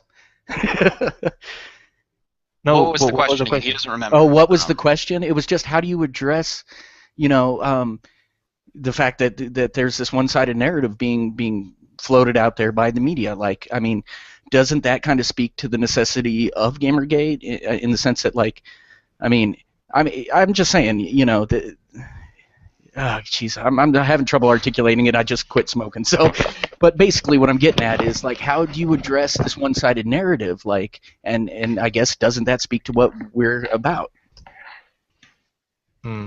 There's, like, right now there is no one-sided narrative to this. Like, there isn't one. Oh. Like, in our perspective, in my perspective, there is no one-sided argument. Okay, what's the narrative? What is the message you see from the media as a whole? What is the message about Gamergate from the media as a whole? What does it look like to you from the news reports and the newspaper articles and all of that stuff you've seen? What is Gamergate about according to those? How does it look to you? It looks really, really bad. It looks bad. Right. It looks really, really bad.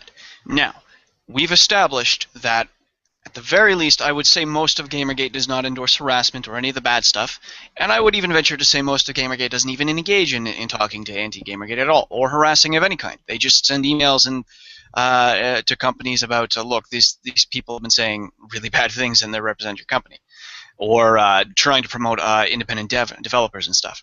I think that's what most of Gamergate does. So if most of Gamergate does not engage in those bad things that is being portrayed, but instead wants ethical journalism, and the media isn't covering that, how is that not a false narrative? How isn't that a problem? Like, let's take the off-cited example from Fox News saying that it's not racism, it's the culture in the inner cities that's leading to all this violence, referring to black people and minorities in the cities. That it's basically saying it's their culture that's violent. Well, they're looking at a very small minority of the culture as a whole, and then painting it with this broad brush that's violent. I think everybody in this chat would agree that is disgusting and gross and problematic. And Fox gets away with it because it's fucking Fox, and they're fucking rich as fuck. But if we have the power as consumers and as as people consume media to force Fox to report honestly, I think in a heartbeat Americans would do it. And in the same way, I think this is why Gamergate is around, because we've realized we can't take on the giant media companies, but Gawker isn't that big. And Kotaku and Rock Paper Shotgun and all those other sites, they're not Fox. They do listen to us. Their ad revenue is generated from us. That's how it works. So if we have that power and we can take it away from them, they will have to actually listen to us and to our complaints and give us what we want. And what we wanted was to be reported on fairly, because that's what we deserve. Because we're not what the boogeyman they're painting us out to be. So, I ask again, how isn't that a false narrative that they're pushing? You make it sound like they weren't fair with Gamergate. I think they were kind of very fair with Gamergate as a whole, with the whole reporting. How? Like I said, like we've just established the bad things are let him talk by a minority. Let him talk for at least a couple minutes, please. Just let him say what he wants to say, and then we can address it. Okay. Like I said, like it comes from my perspective. You have to. I hope that you guys understand where I'm coming from, like what I see and how I see you guys, or we do. We understand exactly where you're coming from and how you see us. We disagree with the perception from which you've come to see us with, and we disagree with the idea that Gamergate endorses these things, or it's about that. Especially after you've just established you don't think anyone who uses the tag is inherently a harasser because they use the tag. So, but carry on. Yeah, like I said, I hope you guys, well, I hope Gamergate, well, nah, I guess you guys, I am talking about you guys specifically, the people who are here, understand where I'm coming from. When I see New York Times, the Washington Post, the Huffington Post, Polygon, Kotaku, IGN, GameSpot, all of these sites, all of this just massive, giant news media, all of them. Right now, there's still more articles upon articles coming out. There was an article already. All of them are talking about the same thing. Having already investigated, talked to, conversations is when the information is presented to all of them, they will report on it. Like New York Times. Like New York Times paper to use was something you said against you, and I hate to be a dick like this, but you sound way too optimistic, man. And here's what Fewer was trying to get across to you, man. It's you are acknowledging that the narrative being presented to you by the media has holes in it, and yet you are, you are letting your perception of us be influenced by that media, even as you acknowledge these inconsistencies. And that's what he's trying to get across to you, man. It's like, if those inconsistencies exist, then it follows that maybe, these narratives are one-sided. You know what I'm saying? We see it all the time in a variety of media on different subjects. Like right-wing media in particular is very famous for being one-sided, which is why, as someone who's been watching the media for years and who's actually given a huge amount of shit about this for quite a while, seeing it on progressive media makes me sick to my stomach, because I don't want my progressive media to be as bad as the fucking right-wing media that I despise. Okay? So I'm not saying this as someone who doesn't understand media and how perception works and how narrative and story works. I've been seeing it for years, cause I've been seeing it from progressive networks. Well, when I say from progressive networks, I've been seeing it from progressive networks reporting on right-wing outlets for years. For years. I'm not oblivious to this. I know what it's happening in the broader media now. It's just this is the first time I've been on the side that's actually been painted with the false brush. So no, I'm you don't have to believe me, cause, but I know it's happening. I've been seeing it for years in a variety of other settings, and I know it's happening now because it has all the telltale signs of it, and I'm on the side and I know what I stand for. So when a media tells me I don't stand for that, I know that's bullshit. And I know a lot of people in Gamergate who would agree, who believe what I believe. A lot of progressives, a lot of people on all political spectrums, from a variety of different ideological beliefs and backgrounds and perceptions and opinions on various issues, all care about this because they want ethical journalism. And that side has not been fairly covered. They've been painted as a group that was maybe at the start about ethics and journalism, but has since been about harassing people and being horrible people. They've been painted as just a hate group. They've been told they're the Klan daycare. They've been said they're worse than ISIS. They've been called the Hitler Youth by comparison. They've been told they're ignorant pissant whiny babies and piss babies and fucking misogynerds and neckbeards and cis white men, even the women and minorities in the group. These are the people of Gamergate who have had their voices silenced because it didn't agree with a certain narrative. I've been seeing this in other forms for years, and now I'm seeing it in my gaming community. Okay? So this is a problem, and this is why we've spoken out. You making, for example, again, in my perspective or what I've seen, this never started about ethics. This started about soil. No. That's a common misunderstanding. I get what you're saying, but it's a common misunderstanding. What happened at the start was Zoe, when a certain blog post went up, true or not, went into panic mode and started doing damage control on trying to stem the information because she was terrified of what would happen if it came out. So what happened was a video by a YouTube user, Mundane Matt, was falsely DMCA'd, and we know it was falsely DMCA'd because the image that for which the DMCA was filed was a public domain image. It was not stolen copyright property. Was specifically about that blog post. And what happened is, because of that, because of the DMCA, it made people wonder, whoa, what did he say and what happened here that makes people would make someone want to silence this? And that's what got everyone looking into it. And that's what got Gamergate started off, was the perception that this individual had engaged in a relationship with a journalist that had not been disclosed, and this journalist had in fact written about this person's game in the past. 2 articles, one at Kotaku, although that was a much more mild one, and that was more about the individual in the game, but the other one was at, I think, Rock Paper Shotgun. And that one had a cover image of Depression Quest right on it, and the title for it was Admission Quest. A bunch of games get greenlit for Steam. And it called, in the article, it called that game Twine Darling Depression Quest. All of that combined gives the impression that this certain individual liked the product that is Depression Quest.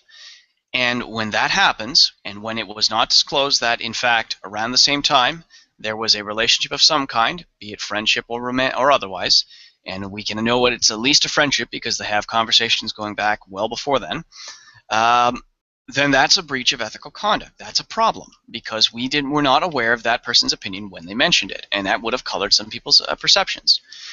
And that's what then got us looking into other things and discovering much worse cases of ethical violations.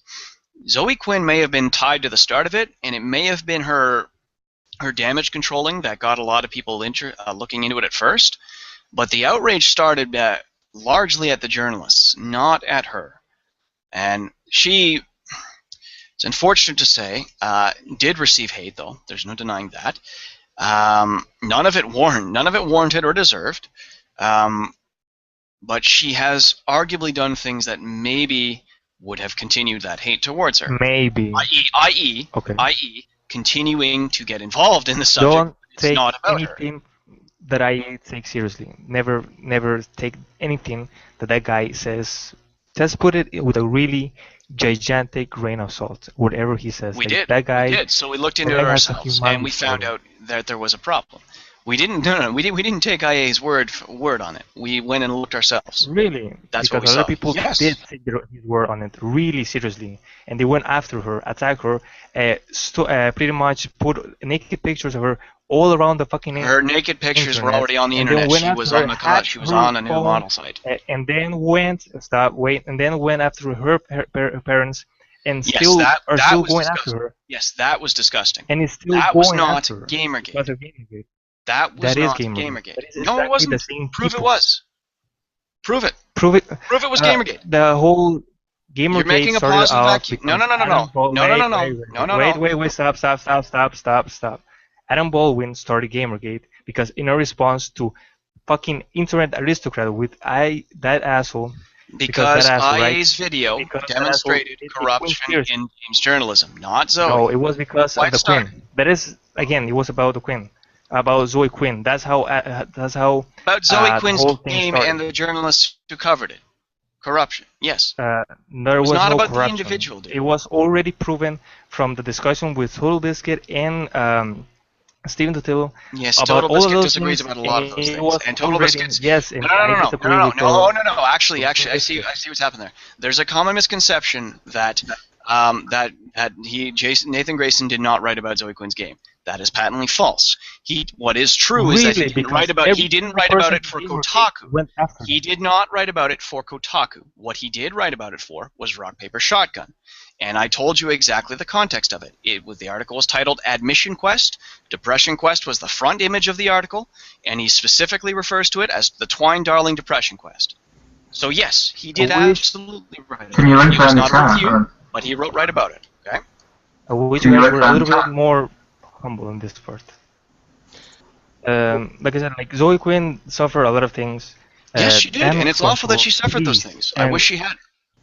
I wish, but she still does. There's so many lies and so many misinformation among the people in Gamergate. There are still people out there. But we don't care about Zoe Quinn. We don't want to talk about Zoe Quinn. We haven't cared about her for a while. When was the last time There's a you reason saw why we someone refer to her as literally. Stop. I'm gonna stop. The people in Gamergate still message her like, "Oh, are you gonna sleep with another guys who have good reviews in your game?" Prove it. There was I didn't know you have her already DMs. debunked, Prove it. but Proof. When was the last time this happened? Show us, please. We would like to see this. I mean, There really. was more, I don't remember the words, like 15 or more gigabytes of that whole shit, and they're still going on. They're still posting in every single time in the Twitter. They're posting every single time. Anytime some guy you level says a that, severe accusation, you need to follow it up with proof. Do you understand? Again, you can go on Twitter and go follow. And how so can I can say this? you. And I have no interest in following her because Gamergate's Let not me- about let me her. But see. you're bringing up these claims that she's still Again, getting but buff. please try to understand where I'm coming from. Please try to understand We are. how We're I telling see you where things. you're coming from is wrong, though. There's a No, difference. like I said, like This is the thing. You're I'm not. not You're. liking We understand where you're coming from. You're not understanding where we're coming from. no, I do This is where understand. this is where the communication starts to falter, though. We've said straight up, there's a reason we haven't been talking about Brianna Wu or Zoe Quinn or Anita Sarkeesian as of late. In large part because nothing's happened. And the we whole don't thing, care. They're one more irrelevant. thing, please never say irrelevant. That is one of the most hateful things that I have ever heard. No, please No, never no, say no, no. irrelevant. You're saying Don't someone never is say that she's not and that Only. she's But not saying someone is important and that relevant she to a doesn't matter. conversation, that's different. Don't wait. So again, Dude, cotton intent matters. candy is irrelevant to Nazism, okay? That's not hateful to say. Like It is hateful to that's say. bullshit, and you know that's bullshit. If It you're is gonna say hateful an to say that. individual It is is hateful to irrelevant say. in their life, yeah, that's hateful. But irrelevant to a conversation and a topic, that's totally different. It's fact. I mean, Yeah. Again, just it's please try a to statement understand of how fact. the other person feels instead of trying to shut them out completely. And this whole I have no divorce. interest in shutting Again, you out. That's you know why I'm what? talking to you. Okay. Here, saying that you're irrelevant to something that happened to you in the midst of all of this is very. No. That's not the part that's irrelevant. The individual Zoe Quinn is irrelevant to the overall flow of Gamergate. Stop That's what we saying mean. irrelevant. Stop you saying need irrelevant. to understand context, man. For The this word conversation to irrelevant work. isn't offensive. What's that? He said the word irrelevant isn't offensive, and It he- isn't. I don't understand. Like most of the things you've said wouldn't have not angered me, but this I really have to call you out on. Calling someone irrelevant in the context of a debate or an argument or whatever isn't offensive. You guys hear me? Yeah. Yeah. It is kind of offensive when other If people. I call on you an Twitter- irrelevant cause, as a Cause. human being- I've explained to you exactly how I can see it being irrelevant. Or sorry, how I can see it being offensive, and that's when you're regarding someone's life as irrelevant. Right. If I call you a But- relevant cause as a person, As a human being, that's offensive. Yes. Saying that a person is irrelevant to a conversation is a different story. That's understandable. Isaac Newton is irrelevant. You weren't saying To the that way extinction in this of the dinosaur. conversation. Can I just say something? please. Cause I understand where you gain from this, but what do you expect from Gamergate to do? Like, if you're in our shoes, what would you want us to do per se? Like, what objective? Like, if you had one goal in mind, On a what would you platform where anyone anonymous can use and abuse the hashtag all they want, even if they don't agree with the ideas, what exactly do you want us to do as a movement to stop that, other than the stuff we've already been doing, like reporting people who send threats and violent stuff that we can see on Twitter? What So else do Chris, you want us to do? Who asked that question? that was me. Does it really matter at this That was point? Chris. Does it just, no matter what I say right now, no No, matter what I dude, tell it does. you, It does. If there are other things we can do Chris, to fix this, we're happy to do them. It does matter. You won't. What do you? Is there something? you won't. Well, how? Why? But Because okay, if I the just things that are, narrative. He needs that narrative to justify. no, dislike. don't say it. Don't say it. No, you're making a problem worse. be You're nice, making a guys. problem worse, dude. Okay. Just- Well, here's my thing, though. I mean, this guy he's engaging in some pretty intense mental gymnastics to avoid. No, okay, I mean, no, we, don't. we have a dude, question dude, 30 don't minutes say ago. That. Don't say that. Okay, you're just gonna make the issue worse. Okay, cause. Well, yeah, I'll acknowledge that. Cause but if you just, cause so just hear us out for a second, okay? If what you just said before, if there's nothing for us to do, then the only thing, no offense, is to defeat its purpose. Then, like, if there's nothing else that Gamergate can do to fix these issues that you've listed before and stated, then like this whole debate then is hopeless. Then, and there's nothing else to do. Then, like, there's got to be something else we got to do then, because I think there is this problem that you really do care about, and I think all of us here really want to try and solve it then. Like, but if you have that mindset that like, no, like there's nothing else we can do, then you're kind of just like giving up on like this whole thing with either, I don't know, like issues that have to do with Anita Sarkeesian or Zoe Quinn or whatever. And it's like, if those problems still persist, then like please tell us, like, what can we do? How can I say this? For one, this is not a debate. This is a discussion. Like, We've said that before. And again, if you want to change the topic, by all means, let us know. We'll change the topic. But you've continued to engage, so I thought, okay, we'll keep going. So, but okay. But so let's move on. It's not a debate part. And I will acknowledge that what I said earlier was pretty fucked up. So my apologies. What was? I'm not productive. That wasn't productive at all. Don't worry about him at the moment. What was your next point? I've been engaging with people from Gamergate months ago. Like, this is not the first time that I had a heated discussion. I mean, every single time that I have a conversation. This isn't heated. This is nothing, buddy. And you're right. You have been engaging with Gamergate for months, and over those months, they have told you pretty much exactly the same things I've been saying tonight, and you've continued to disregard them. So. Okay. But anyway, carry on. What can Gamergate do to change to stop harassment more than we have already been trying to do? My view on this has changed over the last couple of months.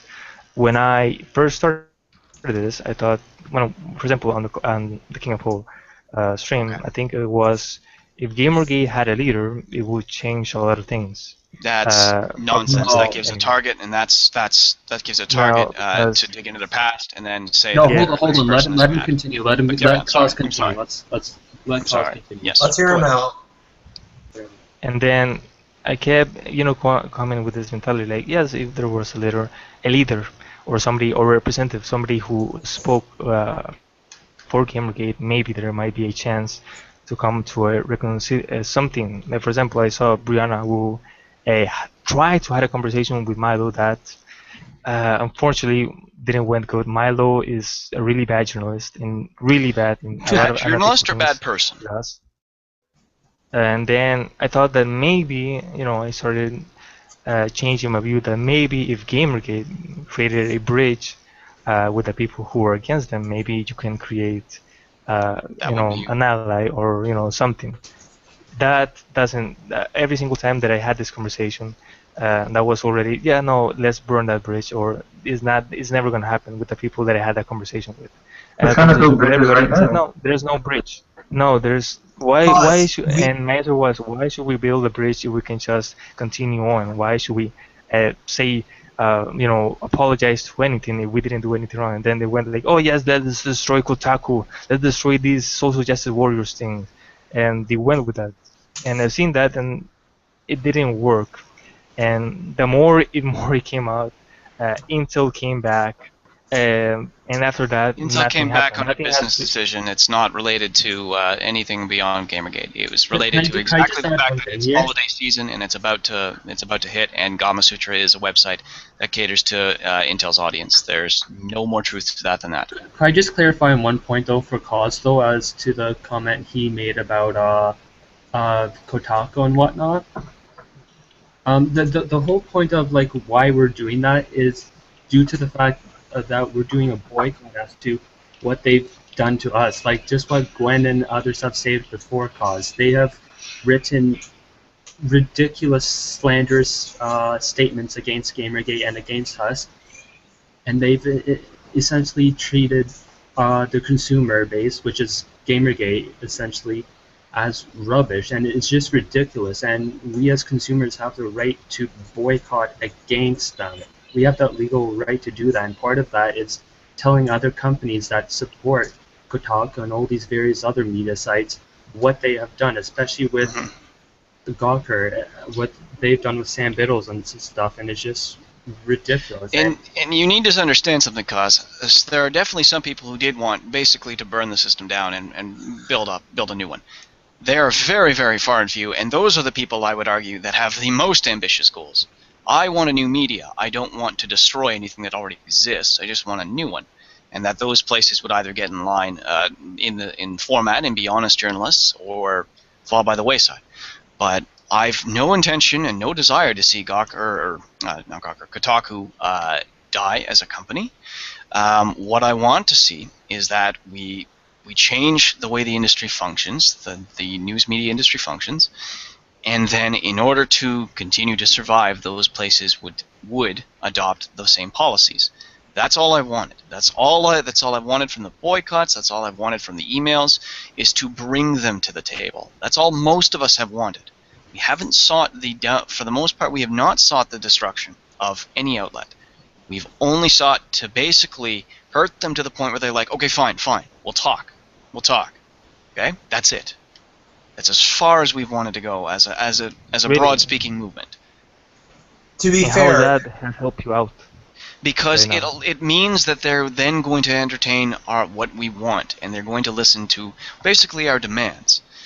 They would engage in more ethical practices. They would listen to us and hear what we want and try to adjust accordingly. That's what matters. Because at the moment, at least, and although a lot of the outlets have actually changed, so that's good, but for a long time, and at the moment, there are a large number that have still refused to change, that have used the fact that there's harassment supposedly tied to Gamergate as an excuse to not update their ethics policies, to not implement the changes that we wanted. And that's why we continue to email advertisers for those outlets. We want them to change. After that, they're more than welcome to say all the mean things they want, but because of the ethical policies, they would have to also report fairly, which would be beautiful. Okay? And again, we've been trying to curb harassment since the beginning. This is why we have the harassment patrol. This is why we take screen caps of abusive tweets to anybody, including antis. I've reported a few accounts that have sent mean things to some of the anti-Gamergate people because they're disgusting, and we don't need that, and nobody needs that. We want our ideas to win. Huh? It's been a while. It was a couple of weeks ago. I think the last one was an account that was brand spanking new, and it had sent mean things to Brianna Wu, but that was weeks and weeks ago. So it hasn't happened a lot since because they haven't been getting any flack since. Yet Gamergate's continued. Think about that one for a while. Okay, so I guess to continue, just finishing the point. Yep. Like I said, after Intel went back because they wrote an apology letter to Gamasutra, an apology letter to the whole user, saying we're sorry that we took Gamergate as a serious thing, and we will be coming back months later. That's not what I read. What I read was that they had sent basically saying, look, we didn't know we were getting into what was a very big consumer revolt, and that our decision was picking sides. And then a couple months after that, they went back because it was holiday season. I don't think it was anything to do with any letters about that. Now, maybe I'm wrong. If you have a link to that letter, let me send it to my way. I'd like to read it. And as I was saying, they went back, and right now nothing has happened. Nothing has happened for a long time. So now there's that is true. There has not been much happening as of late. Yeah. There's been a lot of infighting. Robin just quit the whole stream. That was kind of unfortunate. A lot of people were, just angry. There's a lot of infighting. Internet Aristocrat, the person who, the asshole, went out. He's been a bit of an asshole as of late. Yeah, we all agree on that one. Well, we don't need to go to other people's natures, calling them assholes and stuff. Let's not go there. Okay, that's true too. A lot of people. So now there's a lot of infighting right now. So when you say yes, Gamergate is going to change, and then you see in the hashtag, oh, you know what, this wasn't worth it because you guys weren't, fighting for the social justice warrior things. It's right now, it is less about what I can give you and what you guys can give me. For example, you said, what can Gamergate do to change? I can tell you, hey guys, why don't you drop the hashtag? You are not gonna do that. Why don't you guys go apologize to Brianna or Anita or Zoe? You're not gonna do that because, of course not. You have her response why should I apologize to something that I didn't do? A lot of us have expressed sympathy for the harassment they have received. This is That's sympathy, we're more than happy to apology. do that. Wait, Fear, may I? Apology for what? Fear, wait, may I? What do I have to apologize for? I have never engaged Zoe Quinn. I have never engaged Brianna Wu. I have never engaged any of the Sarkeesian. I don't know anybody who's engaged to either of all three of those people. I know nobody who's talked to any of them. I'm not and going to a lot of apologize. us know the same thing. This is the thing. Again, the whole thing. Why should I apologize? No, that's not why should we apologize. Because we haven't done anything, Cause. We haven't done anything. What we dispute is ownership. Cause what we dispute is ownership of the harassment. We didn't do it. None of us know anybody who did the harassment. You can ask anybody. We've never talked about harassing people. We've never talked about going after any of these people. I know nobody who's endorsed harassing anybody, and I know at least a couple hundred people in Gamergate. Probably it's most of my follow list, and of the people I follow. None of them have talked about or endorsed or ever even uttered the words harassing is good, or let's harass, or harass this person. That has never happened. So when we don't apologize for harassment, it's the same reason a random stranger on the street doesn't apologize to Trayvon Martin's mother for the murder of her son, because they didn't fucking do it. That's why we will not apologize for that. We didn't do it. We are more than happy to express sympathy for the harassment and the death threats they've received. That's disgusting. We are more than happy to go do that, but we didn't send them. I wish you guys could show empathy, not sympathy, because empathy. We are showing empathy. We do. We're saying we don't completely do this stuff. understand Don't that, attack empathy. them. We're saying this is wrong and stuff. What more do you want us to do? We're not What freaking more? assholes, Cause. We're not assholes. Like, what do we have to gain from attacking them? Yeah, dude, We you have gotta our own understand, lives too. and stuff. This is a strategic point too. There's nothing to be gained from harassing people, especially when there's already a false narrative that we harass people. So why in God's earth do you ever think we would endorse that or let it slide? That's the reason the harassment patrol started. Was because look, this shit Can I say one thing? Just hold on. and it's bad too that people are harassed. So why would anyone even endorse that? The harassment patrol failed.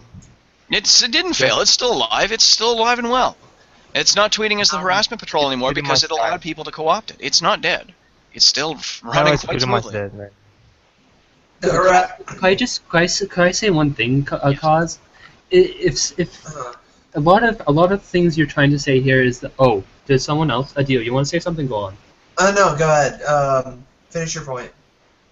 Because I think what you're really trying to get here at is that like you're really upset with all of the attacks that Anita has received, that Zoe has received, and we understand that's wrong and stuff. But how would you feel if random strangers started going after your family then, or yourself, and just started calling you misogynist or an asshole internet nerd or something like that, when you don't even know these people? Because this is stuff that has happened to us, and we don't even know who these people are. This is what the media has called us. This is what people in the anti-Gamergate side has called us, and we don't even know half these people. Why would we be called these people when we haven't even had any interactions with half the people within anti-Gamergate, or we haven't even said anything at all to warrant being called a misogynist or a prick? Like, yes. Why would you do that? Because, like, you are the first actual anti I've bothered to speak with about Gamergate. You are the first. I have not talked to any of them on Twitter. I have not talked to any of them in real life. I have not sent any threats or bad messages. I've done nothing but condemn harassment and the violent threats that those people have received since the beginning, including the ones on our side, which suspiciously have not come into this conversation as of yet. Well, I won't say suspiciously, they just haven't come up. But I have done nothing, none of those things that you claim I should apologize for. And I don't know anyone in Gamergate who has, or who has said that those things were good. So this is why apologizing is hard, because we didn't do it. And that doesn't imply that you don't, or that he's incapable of empathizing, just because he doesn't want to apologize for something he didn't do. And I think that's where you need to draw the distinction. Yeah, man. like, dude, the reason I can condemn the harassment these people say, or that these people have received, is because I can empathize with them, because I can go, wow, I couldn't imagine getting that. That's just awful. I totally understand, cause I have empathy. None of us lack it. So there might be some bitter people, but even those people are still empathetic. Right. But we're not going to apologize for something we didn't do. It's And like, he's gone. for example, He's gone. Fewer. Okay. No, okay. So let's just start from the beginning. Who brought him in and why? Don't know. He asked to be on, and I think Robin let him on. All right, so here's what happened with that. It was a nice conversation. I'm not going to say anything bad about Oh, it. hey, he's back. Nice conversation. He's back. Hey, Cos. Oh, welcome back, Cos. Good. Okay. Can What happened? What did you miss? Just a couple of seconds. No, but I did understand. Like you shouldn't. You're trying to tell me that you shouldn't apologize for something that you haven't done, and you haven't done anything wrong. And that not wanting to apologize for something you do is not lacking empathy. It's not lacking empathy. Yes. Okay, so Adele. Yeah, like, let me reset the conversation real quick. Cause, do you care about journalistic ethics? That's the first question I'm going to ask. I have a point with this. Okay, yes, I completely agree. Ethics in journalism. Okay. Do you agree that developers should be able to make the games they want to make? Like, without the of course, scrutiny? absolutely. Yeah. Then how come you're not pro Gamergate? Because that's what Gamergate's been about since day one.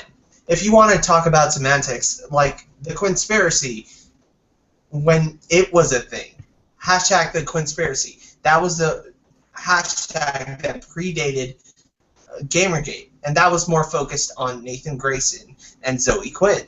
Now I can see from your perspective, yes, it could have been misconstrued as a misogynistic hate movement, but Gamergate, 3 months in, has evolved beyond that. Yes. Do you understand that? Yes, cause like I said earlier, there's a reason none of these people have come up in the past couple weeks, and it's because we don't care. We're not interested in talking about them. They don't matter to the purpose of Gamergate. So. Can I just ask a really simple question? Because, why, apart from the harassment stuff, which everyone condemns, why are you against Gamergate, just as a whole? Discounting the harassment, discounting all the bad shit that's gone on with that, why are you against Gamergate? First of all, how can I say this? Why I'm against Gamergate? Because of the harassment. Yes, it all comes down to this thing. Harassment and the people who created this at the beginning.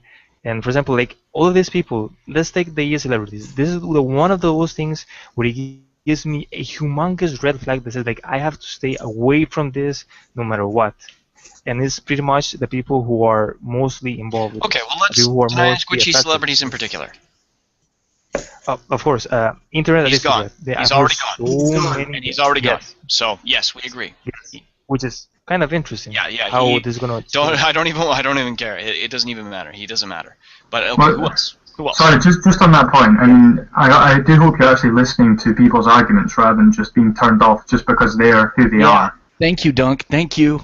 You actually need to listen to what we're saying. You can't just put us in a pigeonhole and say that we're Gamergate people, therefore we shouldn't be listened to. You need to listen to what we say before you can judge us. Fair point. Okay, but so who are the other celebrities? Oh, of course. Okay, I'll continue. Milo. Oh goddamn no! That's like a humongous red flag. Milo Why? was one of those.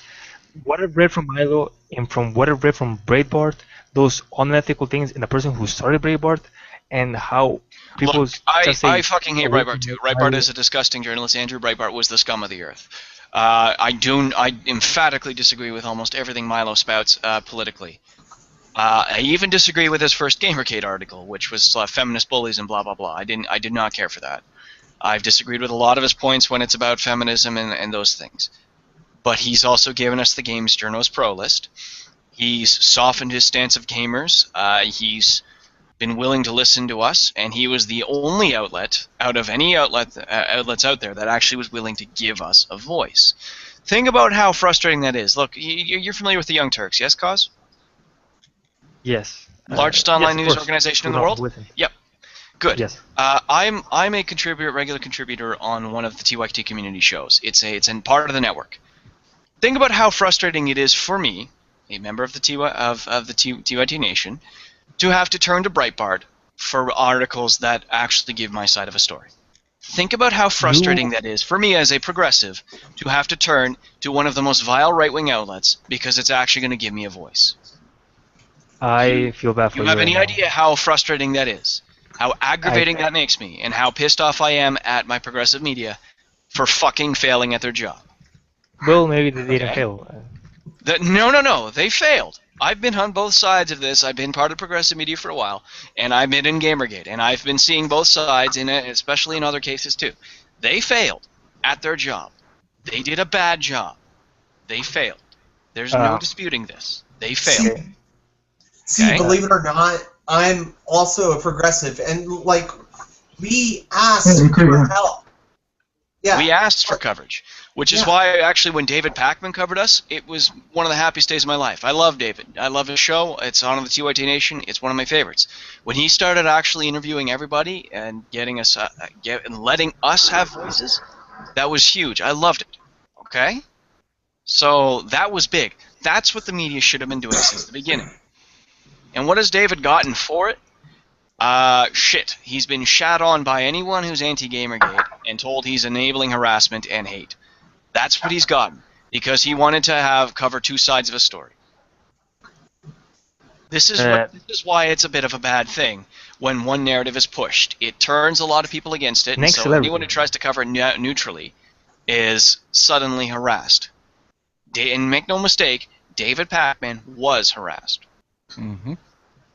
David Pakman. Yes, yes, the person who was interviewing people. Yes. Next celebrity, Adam fucking Baldwin. Who the? I don't follow Adam Baldwin, and I don't like him. I don't follow him. I don't care for him. He's large. He also doesn't matter much to Gamergate other than giving us the hashtag. Well, let me explain why first. Why do you like Adam Baldwin? Why do you think he's important to Gamergate movement? Adam Baldwin is very transphobic. He's an asshole. He's also homophobic. I don't like him. Yeah, it's just the guy. He's super conservative. But I am not Adam Baldwin, and neither are any of my friends in Gamergate. Neither are almost everybody in Gamergate. Yes. Yes, but we're talking about e-celebrities. You're judging an entire group of people based on the actions of a handful. But we've established that this e-celebrity part for why you don't like Gamergate is already a bit problematic because it's projecting the few on the very large masses. So okay. Wait. Let me continue. Yeah. Go ahead. They're the people who are spreading the information that you guys are using. Adam Baldwin, that's one. Summers, the whole quote unquote feminist, anti-feminist. Okay, why do you like Summers? Before you start on this cause, we start on this, there are different types of feminism in there. So if you're going to say she isn't a feminism, then that is not correct because she is. She identifies as a feminist. She identifies. Well, just let him talk first, and then we can criticize him for whatever he says. Just let him talk first. Or agree.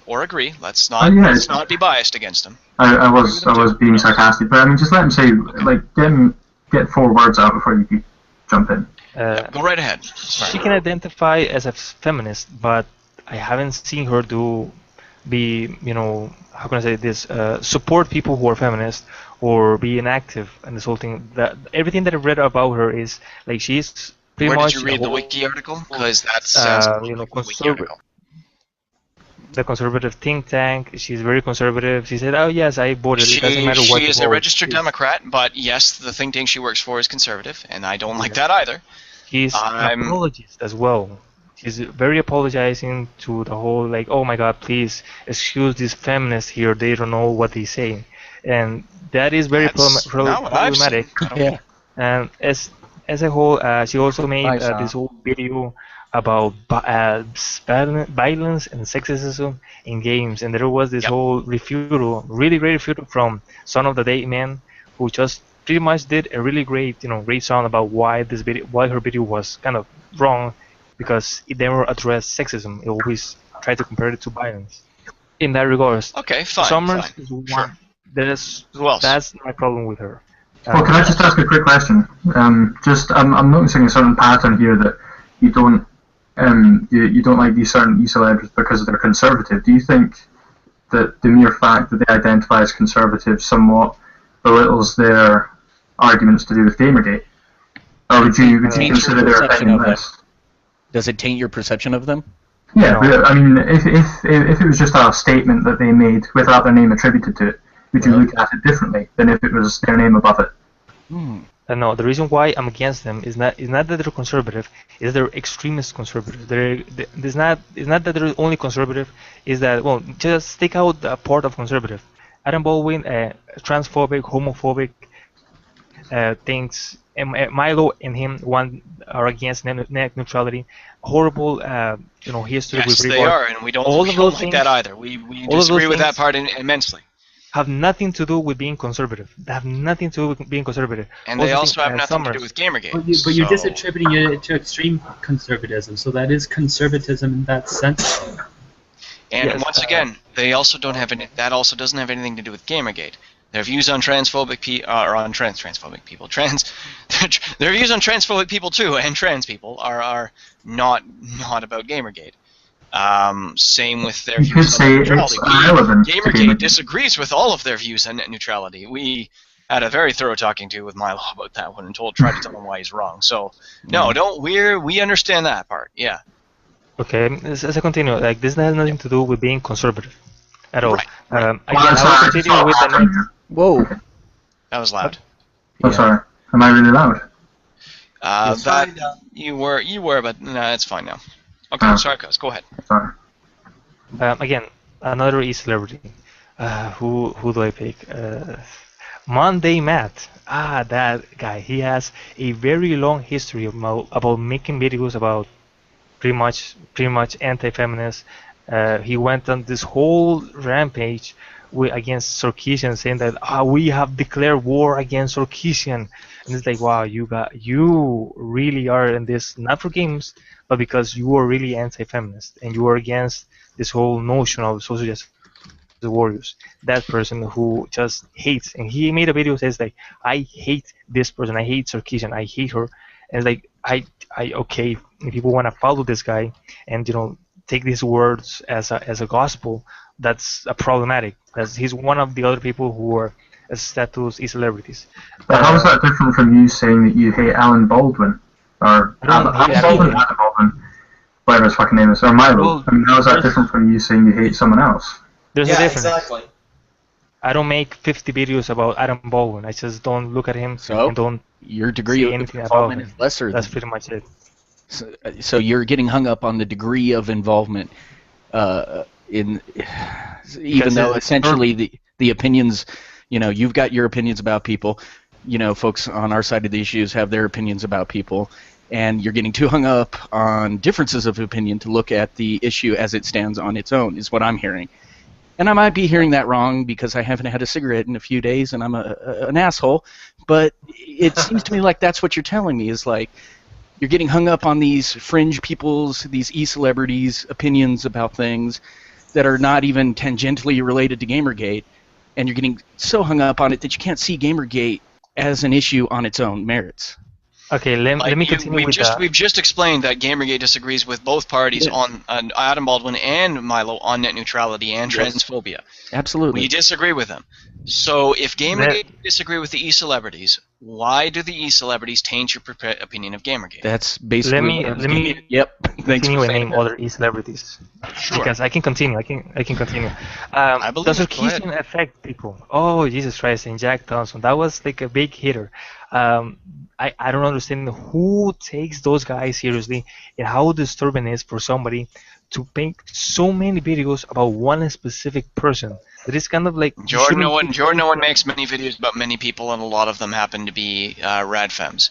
because a lot of people actually view radfems as not feminists, as just crazy extremists. Well, I guess that's your opinion on that aspect. No, that's the opinion of a lot of people, their including a former radfem who I know, who's now distancing herself because she can't stand the insane degree of radfem that is now existent. And as an aside, can we address how repeatedly dismissive you have been about other people's opinions, even as you kind of push the importance of your own? I feel like if we're to take your opinion seriously, which we should, because we're cool guys like that, and you are our guest. I feel like you've done a lot of kind of deflecting of other people's opinions to kind of and I think it'd be nice if you just consider, as you're asking us to consider you. That's all I'm. Okay. That's all I'm asking. Okay, I will think about that. I'll continue with the whole e-celebrities. Thunderfoot. People who take that guy seriously. I emphatically disagree with Thunderfoot on many things, especially his views of feminism. He's far too broad brush with it. He should be limiting his conversations to a very particular type of radfem, that being sex-negative radfeminism. The kind that basically thinks anything with a penis is evil. That's what the type he's actually talking about when he says it's poisoning everything. Thunderfoot has fallen from grace for many people since his why do people laugh at creation is serious. So sure, but he's not a celebrity of Gamergate either. He's just any celebrity who cares about about the cause. Okay, I will continue with these celebrities because there's kind of a couple of more. Let's see, who else? Here, though, I have to ask before we continue down this path. What are we establishing? Because if there isn't a concrete point coming very soon, then I feel like we're wasting our time here. Yeah. We have established that you do not like certain celebrities. I don't need a list of every celebrity you dislike. I need to understand why that is a valid reason for you dismissing Gamergate. Yes. You understand? Because he thinks that those celebrities speak for the entire voice of Gamergate. And we are here as individual voices telling him that's bullshit. So we need to either figure out what relevance this has. Hold on, because the issue is that those people have a bigger microphone, like Milo and Adam Baldwin. They have a bigger microphone than you and me ever could towards the public. And when the public sees that, that's what they're seeing Gamergate as. So therefore, consequently, they're seeing you and me as that thing. So that's a problem. But that gets back to the notion I'm not sure if Cause is trying to, if that's what Cause is actually saying, though. Yeah, so and I do understand that, but that speaks to the importance of separating one's personal opinions about the subject from the subject matter. But that doesn't matter. That's still what the public is saying, though. I agree. No. But this gets back to my initial point that it doesn't matter so much what the public thinks about us. Yeah. We've accomplished what we have with the public hating us. Doesn't matter if they don't like us. They don't have to. I disagree on that. I disagree on that. We can win hearts and minds by talking to them individually. If those who actually care or are interested in the topic will find us and we'll talk about that with them. Because it's going so well right now. Those who look at any celebrity's opinion on something and think that that's the opinion of up to 100,000 people are not the people that I think are necessarily willing to even entertain our side to begin with. So. I gotta agree with you on that one. Let me point out something. When it comes down to internet aristocrat, Seinfeld. I just had to get this out there. Yeah, please do. Like, when it comes down to internet aristocrat, he just, pretty much disowned Gamergate simply because of the fact that it wasn't going the way he wanted it to go to. At least that's the message I got from it. So, why? It's mostly because we all have different opinions, backgrounds, and diverse. We're a diverse group, so you cannot. And IA is a little bitch. That too. Yeah, that's it. You can tell him I said that.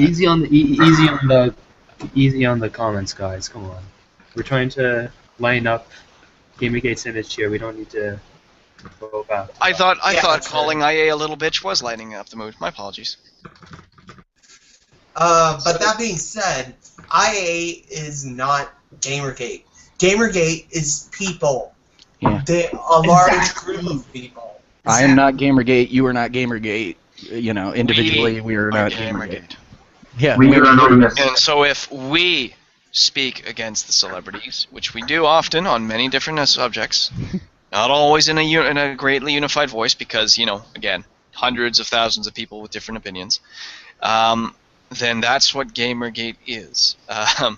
So when we tell you we're not about harassment, that should matter to you, Cause. When we say e-celebrities don't speak for us, that should matter to you as well. When we say it's about ethics in games journalism, that should be the first fact that you take into consideration of your opinion, not the last. So, if I can get just a second here. Hey, Kaz, nice to see you again. Do it up, man. Again? Oh, we met before? Yep. We talked in a stream, I think, right about when this was all starting. Oh, wait. Were you with Robin? Yeah, I was. It's Angela, really? remember? I forgot. I'm sorry. I'm sorry. It's alright. It's been absolutely forever. I just happened to catch your voice again. I'm like, I know that one, except this time I know his name. Okay. So it's interesting for me to see that how much things have changed inside Gamergate, and to see how little you have changed your opinion of it. I find that wonderfully entertaining. That I guess a lot of other people in the stream right now probably don't understand because. Oh, I understand. Not so much understand as have personal experience of watching, unless we were talking to them. But I think that's a very cool kind of thing from an observer standpoint, but a very disappointing thing from being someone who supports Gamergate. Because what seems to have happened is there's this disconnect between what's actually being said and done in Gamergate and the perception that it started with that Kaz holds still. What has happened, and is unbeknownst to so many people it seems, that Gamergate has moved past everything that was being said and everything that happened to become an entirely different entity, which is why it's still going on. And things like that are easily overlooked by people who are quick to denounce it, not look at it, look at the e-celebrities, look at people who are very vocal. But the truth of the matter is that, as has been seen, Gamergate has changed from its consumer angry revolt to a bunch of very pissed off community members. That's kind of the way this has gone. So when you have e-celebrities that, don't speak for you, or an individual might not like, or maybe they don't like any of your e-celebrities, the thing is that at this point we're kind of almost a family. We all agree that things need to be changed. We all love games and we want to support each other, to the point even where we have drama show up, and I don't want to get into that if you don't mind. No. The Ralph Retort article thing, but still. The thing is that we all...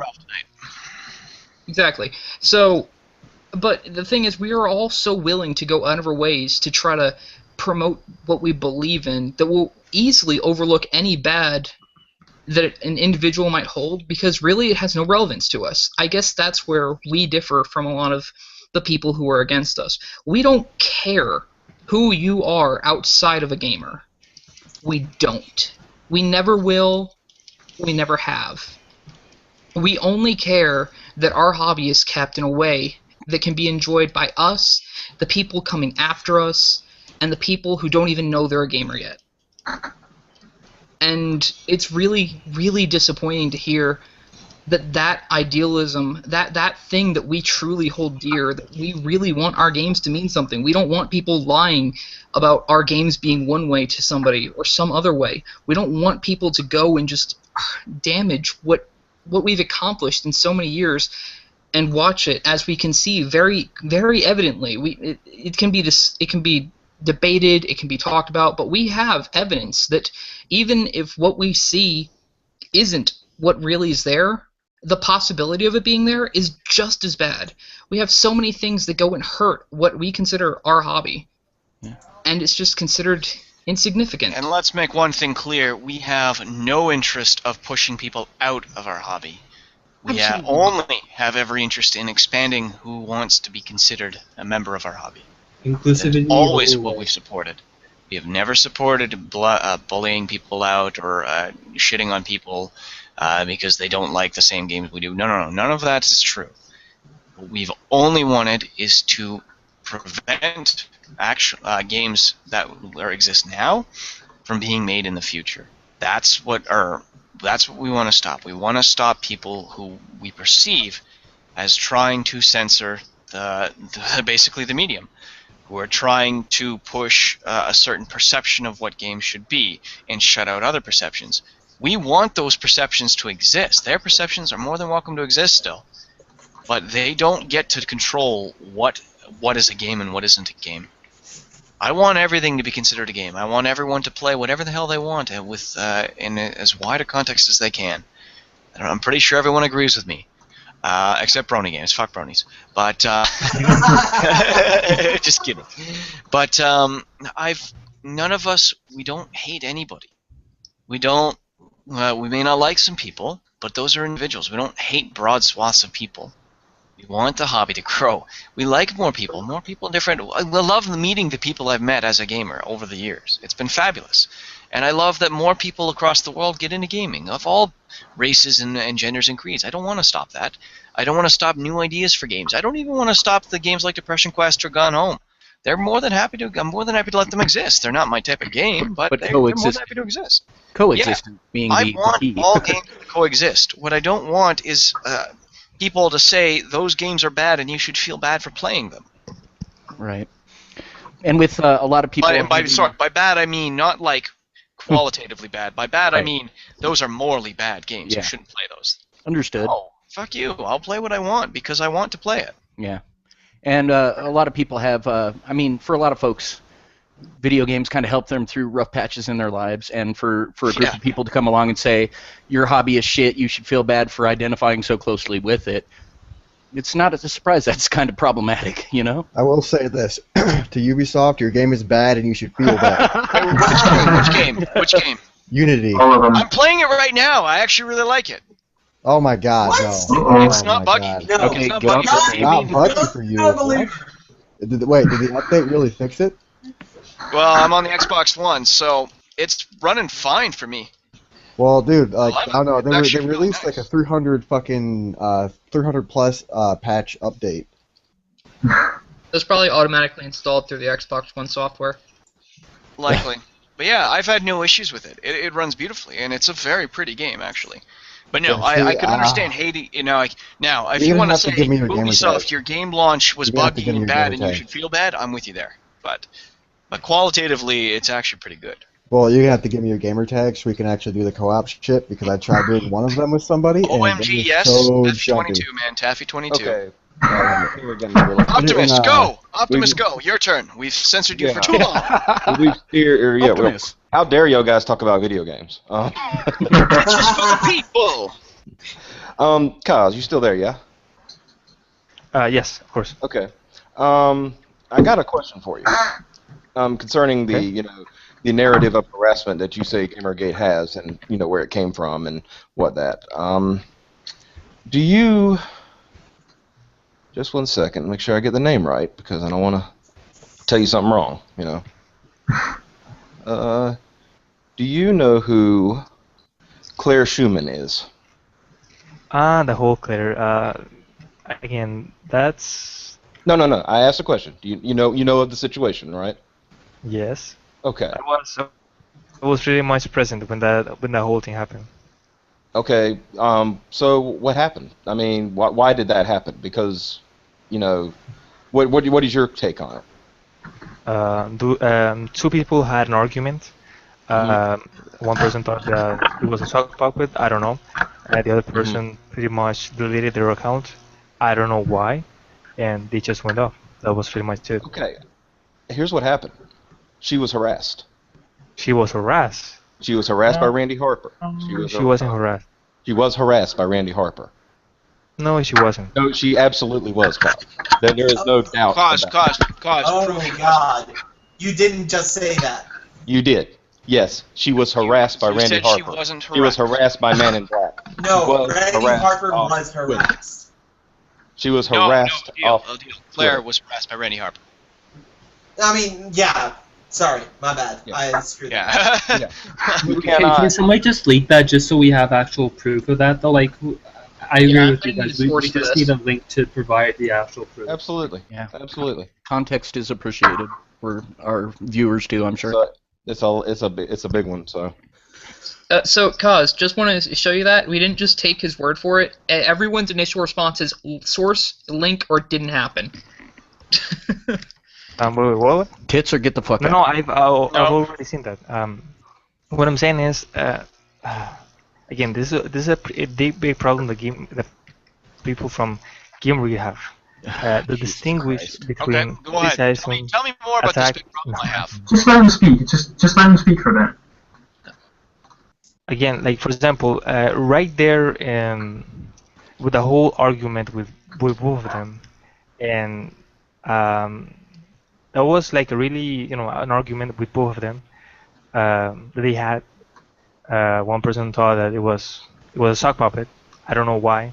For me, Claire, I don't know if he's a she or he, used a lot of languages from Gamergater. So Randy thought that this person was again being a sock puppet. She called this person out.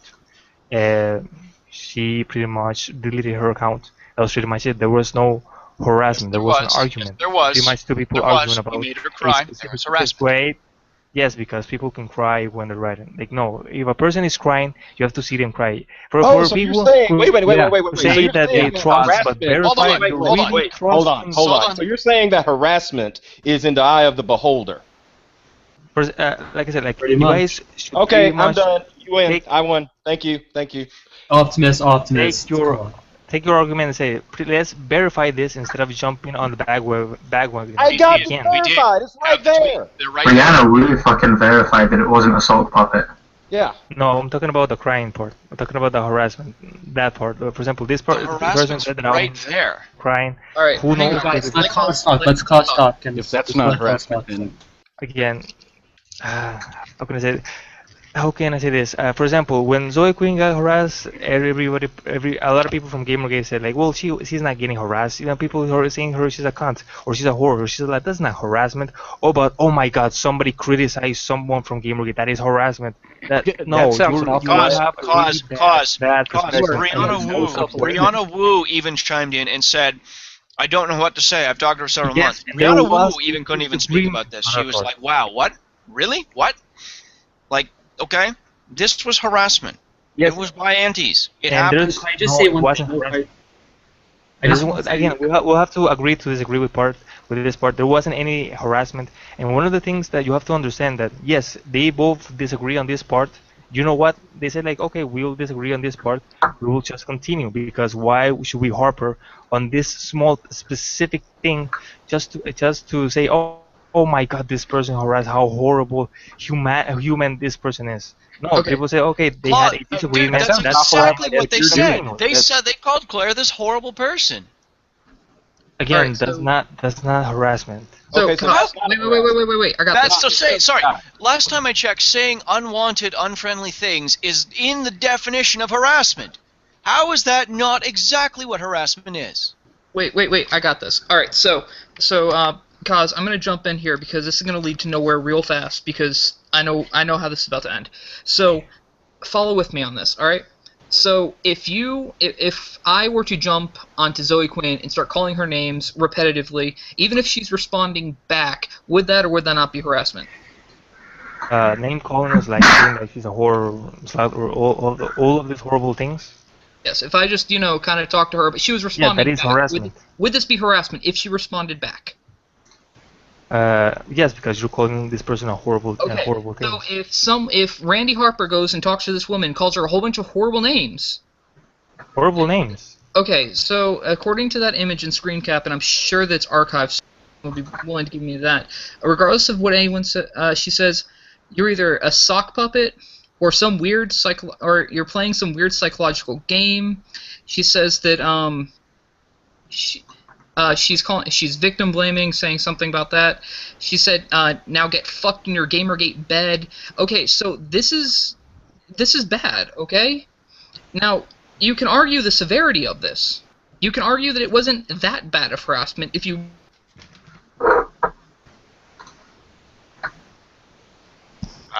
What, did we lose somebody or something, or did I have a stroke? I just say one thing. I just want to say one thing to Kaz quickly, okay? And this is something that you said before, Kaz or Kaz. You said that harassment is harassment whether the person who did it intended it or not. And since even if Randy and Harper had not intended to harass Claire unintentionally, there's still that harassment aspect from what you deem harassment as, due to the fact that we have to see at how Claire had felt about this. And we've seen through several Reddit AMAs, and I can even link it in the description below, that we can see how Claire was obviously traumatized, and she was very upset over what had been said to her and everything that had been, and all the comments she had received from anti-Gamergate people. So we also have to take into context how her feelings and how she was affected both emotionally and mentally, and we could obviously see within those two spectrums that she was affected very harshly in that sense. So obviously from there she was harassed from there, even though it was not even if it was not intended whatsoever. So that's the main point I would like to come across from there. All right, guys, I'm gonna hop out of the call now. Cause it has been a pleasure, despite our disagreements. I appreciate you taking the time to talk to us. Okay. I'm gonna go chat with some other people for now and get back to gaming a bit. Have a good night, guys. I'm gonna have to go. Stopping in. But I will say, Kaz, even though I vehemently disagree with you about a lot of things, I do appreciate you at least speaking to people. Hopefully I can catch you on another day and another time. So, you have a good one, buddy. Bye. And now, Optimus? Oh, yeah, I'm still here. Oh, okay. Is Kaz still here? Yes. Yeah, still here. I think you want to say something, Adil? I'm sorry. Oh, no, I'm good. I'm eating right now. I'm eating pizza, Jason. Okay. Can I just say one last thing? Get out of my head, you son of a bitch. Like I said, it's been a pleasure, guys. Once again. Absolutely, Optimus, man. You got to stop in earlier next time. Well, I always get up late, so. Yeah. Fair enough. I'm the same way. All right. Like I said, appreciate the conversation. I'll talk to y'all guys later. Absolutely, Later. man. Take it easy. Later, man. See ya. So. I just wanna ask one last thing to Cause then. So Cause, it seems that there's a lot of issues coming from both sides then, including ethics, including how feminism is trying to address the problems that it sees within the video game industry.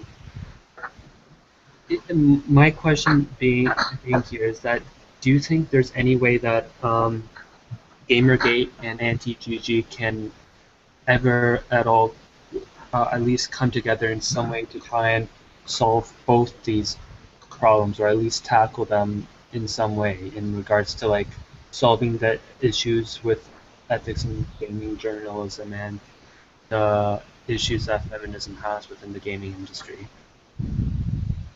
No, I think I don't that again, the whole bridge that I thought that it was, a hiding bridge that we could have, cross and, hold hands and say, yes, we're going to tackle this together, is not there anymore. It's just like right now, for this to happen, for, the whole two groups, well, I guess the Gamergate and everybody else to come together, they will have to be like you would have to give something up in this whole thing. You have to give. Yeah. Or, I'm sorry. Can I say one thing? I just want to say one thing, okay? So, Cause, I understand what you're saying there, though, but to be honest, I don't see it that way, due to the fact that I wanna see how these problems can be solved, and I actually want to work with the anti-Gamergate side. Most folks it's just do. That Yeah. I've seen either this pessimism or this unwillingness to come from your side, where I've said to your side, hey, I understand that these issues may exist within the gaming industry, but when I try and ask them how I can see what can be done to solve these issues, I either get told off for being misogynistic manbeard or whatever. So I'm not sure if within the Gamergate side itself, it's just that like they just completely see our side as just being completely horrible and they want nothing to do with us, or are they just pessimistic and thinking that like there's just been too much damage right now between both sides that like we don't want anything to do with you anymore because it's not possible to fix this crap. Well, I don't think Gamergate wants that. Like maybe there's a couple of people who want, American, let's get together and can we stop talking handle about this hypotheticals problem. please? I mean, you've got somebody right here who's saying that he wants that, man. Address that, and then leave the hypotheticals off to the side. I think. You know what I mean? Because we keep getting kind of sidetracked with what you attribute to the group, and you've got Chris right here saying, this is how I feel. So, Could I just be honest here, really, dude?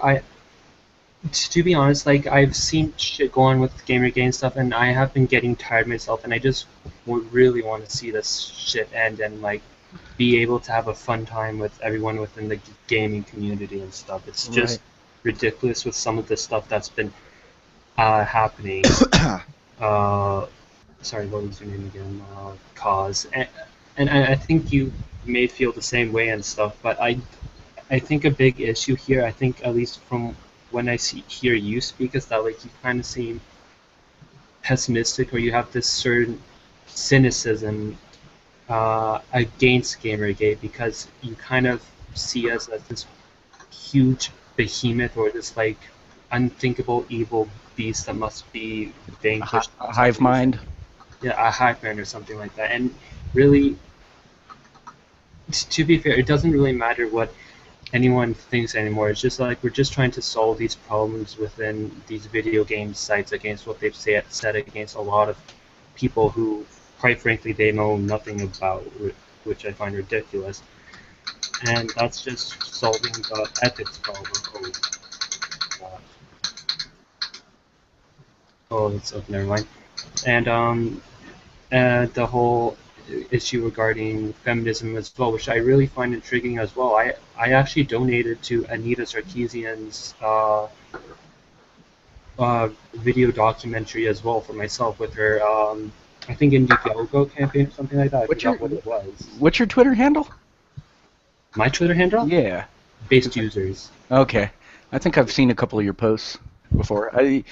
Sorry. Totally irrelevant. My bad. Continue on. Sorry. Sorry. So I've been rambling on and stuff. Basically, what I just want to say is I'm just tired of all this shit, and I just really want to work with you guys and like solving this shit once and for all, and like just putting it behind our backs. That's basically it.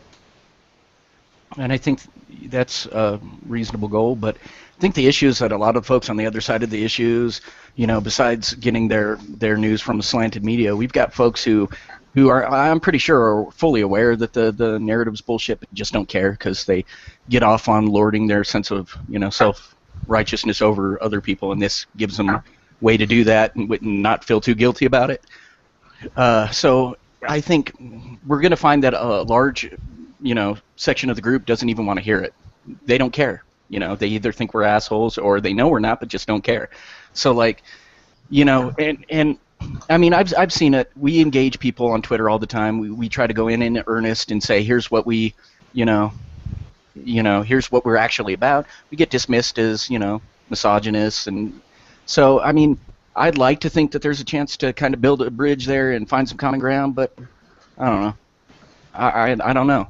I don't think there is, and I think as long as we continue to criticize these the journalists in particular, they're definitely not going to be willing to. I mean, that's just my stupid opinion. So. No, your opinion is valid, dude. Everyone's opinion is valid here, but again, it just comes down to it. Sorry, what's the name? Cause. Are you still there? Yes, of course. Okay. Good. I just wanted to make sure you're still there and stuff. Yeah, I mean, I just really, I'm just intrigued to and really eager to help or work with you. That's it, basically. And like maybe we can just start spitting out some ideas here, because I have some ideas of my own to like sort of like help rebuild this bridge and essentially, or build this bridge or whatever. But like I want to say, like if you have like maybe you think that you might want to add that like can start to get this process going, or like have like this momentum started.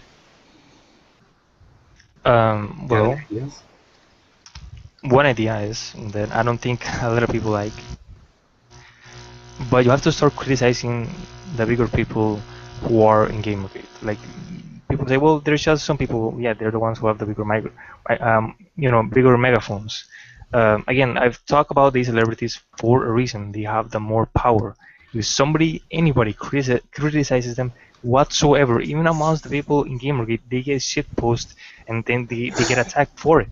Like, if you have to, yes. Okay. So No.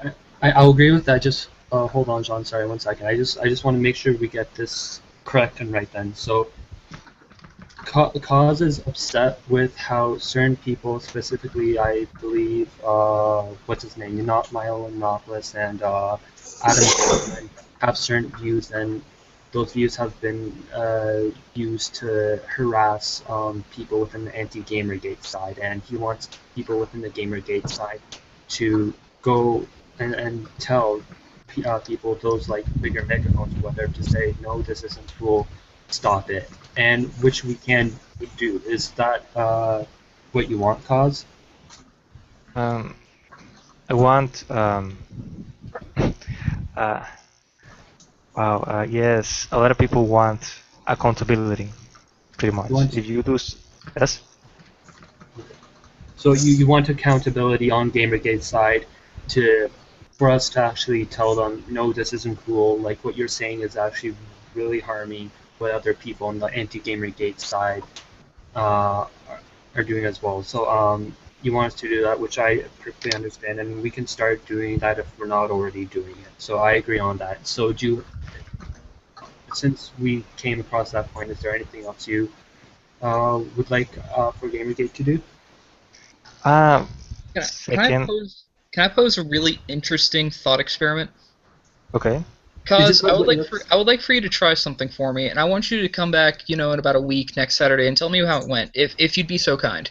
You have no obligation to do so. I just think it might be an enlightening experience. So if you'd be so kind, I'd like for you to go and make another Twitter handle, another Twitter account. I would like for you to go and follow all the people that are on that blacklist, or the block list, I suppose, rather, and all the ones that are considered the prominent gamers.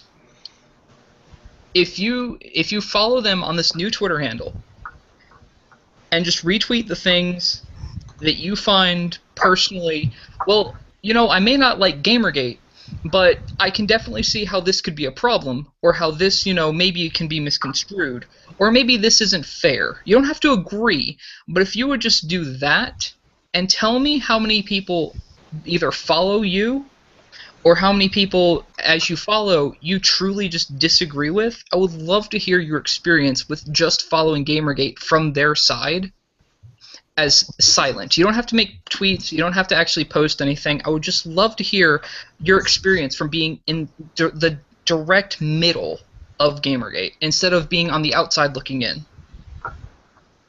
You want me to play devil's advocate? I would love for you to play devil's advocate in a way that you have not yet done, to my knowledge. Yeah, that's kind of fair in general. Just being skeptical and not following one side of an issue is just good life advice, man.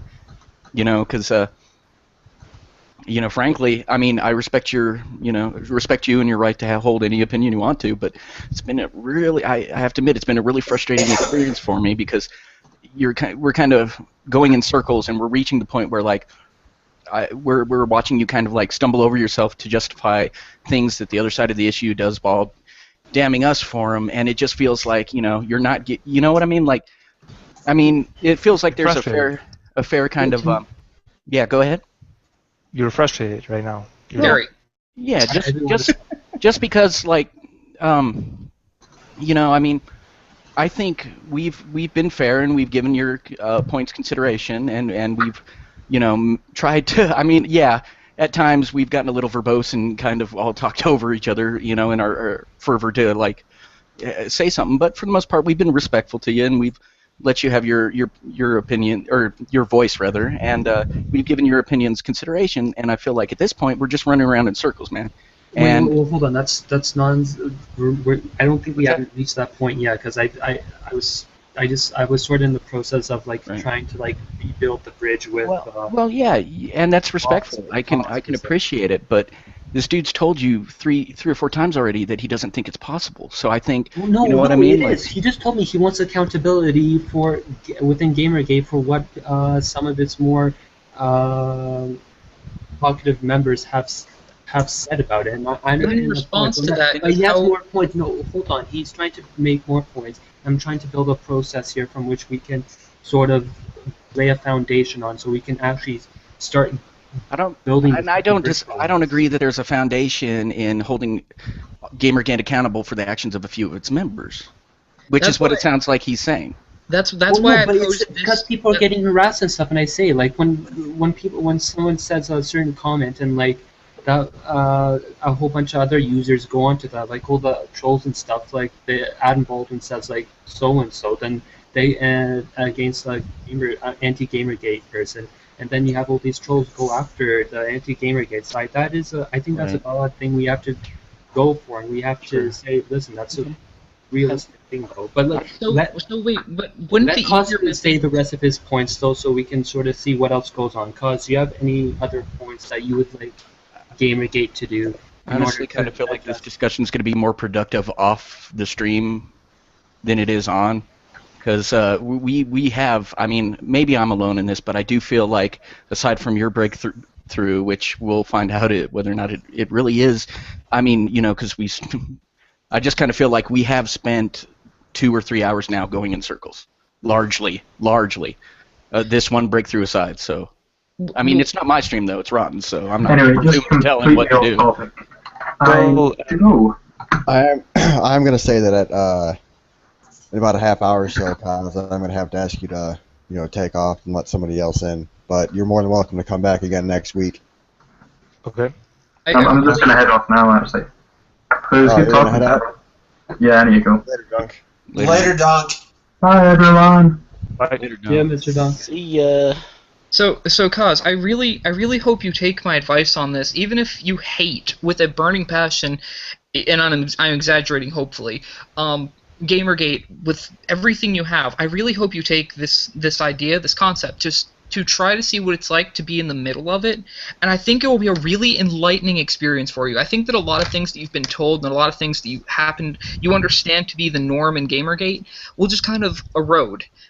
It's really hard to explain based on looking from the outside in when there's this huge wall of people telling you what we are doing, when you hear about all the terrible things that Gamergate is supposed to be associated with, but from being in the middle of it, that really isn't the case, and I can't thoroughly explain to you that without having you be there.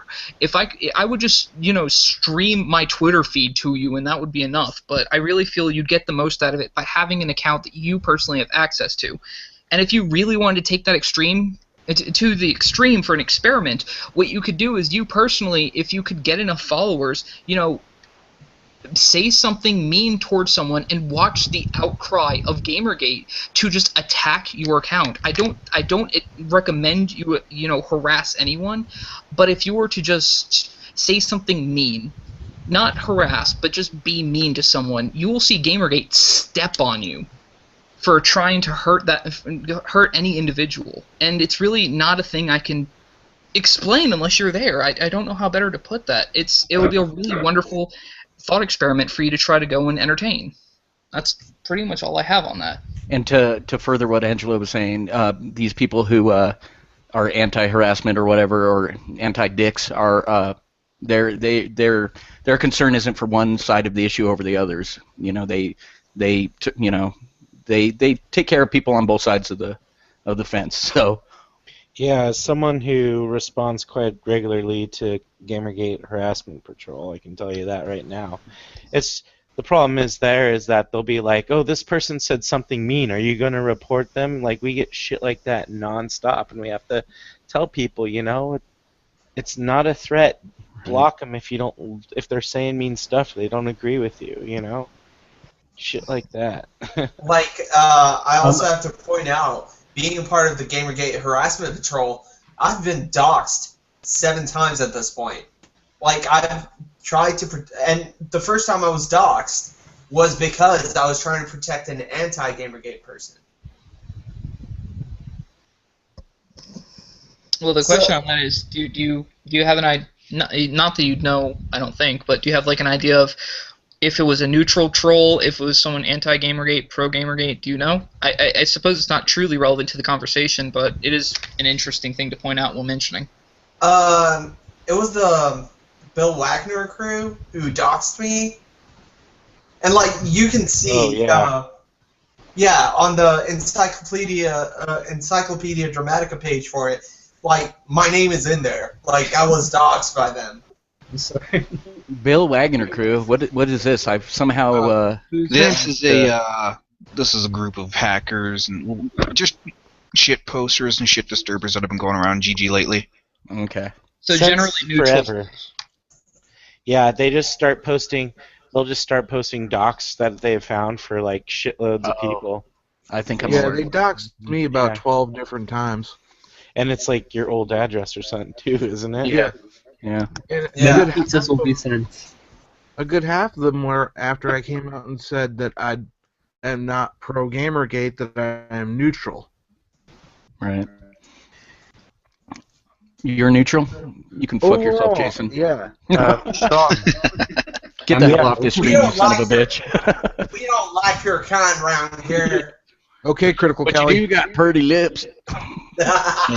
Can I just say something about this? I've been listening for like the last, I want to say, like 20 minutes now, and we're talking about like harassment and such. I think we have to realize that harassment on Twitter is at such a, or what we're calling harassment, really it's just shit posting. Shit posting and some doxing. That's been going on Twitter since way before GG.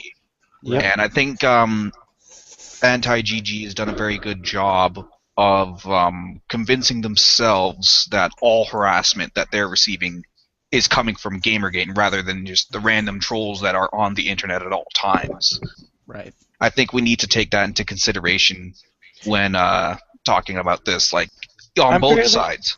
I'm fairly certain that they know it's not GG and they don't give a shit because it helps them spread whatever they want to I think push. the bigger figures, yeah, but I think the people that follow them, the people that are the first to try and respond to something on Twitter, there is a lot of that. I think those people don't know any better. The people that pay attention to this stuff for like a week, and there's a lot of that. Celebrity ever. Yeah, exactly. Kaz, can I ask you a question real quick?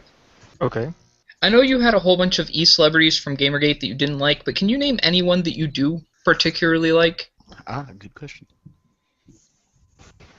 I like. Oh. I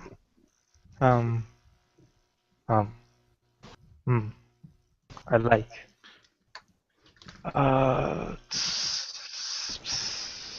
Nope. See, I think that might be an issue. I was thinking on it just a second ago. How many people from the anti-Gamergate for e-celebrities would you say you like? People who are inherently just against Gamergate and not, happen to wander across it and say something against Gamergate at one point or another. I like Man in Black. I actually had him friended for a long time and would talk to him a bunch. What? Yep. I don't know who that guy is. I can't. I've talked to him. I tried being civil with him. He has absolutely no perspective on what is and isn't fair in a discussion that doesn't pertain to his own views. It is absolutely frustrating. Like, that's why I would just talk about video games and shit. Like, I used to talk to Randy Harper a lot, actually. You spoke to Randy Harper?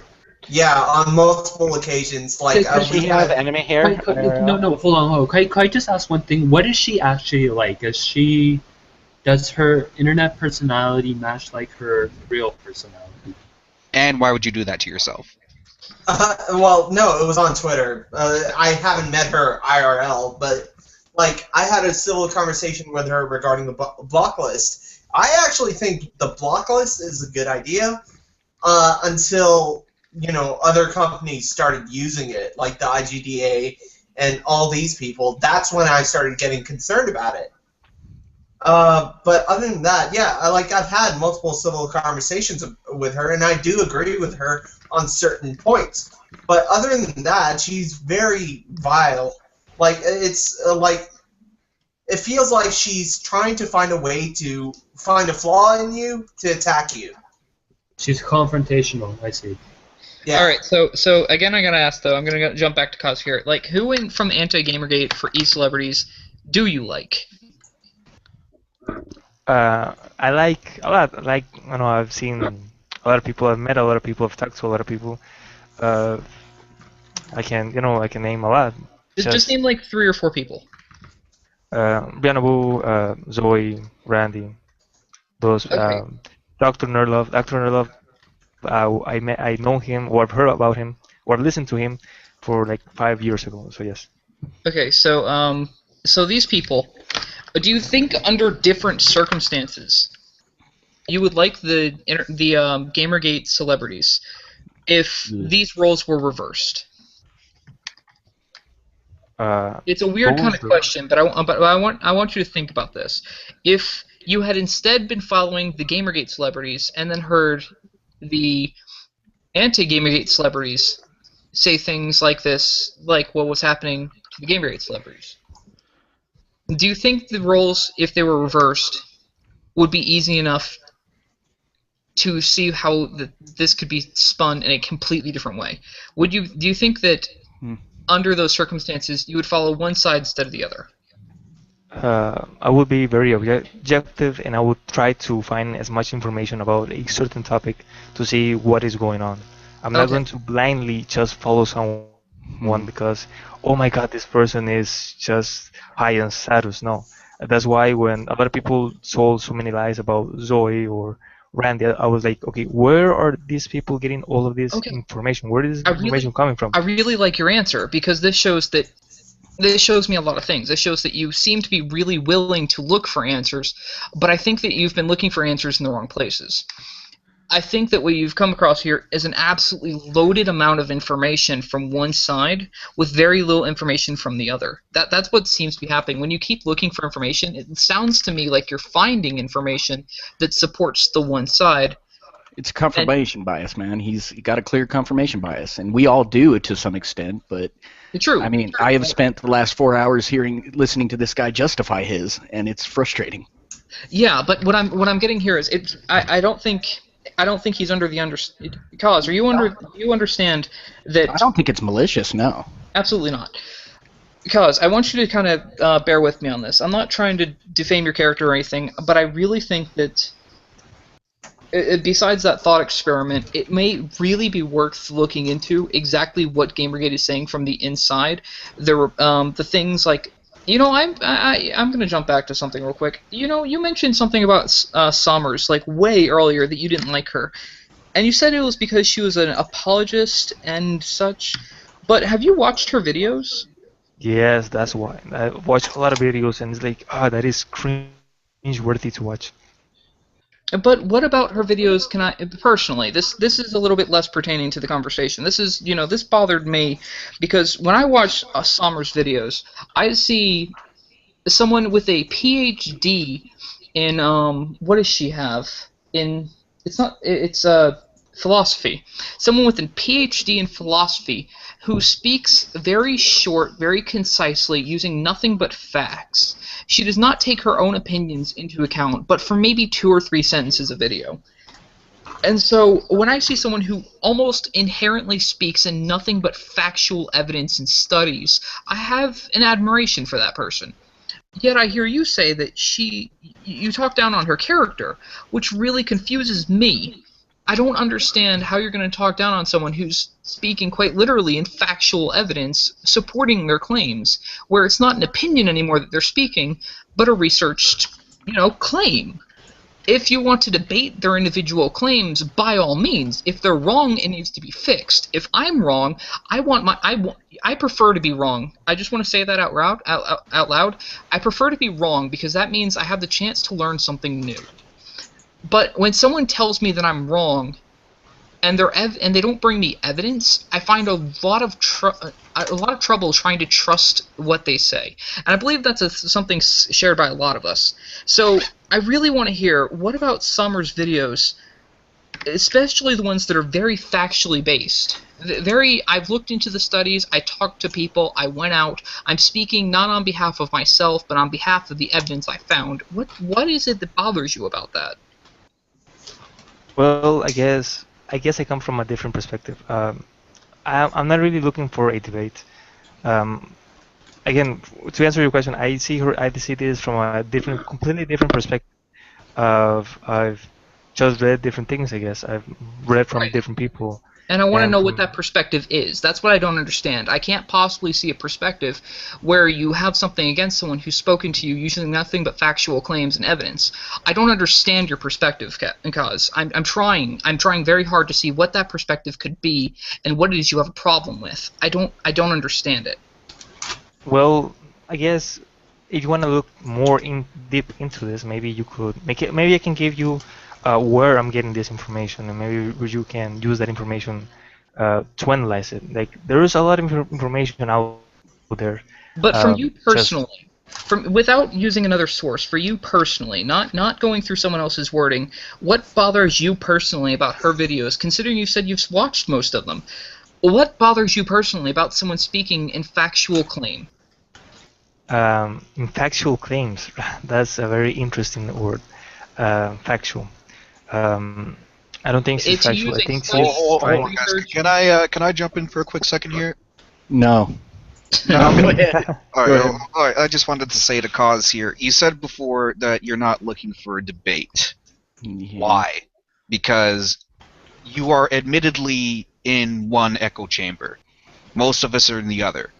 But I think a lot of us would like to at least be able to hear from both. God, my savior is here. Yeah, this is what I'm just saying here, because like, you can't sit here and I don't mean to be offensive, but you can't sit here saying like you come from one side and you're not looking for a debate. Right. It's only a debate when you don't want to answer the question. I've noticed as well, and I'm not trying to be an asshole either. No, you're right. Okay, to answer that. The reason why I don't want to look for a debate is because a debate is pretty much somebody saying like this is the information that I have, I'm going to refute your information with the information that I have and see who is right. A discussion is actually much more interesting because you're trying to understand other people's perspective. Even if you disagree with that perspective, it's almost like a person is sharing information with you. You're sharing the experience of another person, your experience, the perspective of a different person. That's why I think having a discussion is much more important than having a debate where a person is saying, like, you are wrong. I don't necessarily disagree with you, but the problem that this is where I'm coming from, man. Like, every time we get into a discussion, you use that to kind of deflect having to answer our questions. And that's what I'm noticing now. I'm having a problem as we speak here. I am at a loss of where and why the whole thing is occurring in the first place. And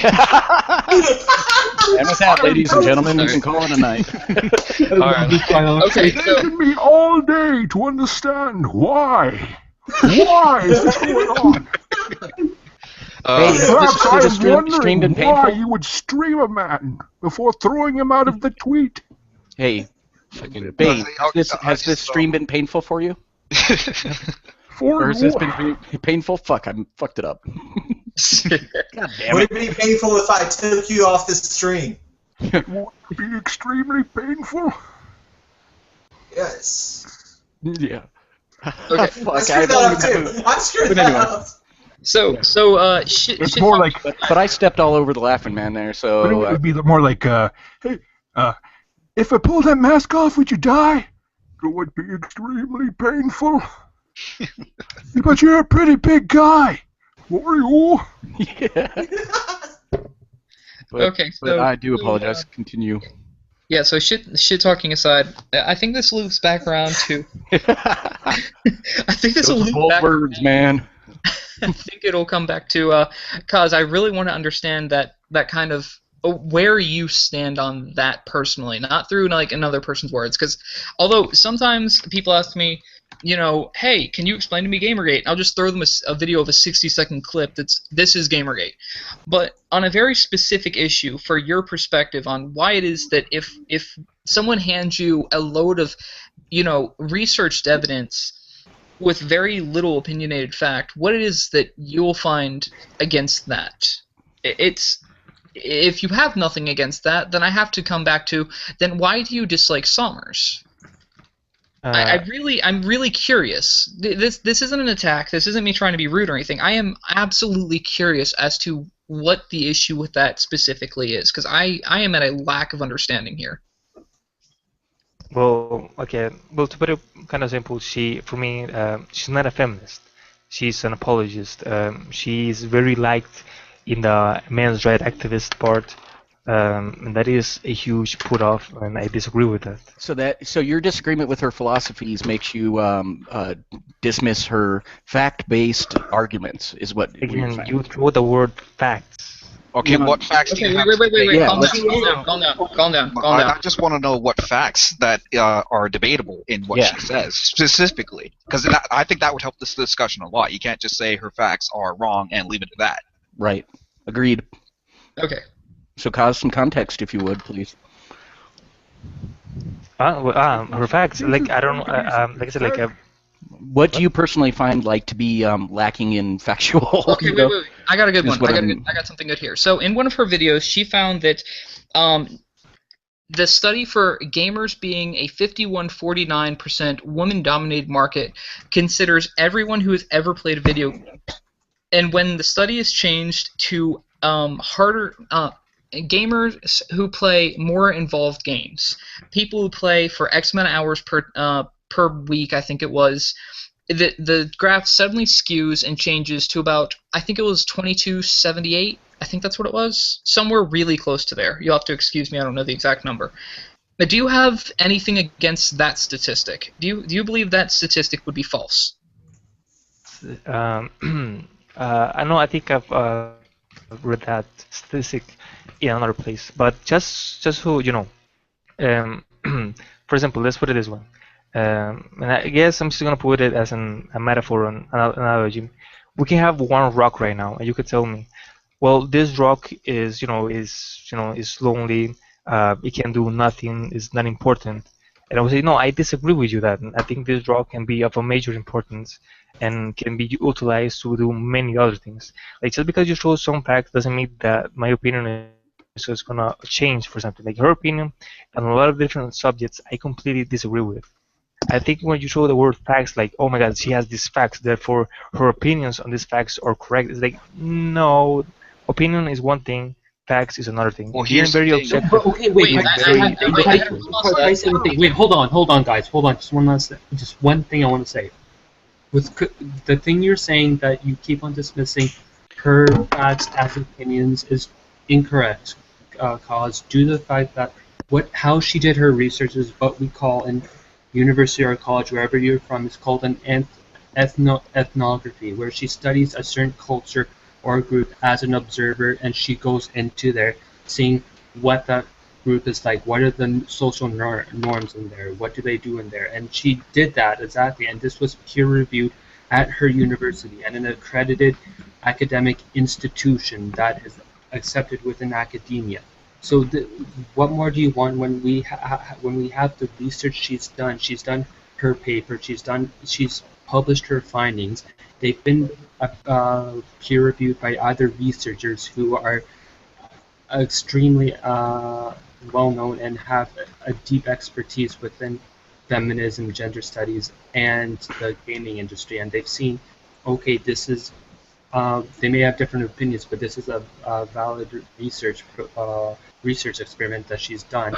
And these facts are conclusive, which they have shown. I can link you right now several researchers who have gone over her claims and have supported them in the past, and these are researchers from Harvard University, from Princeton, from Dartmouth. Like, these are huge institutions, and they are agreeing with what Christina Hoff Sommers said. So I really don't know what you're trying to get at by dismissing her claims as pure opinion when we see this is the true truth and reality when we can see with the video footage she's provided that these are what gamers are about, these are what the culture is about. So I'm sorry, but when you're trying to say these are opinions, it's kind of hard to say that it. Yeah, they sounds aren't facts dismissive. because we have that. It's Yeah. the Again, just so you understand, we're having a discussion. It's not like we're gonna have a debate and you're gonna say, "Cause you are wrong about this," and please change your mind about this. No, whole no, no. subject, See, because here's the we're thing. We're not trying I'm not to. gonna change my mind on this perspective. I'm telling you how I feel about this. It doesn't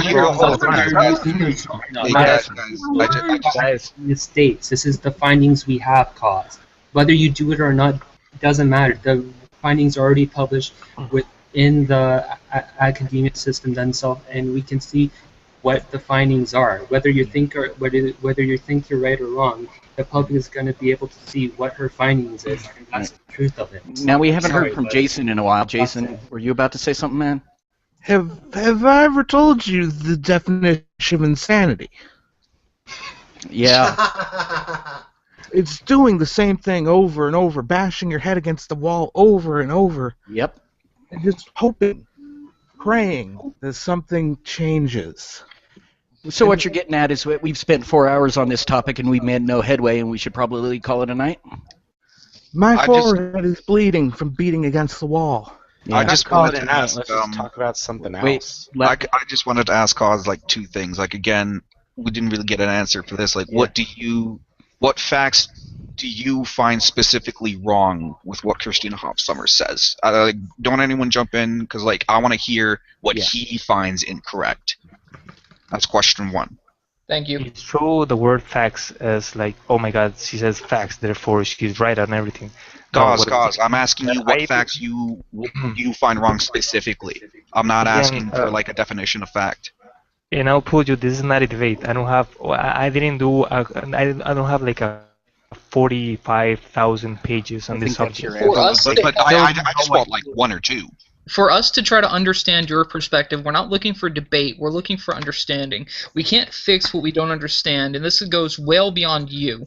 If we don't understand what people have problems with specifically, we can't take that information, use it to better ourselves and the people we come across. Well said. So, as you being the only individual we currently have who we don't understand, we want to know your perspective as to what you find disagreeable and what you find wrong with the certain assertions that have been made. That's why the question comes up, and we'd like for you to answer it to the best of your abilities, if you can or wish. I hope you understand. I hope you try to listen to me, because it's kind of difficult. I don't know. I get the feeling that you're not listening to me. And No, you're just just say trying for one more time, my friend, that facts and feels are the same thing. I am going to throw something through a wall. Yeah, I just like man's head.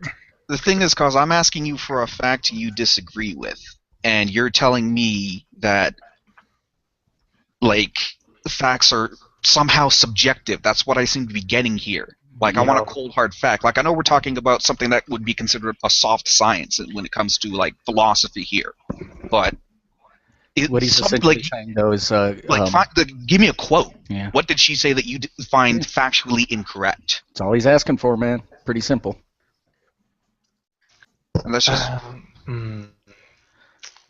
Let me look at this. Again, okay, I guess I'll have to go on the internet and investigate this, because you guys are going to harper on this. And well, I would you say guys that just anytime let this thing go.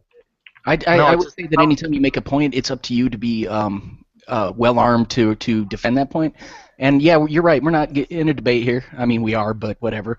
Well, like I think with a debate, like you're presenting facts to an audience. With a discussion, I think when like I'm trying to like you're trying to get some context. Yeah, exactly. Because I'm not getting context. Right. So he's not like after you getting up your ass because you don't got your shit together.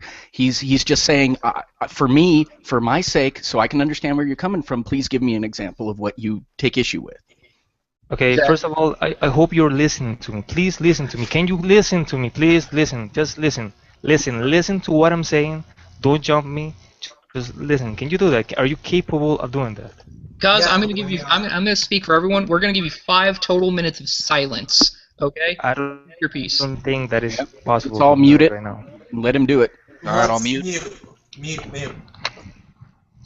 Wow, okay, 5 minutes. That is very impressive from you guys. Okay, let me put it this way. Um, you guys are not listening. You guys are not listening to what I'm saying. You're not listening to what I'm trying to get my point across. You're trying to say, well, if you're saying this, well, we have these facts, therefore you're wrong for feeling this way. It's like I'm trying to tell you how my point of perspective. When you have a discussion and I tell you, hey, I think Summers, I don't like Summers because of this and this and this point. Normally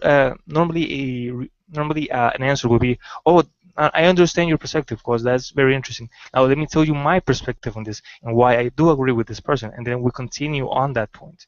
You don't harbor on the one single thing and say, "Cause no, tell me right now the facts because I need to tell the facts because if you don't tell me the facts, then I can't continue." It's like no, that is not a debate. If I wanted to have a whole discussion about feminism and a whole debate about Summers, I will research Summers through the very first beginning of her career to how she is right now, and I will tell you point by point, day by day, year by year, all of her perspective. I would investigate this, and I will have a massive information out there to tell you how wrong this person is, or how wrong or how right she is. You can't have that in discussion. The only thing that you're trying to come about in any discussion is trying to get the perspective on another person. But if every single time that somebody's trying to tell you something, you jump on them, like 10 seconds in, you jump on them, it's like you will never be able to have any discussions. I was trying to tell one of the people who are very anti-Gamergate, and they told me the same thing, like, why would I have any discussion with people like this if I'm going to get jumped around, or stopped or interrupted every single 10 seconds, because it's very difficult to have any type of discussions about that. Right now, you shouldn't harbor on this thing. Just try to lighten up. Like, if you disagree with me, that's fine. Just continue. Just let it go. Like, if you think that I'm wrong, okay, just tell me your perspective on this. Tell me how you feel in this perspective. I already told you how I feel and why I disagree with her. Tell me how you feel about this, and then I want to say, okay, I understand your perspective, and then we'll just continue, because for me, it's not really that important to tell you you are wrong about this. No, it's just, okay, I understand your perspective. Let's continue with another debate on that. I mean, another topic, and let's continue. You guys harbor on so much on one single thing. Then you ask a question after a question, another question about the same single topic, and then you ask, why are we circle jerking or a circle around this whole topic? It's because you guys keep asking the same question over and over again. And when I'm trying to answer you, trying to give you my perspective, and you say, well, that's not the perspective that I like. Tell me another different perspective. It's like, you just have to understand. I come from a very different point of view. You just have to understand that and deal with it. Deal with somebody who will have a different perspective on one single issue. Maybe he will never change. Try to just move on to the next topic. If you keep asking another question, we will keep going in circles because of this. I've never said that I wanted to keep talking about this. You guys kept asking questions. I tried to be reasonable and try to answer as many questions as I can. But it's kind of hard when you have, 9 people, and every single person of you thinks that, well, you're kind of wrong on this, and let me ask you a question, and then the other person 10 seconds later ask you another question. So try to deal with this perspective. Understand that if I'm wrong, if you think I'm wrong, that's fine. Let's just move on to a certain topic and don't harbor on such a single issue so much. Thanks. Alright, now all that said, as I have said, I'm not related to Gamergate. I'm not a figure that feels any compunction to be part of Gamergate. I just report. But that said, I really have to ask you, do you know the definition of insanity? When you do something again and again and again, trying to find a different, how can I say this, a different outcome. Then why are we still 4.5 hours later carrying on? I don't know. I guess it's interesting. Trying to get an answer to a question asked an hour ago. I just want to respond to that real quick since I asked that. Yes. You didn't give me a fact, and I'm going to tell you this right now. I'm a person who's pro Gamergate, but I don't listen to Christina Hoff Sommers videos. I don't. So when you don't give me like what you find wrong factually with her. That leaves me, a person who doesn't even listen to her, with no answers whatsoever. That's what I'm like. That's why I'm asking you what you find wrong with what she's saying. Right, I would like to see like another side to this because, like I said, throw this out there real fast. Are we looking for a debate? I'm looking for a discussion of 2 points. Yeah. Yeah, because looking for another topic. I feel like it's. I'd like to go to another. I'm gonna be honest. I'm with Sean on that. Like we've been on this now Yeah. for what? 4 fucking hours. Yeah. All right, I apologize. Nowhere. I got here like, Hold on, guys. Kaz, you're more than welcome to come back again next week, and we can have this another discussion with you. But as of right now, man, I think that we need to, jump topics or something, and leave this thing at where it's at for now. Try that Twitter thing somebody suggested. That was me. I really, really want for you to do that, Kaz. I think it'll be more than enlightening to you. I think you'll appreciate the experience. I will do that. I don't know what your schedule. I don't know what your schedule's like next week, Kaz. But if you're available next Saturday at 6 o'clock, I'll send you the link and get you in here. Okay, sure. I will only enter this discussion again. All right. And by the way, take it easy, man. If you need people to follow, remember there's a block list with all the people right there for you. I'm on that list, so. Yeah. Yeah. Okay. So I guess I'm going to jump. Yeah. Take it easy, Kaz, man. It was it was interesting talking to you, man. Okay. I mean, for me. Okay. It was interesting for me as well. Yeah. Wait. I had one question. I guess just to finish. About the whole celebrity thing, I just wanted just one question. You don't have to answer it. What do you guys think about Remy? I would like Remy a lot more if she wasn't so abrasive. Yeah, she seems like she sticks firmly to her opinions and doesn't let anybody shake them to the point of she. Oh man, that was interesting earlier. Yeah. That set the tone of the night too, and yeah. It was really kind of. I mean, it was a little prematurely confrontational, and maybe they got some history that I don't know about. I mean, I'm sure they do, but I don't think the whole mess was handled as well as it could have been. And like I said, I tried to. But I respect jumping up and wanting to be moderator for that conversation, but nobody really wanted to have the conversation there. So yeah. But then we had it anyway, just without Remy. I want to make it clear that even if I have differing opinions, I respect y'all. Except for Rotten and Jason, they're pricks.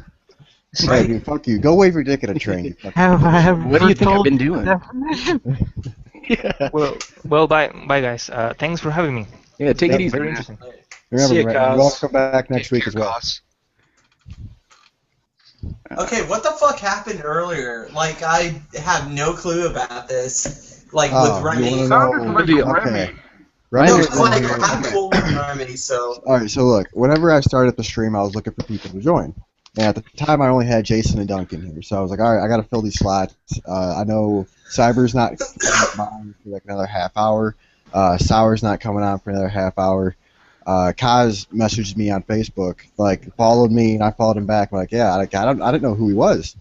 I don't have time. I don't, like, to be honest, dude. Whenever King of Pole started streaming on Hitbox, it didn't support mobile at the time, so there was no way I could see who even was on. watch that stream. Exactly. So everyone's like, oh, he was on King of Pole's first stream.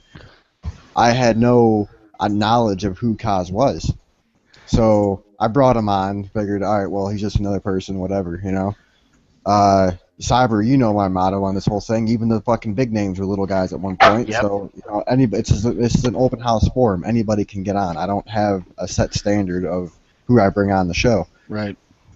Well, I mean, you let me on every fucking week. So.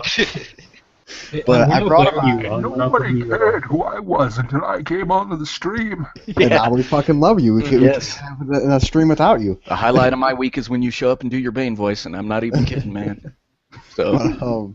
All right, but Okay, I was still looking for people, and I had questions about the whole We Heart thing and how that got started, where it came from, and I figured, all right, well, probably the best person to talk to about that would be the first person I saw tweet it, and that would have been Remy. So I brought Remy on.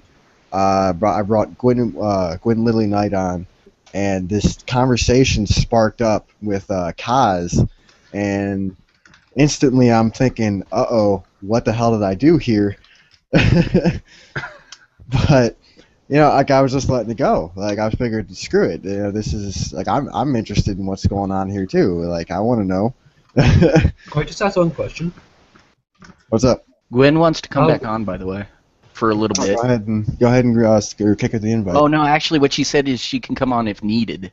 Oh, all right. But I mean, I'd like to have her back on. I need her here. I need her here. Yeah. She's need to be filled. What? All right, Sean. All right, Roguestar's back. You need to get rid of that picture. No. I'm so Somebody used made to this. I love it. I'm so used to your other picture though. That's why that one bugs me the fuck out, dude. I love this. One of the guys made that for me a couple weeks ago. Took my I my would normal say mohawk if somebody picture. wants to take my picture and put a Roguestar patch on Marcus, Cole, and Link, I'd use it, but I won't. Isn't that train kind of sailed? Exactly. Like, I mean- not that, but I don't even rock the GG controller on my picture, so. Yeah, I just had it on there because it was easy to put on there. So yeah, I'm gonna leave your it to mom. Yeah, pretty much. All right, but yeah, I won't dispute Remy, I don't know. I guess like had some interesting past with him and said that I don't know. She said something about you guys have fun with this guy. I'm out, and just bounced. Yeah. Well, I guess she called him a liar. Called him a liar. All of us were just kind of sitting here like, the fuck happened there? Well, there might be a little bit of insight to that, cause the discussion that we were all just having within the last hour that I was here in the last apparently 4 hours that you were. Yeah, I've been told. This has happened Remy was in before. the chat. Yeah, Remy was in the chat. She was telling me that everything we've been talking about, she's told him multiple times, and he just doesn't want to. Like this was on, I think, Robin Gething's stream. This was that lasted for 6 hours. So like I jumped on here and I'm like, hey, may as well ask this guy like a simple, what I thought was a pretty direct question. Right. No. And you did, and you were fair about it, and you made it very clear what you were looking for. Yeah. And I tried to help you along there too. I mean, because the dude was just being. I mean, either we're up against a language barrier, or he was being intentionally obtuse. I mean, It sounded like a language barrier. yeah. Yeah, somebody on Twitter was actually asking me where he was from, and maybe if that had something to do with some. It sounds like South America, actually. Yeah, and I wanted to bring that up earlier, but Because whenever he got so heated about people talking about how Zoe Quinn isn't relevant to Gamergate, and he got so offended over the word irrelevant. Yeah. Like maybe. Well, to be fair, I've seen people do that though, and totally mean it without irony. So. Yeah. But at the same time, though, we were saying that she's not relevant to Gamergate anymore, and that's the truth. Like, she's not like irrelevant as a human being. We're just saying she's irrelevant to Gamergate. Yeah, and that's why I wasn't so sure it was a language barrier in that case, because we did make it very clear what we meant, and he kind of refused to listen that in favor of being offended. Yeah.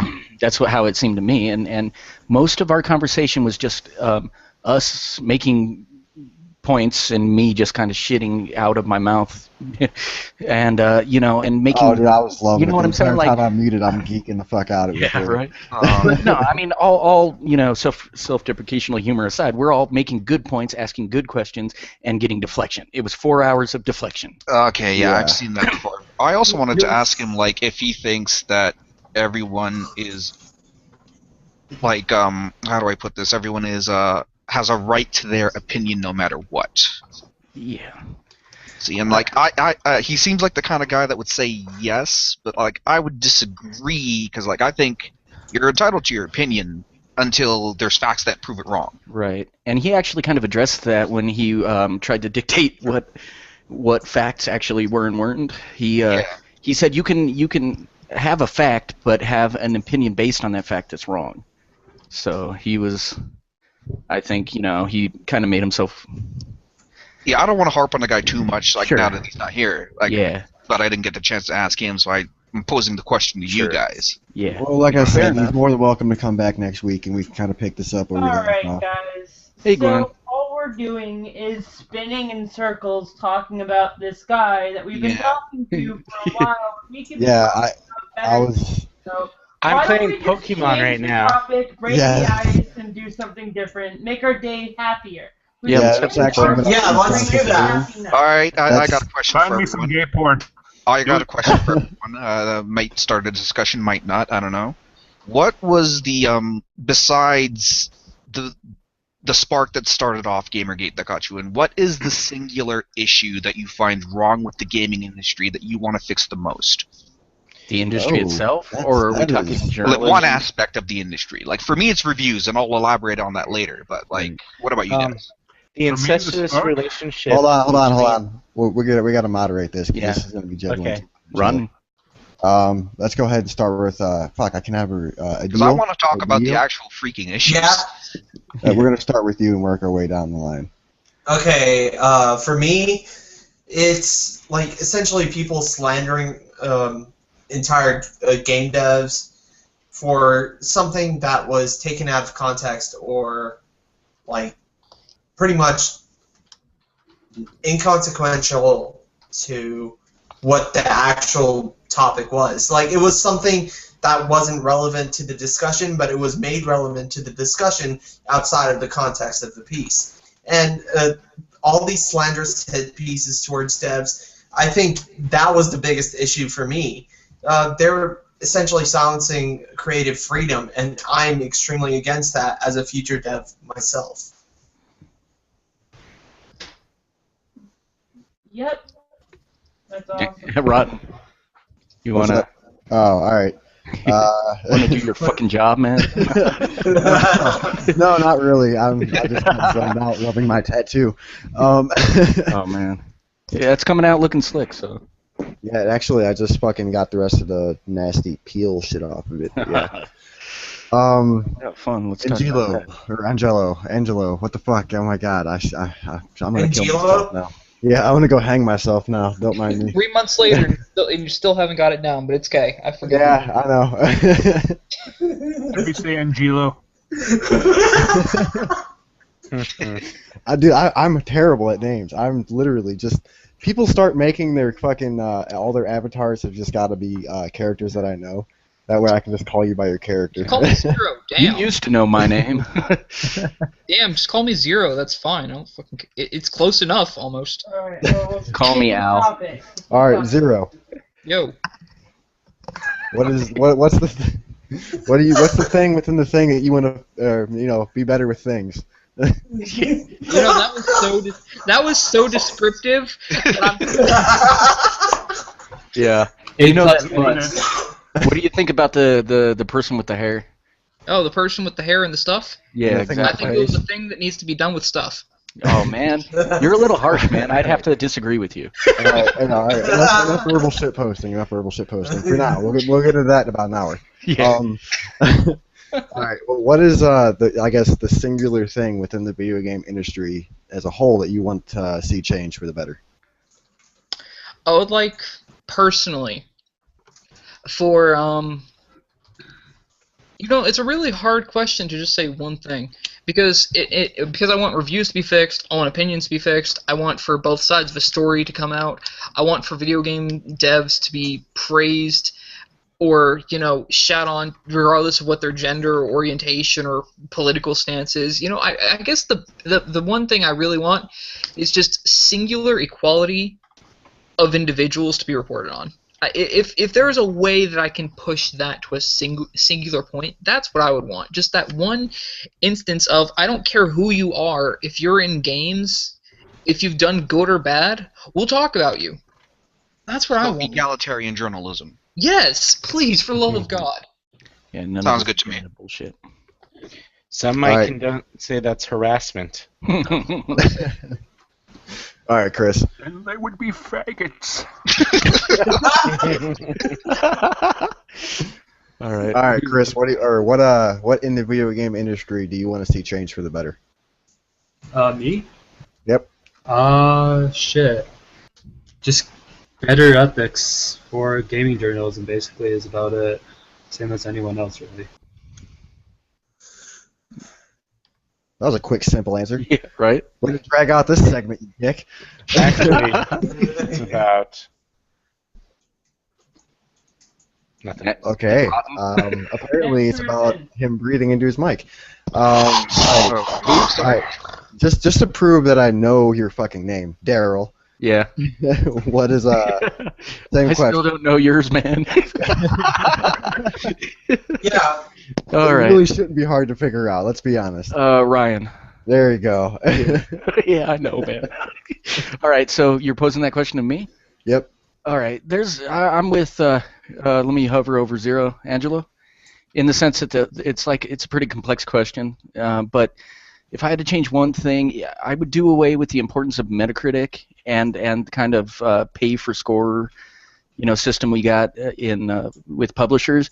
If only because these journalists want to bitch and moan and bring their personal politics into it. Fine, but as long as that can be used to kind of punish developers, I you know what I'm saying? Like, I think as long as we have a system where journalists can punish developers, their personal politics don't belong in their reviews, or if they do, they don't deserve to have weight on the overall score, because I'll be damned if a hard-working artist should be punished for not anticipating that single person's fucking threshold for offense, and be, you know what I'm saying, and be punished for it. So like that's where I stand. Either do away with Metacritic, put pressure on publishers to stop that, or just another third option that I'm too stupid to think of right now. Like that kind of needs to happen. Like, because there are people out there who I didn't Bayonetta 2. I didn't really read up on this shit, but I heard some rumblings about Bayonetta 2 getting a glowing review up until a certain point, and then getting docked a couple points for some It wasn't even really a glowing review. Oh, it wasn't? Okay. It was mostly about perceived sexism. Oh, okay. Well, then in that case... There's a quote in the article that says the game is superior in every other aspect than its predecessor. Yeah. So, yeah. And that's the kind of thing I have an issue with. I agree with you. And I feel like I wouldn't have as much of an issue with it if it weren't for Metacritic and the effect it can have on developers. So, yeah, that's it. Long-winded way of getting to that point. All right. Eventually, right? All right, Gwen. Slow and steady. All right, Gwen. Questions on you now.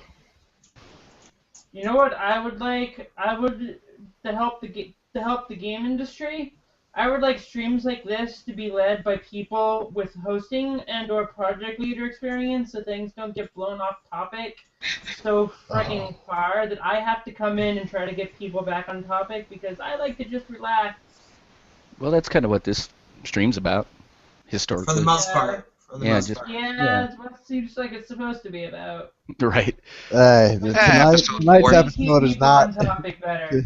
Tonight's episode is not a reflection. Yeah, of, it's episode 4. It's episodes. our Phantom Menace, so Yeah, I suggested he call it the Weekly Grind episode 4, Cause and Effect. Yeah, which I may do a name not a name change, but episode change. But honestly, this kind of heavy-handed stuff, even when we're talking about the issues, we tend to keep it more lighthearted and stuff, and this was a real kind of deviation from the norm, for sure. Yeah, which I didn't mean for that. It just happened to be the way of things. It's all good. You said you didn't know Cause from before. Some of us have seen him on other streams do the same thing. Yeah, and see that's you know what I mean. That was exactly. That's all. Let's talk I'm about going to plug something very positive to counteract the negativity. Am I allowed? Oh, yeah, go ahead. Go for it. So there's this thing on that many people haven't noticed called the Gamergate Hug Patrol. And they're just a bunch of really nice do-gooders that when someone is down, they will go and cheer them up. If someone notices and you just do the tag saying so-and-so needs hug or positivity, they will go and they will be as kind and pleasant. They've even talked people down from suicide before, and or at least tried to, and sometimes they've succeeded. And they go around just posting cute pictures, saying, "Hug, it's okay, you'll be all right." And Otter Jesus. Otter Jesus, yes. very kind person, and I feel they're trying to add a level of positivity since so many people get tired and depressed and annoyed and angry, and They are if good you just people. use the tag, follow the Gamergate Hug Patrol tag, or use it and try to help get people some hugs and some positivity, and maybe even cute animal pictures. The world would, I'm sure we could all use just some fun, lighthearted shit. So don't forget the Gamergate Hug Patrol is out there. If you need a hug, or you know someone that needs a hug, or at least needs to be cheered up, just use the Gamergate Hug Patrol tag, and we'll come and we'll try to cheer you up. Yeah, they gave me a hand up earlier. It was real nice. Good peoples. That sounds awesome. Yeah. Everyone, read through the tag sometimes. See if you can help. You know, just help Yeah. add positivity. Look around for people that need some positivity. And I try to do that every once in a while. You know, try to remind everybody that in spite of the overwhelming bullshit that, you know, we're a good group of, you know, mostly intelligent, you know, creative, driven, smart, caring, generous people. So, you know, it doesn't hurt to mention that every so often, for sure. Yeah, so I always mention the tag so that people know that there are people out there trying to add positivity despite all the negativity. And they don't care if you're a pro or an anti. If you need a hug and you need a cheer up and someone makes the call, they'll come. Right. You know, that I just say one thing. I got cute kitties, so. If anyone needs a hug, they'll all show up and give them one. All I could think for a second was, and that's what's known as hug harassment. Weaponized hugs. Yeah. I call that bad touch. Oh my god, hold on. Somebody's got to make a meme. If you don't want to be bothered, we'll leave them alone. Hold on, somebody's got to make a I'm meme. sorry. Your guys' like emblem picture has got to be Snuggles, the bear from the fucking commercial. He's actually Otter Jesus.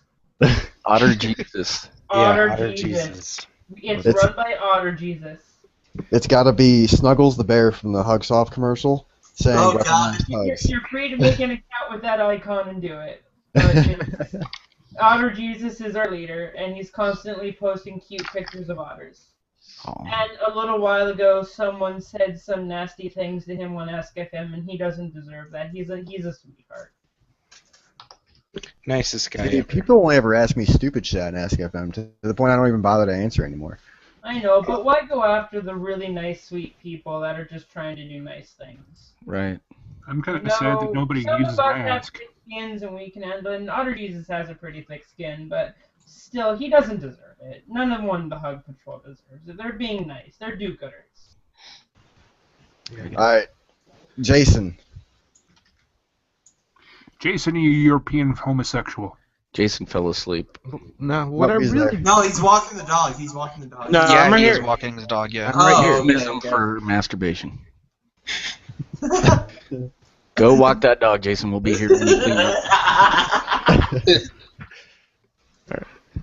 Talk about a wanker. No, I heard him.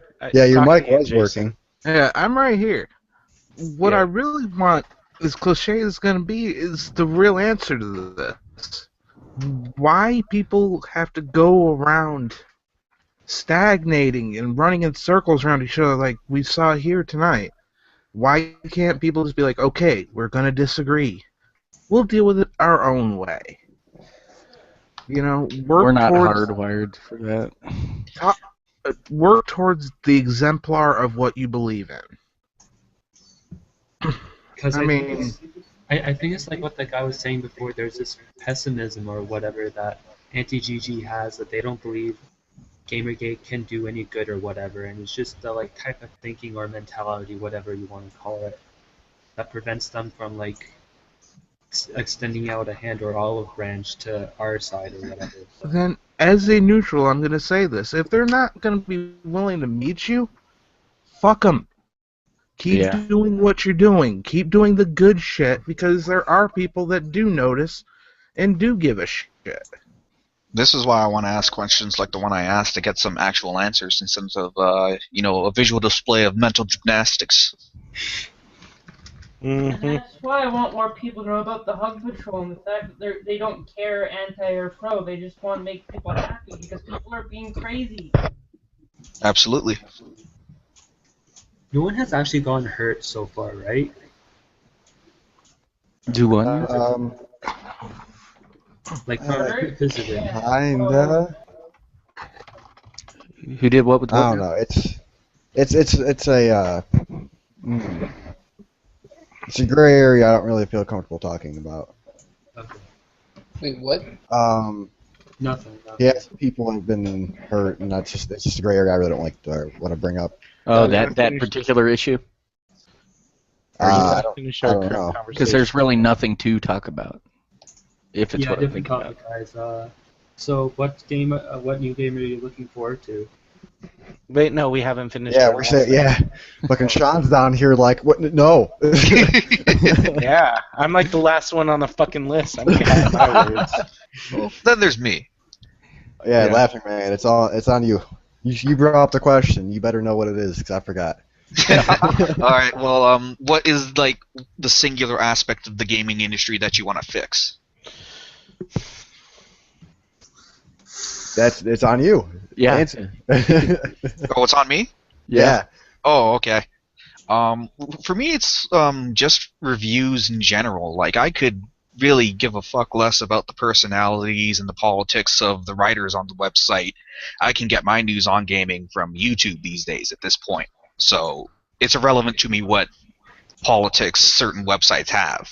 But they still hold the card. Like, when it comes to reviews, like, I forget who was saying before, but, like, get rid of Metacritic.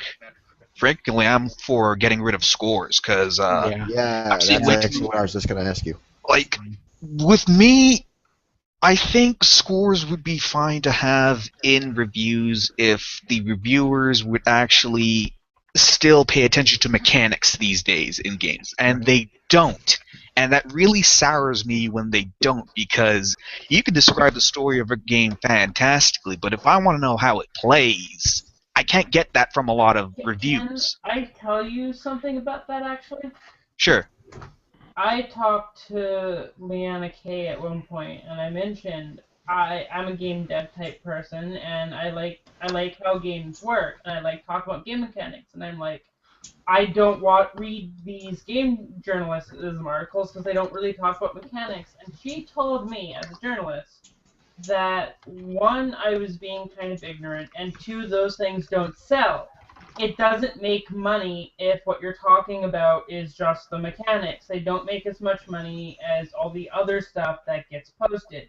That's why no one's posting it. And then I said, well, I really think that's how it should be. And she said that was ignorant. And I said, well, it's not ignorant, because in the TG scene, I can find people talking about game mechanics all the time, because when you boil TG games down, it's all about the game mechanics. Because they're kind of what is the core of video games, in a way, because it's more based on the mechanical, because there's less of the other distractions of story and art and whatever. See, I would like to say I that... want more of the mechanics discussion. I could discuss mechanics of the game for hours. Yeah, and like, I'm not even asking for 100% mechanical reviews here. I'm just saying, like, talk about them. Just talk about the mechanics in general. Right. Yeah, like, I've given this example on so many different occasions, but the Escapist review for Grand Theft Auto 5 last year is probably one of the worst. Gave the game a 3.5 and did not discuss mechanics at all. Talked more about how the reviewer did not like how the characters were just generally not good people. And, like, I get that, but that's kind of like, if you're going to just look at it as...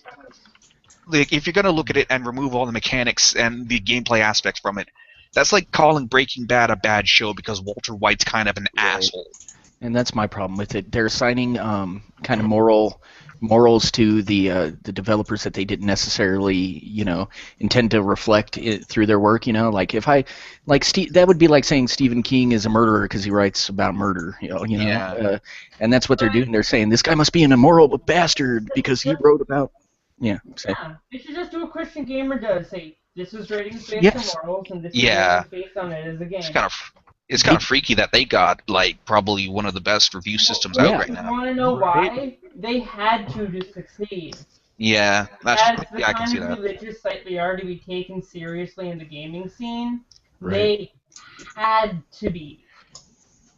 Well, see, and at least they were. But these other people feel like, oh, we don't have to do it because we're the ones telling people how it is. We have power. But at least they had the introspection to know they had to, you know. Yeah. Which is more than we can say for a lot of the folks writing about video games these days. That is true. And another thing I wanted to say in like a pseudo response to Leon K calling the Want for Mechanics ignorant, I'd say YouTube video views would beg to differ, considering the most popular category on YouTube is Let's Plays and video games in general. Yeah. Like across the board. Yeah, my shitty pinball If I had videos a couple get views. people, I would totally start a series where we just pick a game and discuss the mechanics. Yeah. How does it work mechanically and compared to other games with similar mechanics? And I think that's fascinating. But I need a couple people to bounce off of. You really need a couple personalities for such a thing. Yeah. Because everyone's going to have their even viewpoints on the mechanics itself. Like, fighting game discussion would be very interesting in that respect. Yeah, Oh, like, man, there's so much variation. You need to have people that knew different genres because I can't talk about fighting game mechanics as much as I can strategy game mechanics. Mm-hmm. Well, if you want to talk fighting game, reviewers that are reviewing games that aren't even in genres they know anything about. Yeah, like that's something that irks me. I'm a competitive fighting game player, by the way. If nobody knew this, that's something that irks me. Like I'm one of those people that goes to tournaments, and what I need to know when it comes down to mechanics in a fighting game is like how does it play? What is the combo system like? What kind of movement style does it have? What kind of style of combos do they have? Like, because they're like I could go on for hours about this. Wait, but they said stuff like that doesn't sell, but that doesn't make sense because Maximilian Dude talks almost exclusively about fighting game mechanics, and he's at 273,000 subscribers with over 111 million views. Something doesn't add up there on that statistic. Journalism, that's the thing. And but I think that's more. To be able to be an independent, you have to cow down to, if you're working for Polygon, whatever Polygon is saying, if you're working for MSNBC, whatever they're saying, you have to cow down. If you want to be an independent actual journalist and talk about whatever you want in depth, you need crowdfunding because otherwise you can't be independent. Well, I'm just saying because from the site on that, because that's not the first time I've heard the statement of mechanics are boring, they don't sell. I think Stephen Totillo said something very similar to that with his interview with Total Biscuit. But obviously, something seems really skewed with that perspective because then you look at Angry Joe loves talking about game mechanics, and he has an incredible following. You have Maximilian Dude with an insane amount of people who always watch his videos. It's just one of those things of. Do you think maybe they've misunderstood how to market what it is they're trying to? But hey, maybe they led themselves down a certain road and then kind of got pigeonholed in it and then blamed everyone else for it. Yeah, see, I think that a lot of these gaming websites could have just like a YouTube channel that does stuff like this on the side for extra revenue, but a lot of them seem to just like want to have it on their own site. They could even just do it on their own sites. Like, well, see, some of the websites do that, but what they do is they'll the videos they post to YouTube are also found on their website, so it's really, it's the same. Well, even if it's just like their purpose, splitting up their revenue. Yeah, maybe like because you look at the Escapist again with like Zero Punctuation, that's just on their website. Could other gaming websites not do something for people who want mechanics-based talk on their websites? Like, I don't know. It just doesn't seem that hard if there's a person in there that actually likes mechanics or cares. And you need to know because I want to play this strategy game, but how does it compare to others mechanically? Is it the kind of game I can get into? Yeah, and like back to the review part, like I saw a whole bunch of perfect scores for Total War Rome 2 when it came out last year, and that was abysmal. It came out like as a broken game. Jesus, that got nearly same thing with Unity. Yeah. Yes, like, I will continue to beat that drum. Fuck off. Can you hear me? Yeah. Yeah, we can hear you. Okay, good. Stop chatting. Hey, did everybody answer that question, by the way? No. No, I think Jason was saying, yeah. We're on our way to Mike now. Okay. Shit. You gotta answer Personally- in the voice of Bane. Personally, what I find issue is the mistreatment of women and men. Well, the treatment, I should say, is uneven in the coverage of games journalism and how the developers are treated. It's unfortunate for me that I am rather... I'm losing my mind right here. Yeah, no worries. Nice, you tried it, man. It's hard Well to done. think and actually do that at the same time. But the problem I've got is that it's unequal treatment of both men and women that I have a problem with personally. And you get like this white knight press that is treating women like they can't handle themselves, or they can't be hurt, or their egos can't be, even questioned, or else they'll crumble down like small little children, or they'll just dogpile on men for the slightest of offenses. And I think this is a problem in like the rest of North American society, and this is my problem personally, because I'm celibate by choice. I don't give a shit. But it irks me that it's gotten to the one place where we can like escape from it, and it's just screwing us up over and over this bullshit. You know what I mean? I think so. Yeah, absolutely. Oh yeah. There is definitely an inequity in how people are treated, and it does surprisingly, like you said, kind of skew towards coddling one gender.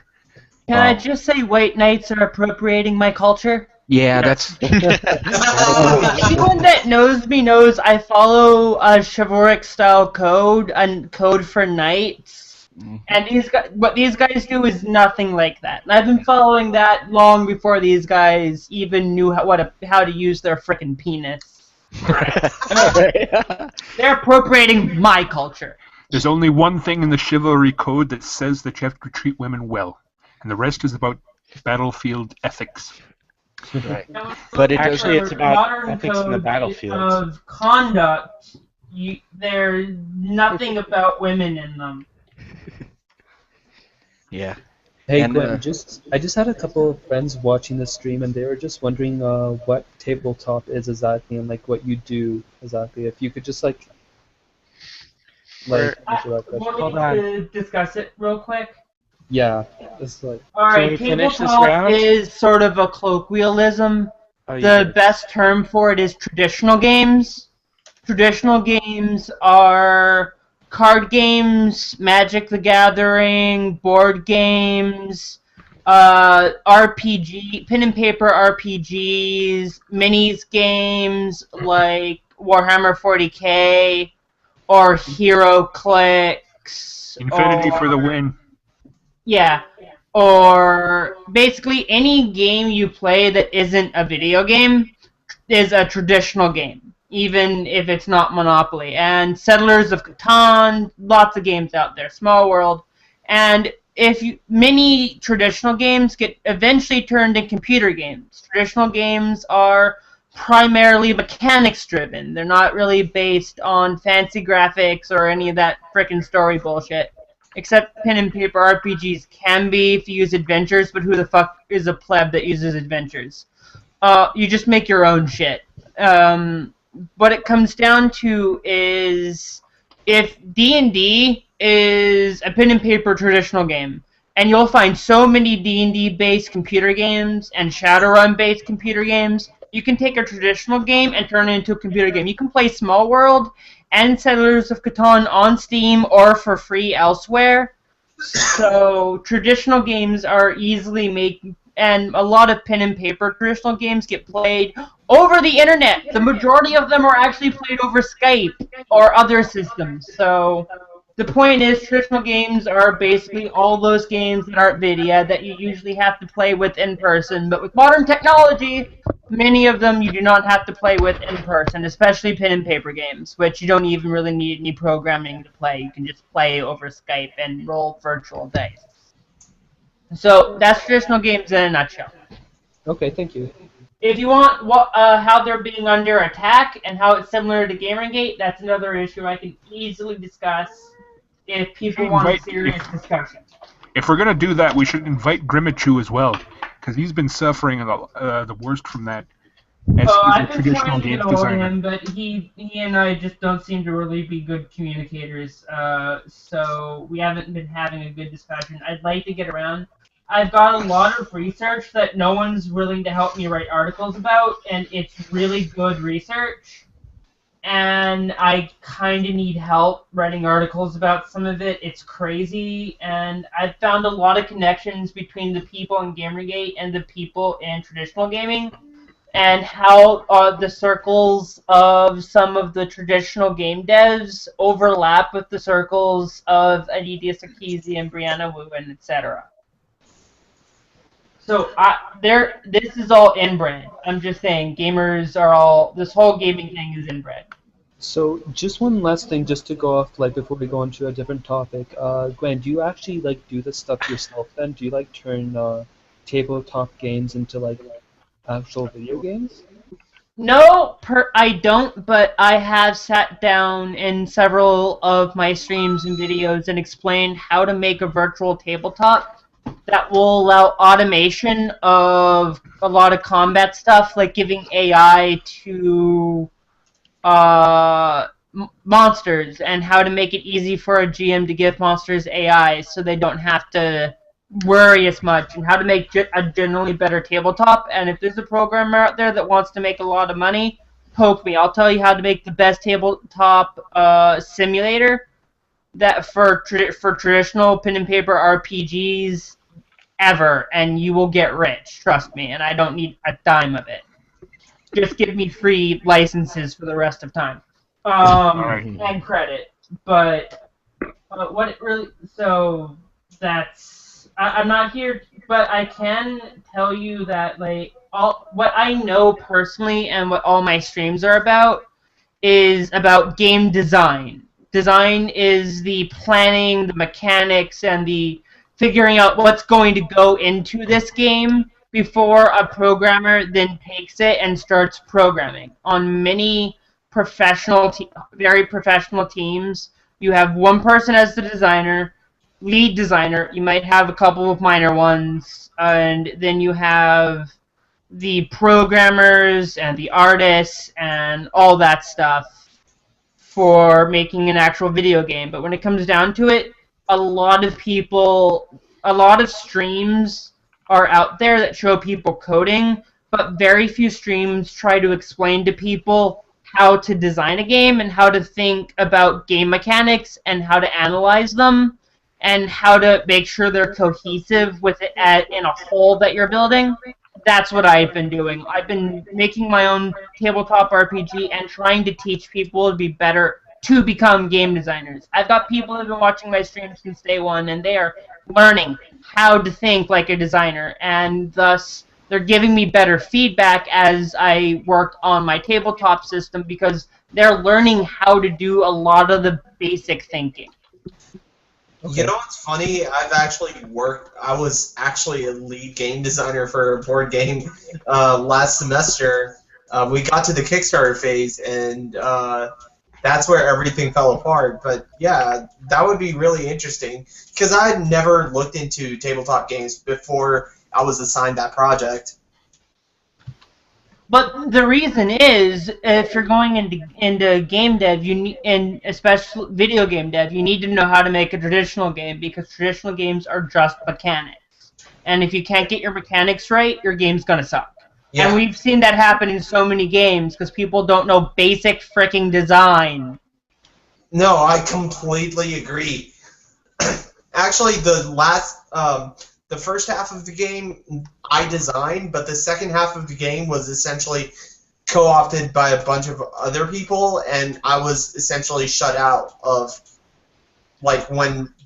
post-pre-production stuff. I'm sorry about that. I actually lost the rights to one of my card games because, long story, TLDR, the company, went under. The boss never published my game because I was trying to help get everyone else's games published because I'm a self-sacrificing sort. I figured mine get published eventually. But it ended up going under, and so my game will never get published. And according to the contract, I can never publish a physical copy of that game. I can only make a computer program version of it, and I can't fucking program with my physical condition. Yeah, trust me, I completely understand. Yeah, I'm just putting it out there. Companies will fuck you over.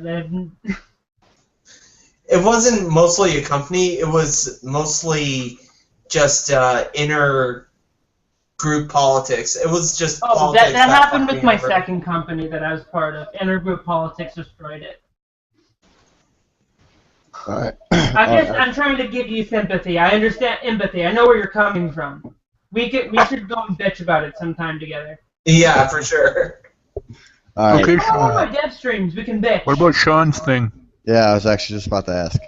Sean, where's the question? Laughing Man posted it in the chat. Singular I know ask the question. I know the question. Change. You know why I know the question? Because I've you've been been waiting waiting a fucking the half hour. entire Okay. Do you know how much salt you got? Oh, shut up, Bob. Basically, I'm here for the indie game dev part of it and not having to deal with a bunch of fucking jack-offs and having to get in their good graces to have exposure or, you know, basically what it really was Camera Lady's Indie Festival about fucking Philip Fishhead and his dumb bullshit and how DJ Phil Fish. basically Jazzy Phil. A bunch of people in the what is it, the IDF or IGF. The IGF, yeah, have you know, had their fucking hands in his company, and he won twice. You know, this is shit like that. I don't want to have to play those fucking games. Nobody should have to. It should just be about the merit of the game. And that was the biggest thing that got me involved. I kind of knew about it because of the Gamers Are Dead, and to me that was just like, oh, here we go again. Fucking A, you know? But it was really the indie stuff where I was like, you know what, I probably need to fucking speak up about this now. And here I am. Well said, sir. Next. Alright, I've pretty much been harping on this the entire stream. Yeah. I don't know. I would really love to see publishers give developers enough time to finish their product before shipping it. Like, oh my god. Fantastic. Yeah, Did you buy Unity? Yes, he did. Oh, I'm sorry. My boss did too, and he's like, and he came in, and this is where it was super useful. Poor to be, Jason. Be all about GG was because, you know, he. Oh, does Jason still need to go? Yeah. Oh, he hasn't. Oh, Jason went a while ago. This is why I said that you're full of salt. I could have sworn Jason went like second. No, Jason already went because he was like. We asked him if he was there, and it was this whole thing about his mic not working. No, about the question about what I. Oh yeah, that aspects was of the industry. Yeah. That was 2 hours ago when we were trying to talk to what's his name, right? Yeah. Well, let me just finish up this one quick Sure. story then, since it's what we're talking about already. But my boss came in and he's like, well, it looks like I have to upgrade my computer. I'm like, Oh god. I couldn't run Unity on max settings. And I was like, actually, funny thing about that. And then the Nobody next day he can. came in, he's like, yeah, you were right. I could totally run Dragon Age. It was working great. It's just this one game. I was like, yeah, I know. If there's a problem in gaming, I know immediately. All right, Alright. Jason. That's backpedal to Jason. I guess we fucking missed him. I don't know how. Yeah. Yeah, I mean that dude talks all the time, man. It's not like we can It's not like he's ever sitting around muted for fucking hours on end. Yeah, right. I can do you one better than what I want to see changed. It's being that I'm running my own site. It's more to me about what I'm trying to change myself. and I think it's something a lot of us can all do. Are you starting with your underwear? But no, for example, my site will not run an article on anything that is deemed a conflict of interest, and if there is anything near it, we will tell you. You know, that transparency. Yeah. That's what we've been saying so long we want. We need to be the example. Considering a lot of people contribute to a lot of different sites on this. I think having that transparency, having a defined set of ethics. I mean, obviously that's what this whole damn thing is about. It's not like we're asking the world of anybody. Either people in Gamergate or people who are in the middle but still believe that the ethics need to be addressed. It's not like any of us is asking for anybody to climb Everest or stare Cthulhu into the eye. I just want people to do their Cthulhu into the eye. It was fun. That's what I was I asking want people to do their fucking jobs. Amen. Well, you know what boggles my mind Yep. about? Is this like asking people to like do their jobs? Like, you think that'd be such a simple thing, but within every industry, especially the gaming industry, it seems so difficult for that to be asked. Yeah. Just do your fucking job. Like, people freak out when you ask them that. Like, why is it so difficult? Why is it so freaking difficult? It's like, holy fuck. And I get what you're saying. It really shouldn't. And like, I don't know. They really they act like it's this fucking huge chore for them to just be a fucking decent person. Right. Yeah. It is kind of crazy. It's like, what? You want ethics? But I like these backroom deals too much to give that up. I mean, that's essentially what it is, don't you think? I mean, you don't think these folks just decided to go ape shit crazy on an entire group of people, you know, just because they can't handle a bit of criticism. I think it's because they like the perks that come with having no fucking ethics to speak of.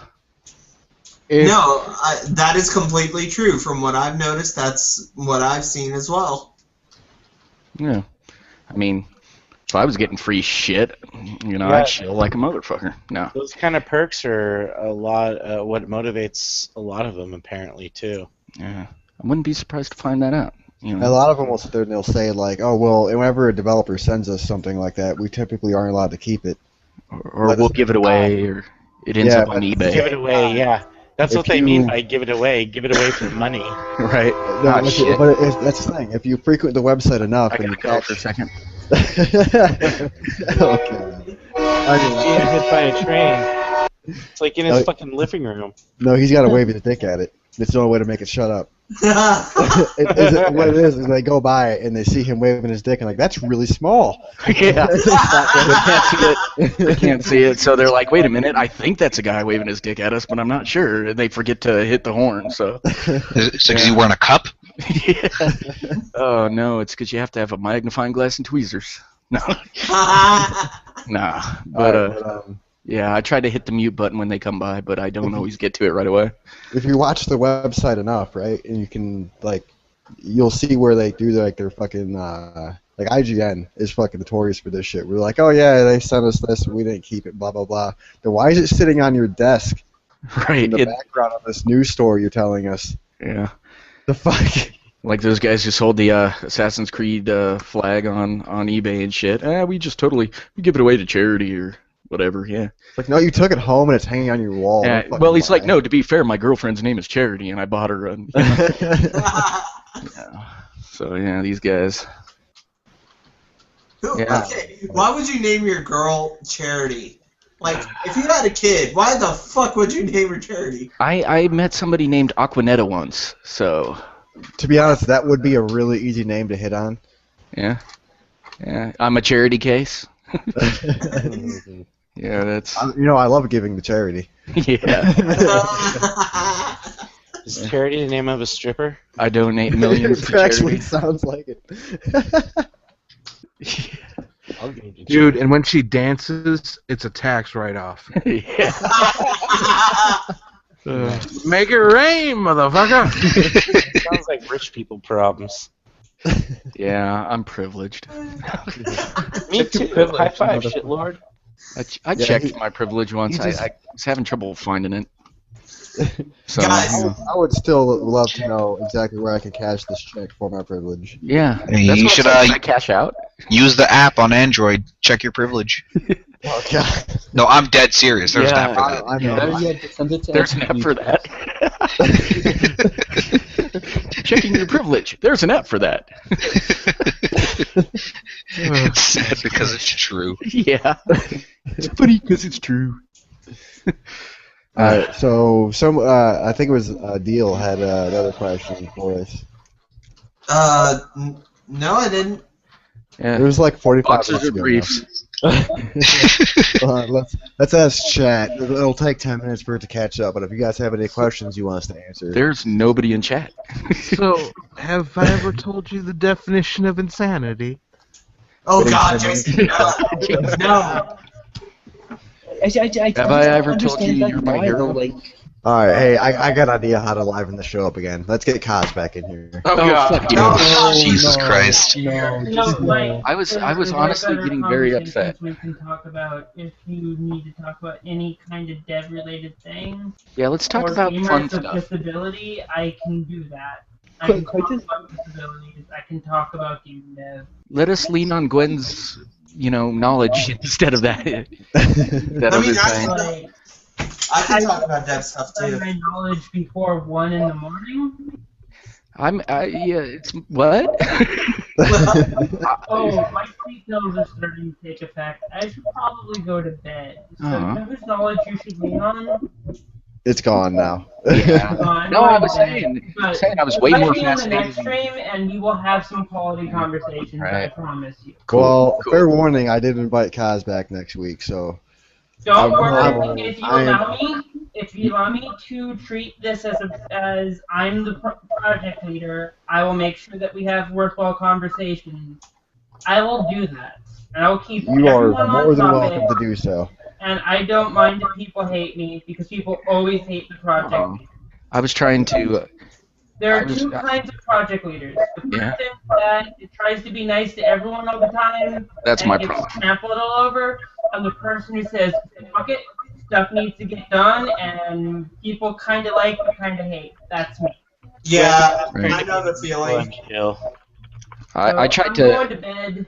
I tried to wrangle cats last week when I did the show, and it didn't work. So I Here, wish you all the best of I'll luck. help you out next week. Cool. I will come on and I'll help you out every Saturday, okay? Very All cool. right, All thank right. you. Take care. That's awesome. Bye. Good night. So we got another permanent now. That's cool. So let's get Kaz on. No. All right. Get the fuck out of here! I got a question for you guys. Then the to I gotta talk tell you, to. I'm gonna We be we honest talked real about fast. Bill Cosby last week. Yes, we did. Hold on just a second. We are at a what? When the hell's the stream end? I haven't fucking done it in so long. I don't remember when the stream ends. 2 o'clock. 2 o'clock. Yeah. All right. Well, we got an hour then. In which case we got to start our verbal shit posting now. Yes. If not, So, all right, let me begin. Say shit posting. Yeah. oh fuck, that's right. Okay. Anybody who's still I in the claim this stream. shit post in the name of Mars. Oh god. Hold on. Before we start this, anybody who's in the chat, recommend us some fan fiction for Mike leading the main voice. Oh God. I want to try to read something in the Joker voice one of these days when you can throw the perfect balls. it. Yeah. You can perfect it. Yeah. I'm not letting you do that. If you cannot Mark Hamill the shit out of that. You liked it that one time, man. You were in awe. I know. That's what I'm saying. You were But like- if you cannot you were like, Mark dude, Hamill, you have a lovely bunch of coconuts, man. Well, to be honest, Daryl, You've got a lovely bunch of coconuts. oh my god. you get that kind of thing once every relationship, and then it just goes south. Man. Oh, and here's this fucker showing up my fucking podcast. Right. Like, this is how you do it, pussy. Oh snap! up, It's everybody? Jonathan. Yeah, How's it going, I man? alerted. That's what I'm saying. Is it's this motherfucker, the guy who comes in every week and is like, "You want to see how to do a podcast? Get a real mic and some real headset or a real headset." And then he, Yeah, I know. then he I talks would about always rape. do that. Then he talks about rape for 4 hours. Hey! Hey, To be I fair, just that talk wasn't about the Joe things that I Tatum. like. I mean, That- like to talk talk about. Fuck. That wasn't just him. I was heavily involved as well. Yeah. I don't know what anyone's talking about. Yeah, so who saw the new Star Wars trailer? Me. I did. You. Now, who Does saw the new anybody else? Okay, did anybody else have serious nerdwood the entire time they were fucking watching? No, I fell asleep halfway through, which was weird because it was only like a minute and a half. Did anyone else? You actually like the Star Wars trailer? I did. Oh, dude, I love it. Come on. See, I thought when I saw the Black Stormtrooper, we ain't fine shit. From Oh my god, plebs who don't know. With the lightsaber, I wonder if that's just going to be the new look, or if there's something up with his saber. Oh, it turns out like 2 seconds after he dies because it was malfunctioning.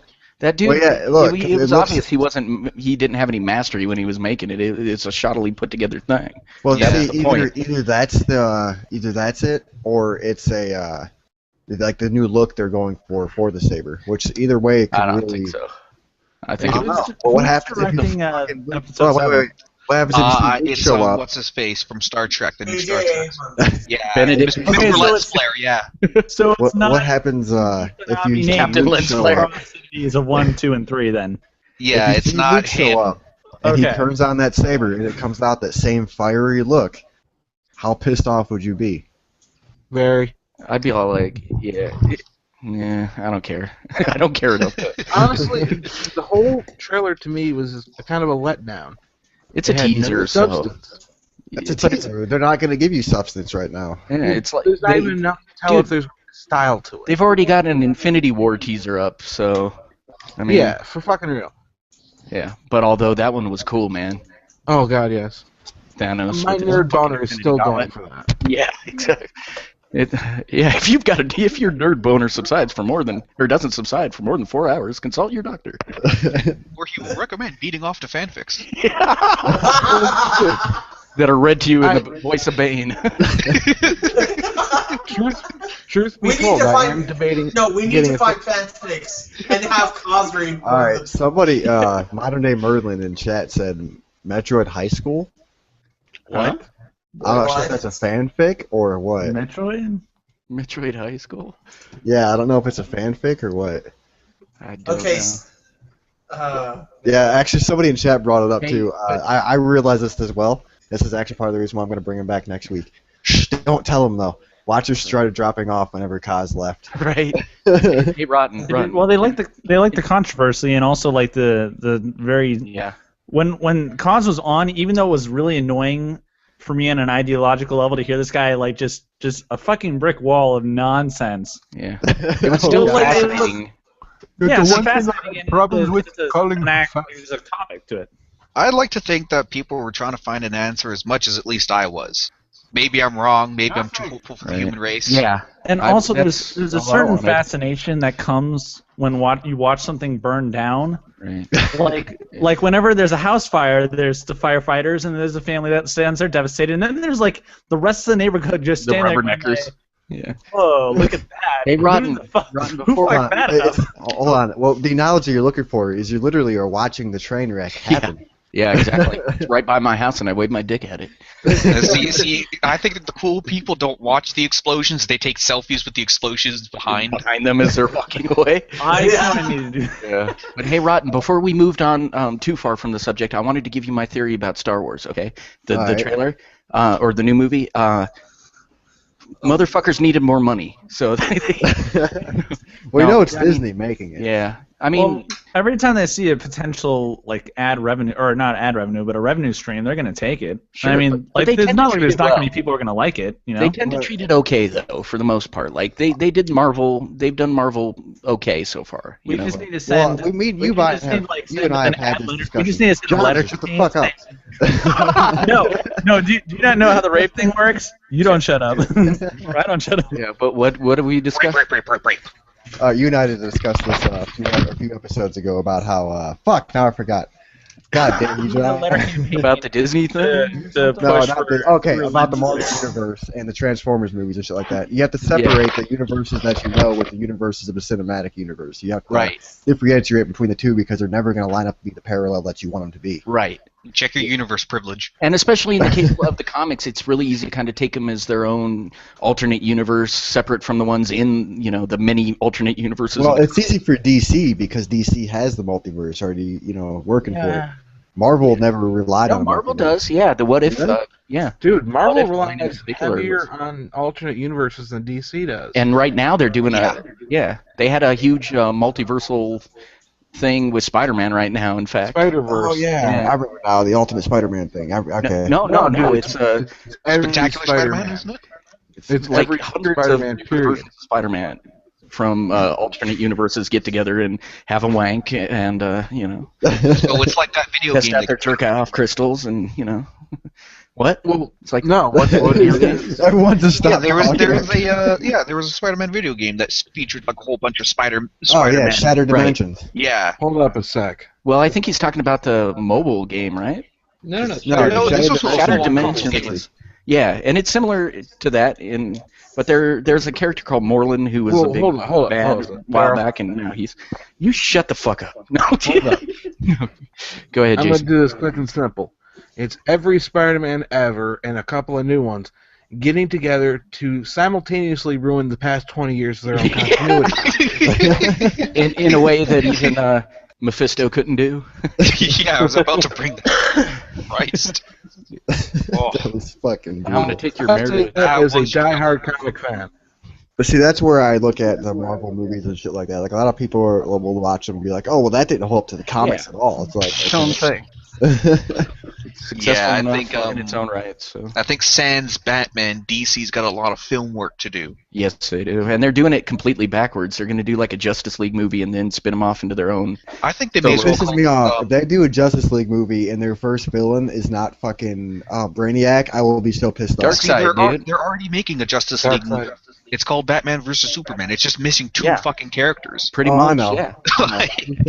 It's called Dawn of Justice. So, I mean, I know, but I'm just saying, if their first together villain is not Brainiac, I will be severely depressed. Yeah, it's got to be Zuckerberg. Hey guys. Was Doomsday Justice League villain, or he's just more of a Superman villain? He was a Superman villain, but the Justice League did fight him. Yeah, because he's kind of a beast. Yeah, but Darkseid would be the kind of the Thanos of the DC universe. So if he does show up, he'd be somewhere down the road. Either Thanos or Time Trapper. Darkseid. And see, my worry with Dawn of Justice is that they already have so much crammed in there. Yeah. That if they were to force like, oh, Brainiac just shows up out the blue, and this is where all of them come together, and go to like, why, what? No, don't. Sort of like Spider-Man 3 did with too many villains, too many dicks in the pudding. Yeah, right. Yeah. Like, so let's fucking. Oh, look, guys, here's Venom in the last half hour of the movie. You know what's gonna happen? Yeah. Nothing. Right. Honestly, I think what DC should start doing while Marvel does this universe thing, they should start doing a lot of their what if elsewhere stuff as movies. Elseworlds, yeah. I'd like to see a Superman Red Sun movie. They do the animated movies, and they're actually pretty fucking good. Oh yeah, the animated movies are awesome. Is DC's stuck in the playing catch-up mode right now, and they fucking know it. And now Fox is trying to do the same thing with the X-Men franchise. So they're trying to rush towards the Apocalypse story. I think funny question about that. So with the Age of Ultron trailer, you guys saw that Quicksilver and Scarlet Witch are in that, right? But those film rights are still owned by those film rights are still owned by Fox. So how are they pulling that? They were calling them miracles instead of mutants. That was their loophole around it. And they can't make any reference to Magneto or them being his kids and whatnot. Damn it! I think it's the Winter Soldier at the very end after the credits. Spoiler warning. Yeah. At the very end credits, you'll see like they're in a Hydra facility with Baron Zemo, dude. That was. And you got and like they're talking about how it's an Age of Miracles. Yeah, exactly. It's an Age of Miracles, and you see Scarlet Witch is on one side of this like fucking two-parted room with Kick-Ass is on the other. Glass. Yeah. Yeah. So I'm gonna be Yeah. honest. I really have no hope for that character. Oh, Everyone's what? talking about how one of the No, Avengers dude, the would die. Scarlet Witch. The Scarlet Witch character looks fucking cool. No, Scarlet Like, Witch. I saw Scarlet the- Witch is there- like. I have no problem with Pretty Scarlet badass Witch. There's a Quicksilver. bit Hey of guys, behind real the scenes quick, footage. Real Yeah. quick. What's up? There's a nice little happening right now. I Oh, just yeah? posted it in chat, just so you know. If Okay. you want to What's take going a look on? at it while you're talking. Yeah, it's But- actually pretty interesting. I just Yeah. read through it. Holy shit is all I have to say. Oh no. More collusion. I don't need a fucking heart attack. More. Oh, I More read this on. This was nepotism. cross-posted on Kotaku. Good Action. Yeah. Yep. I read this earlier. Some good times. For sure, for sure. But hey, going back to the geeky stuff. Yeah, hold on, sorry, hold go up, ahead. hold up. What am I looking at? I don't get it. You're looking at my dick in IA? text form. No, which not is why IA. it's confusing. and Where am I kind of looking at sad. then? Oh, just the 8chan post I linked. Yeah. It's just more collusion, more nepotism, and stuff like that. Fun times. You actually have to click on links. Just Yeah, I click don't on the know how to picture use on the image left. boards. Okay, just click on the image itself. It explains it. Yeah.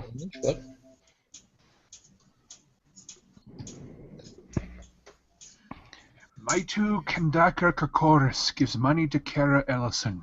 Kara recommends Matu's game. So apparently if you donate to Kara's Patreon, she'll recommend your game. Is that how gaming journalism should work? Oh, look, it's Rock Paper Shotgun again. Are we? Oh, look, it's PC Gamer again. Yeah. Alright, yeah, I'm done with 8chan. I swear to God, I don't like image boards. Maitu Kandaka Kakoris. Who was I Go talking read- about? Oh, I was go talking to click- Socks. I was talking to Socks a few weeks ago, and I was told her like what she needs to do is do a video of a how-to image board. Right. Image board. I think that would help. Klatu Varata Nikto. I swear I said the words right. Well, basically, I didn't say them said all, them. but I.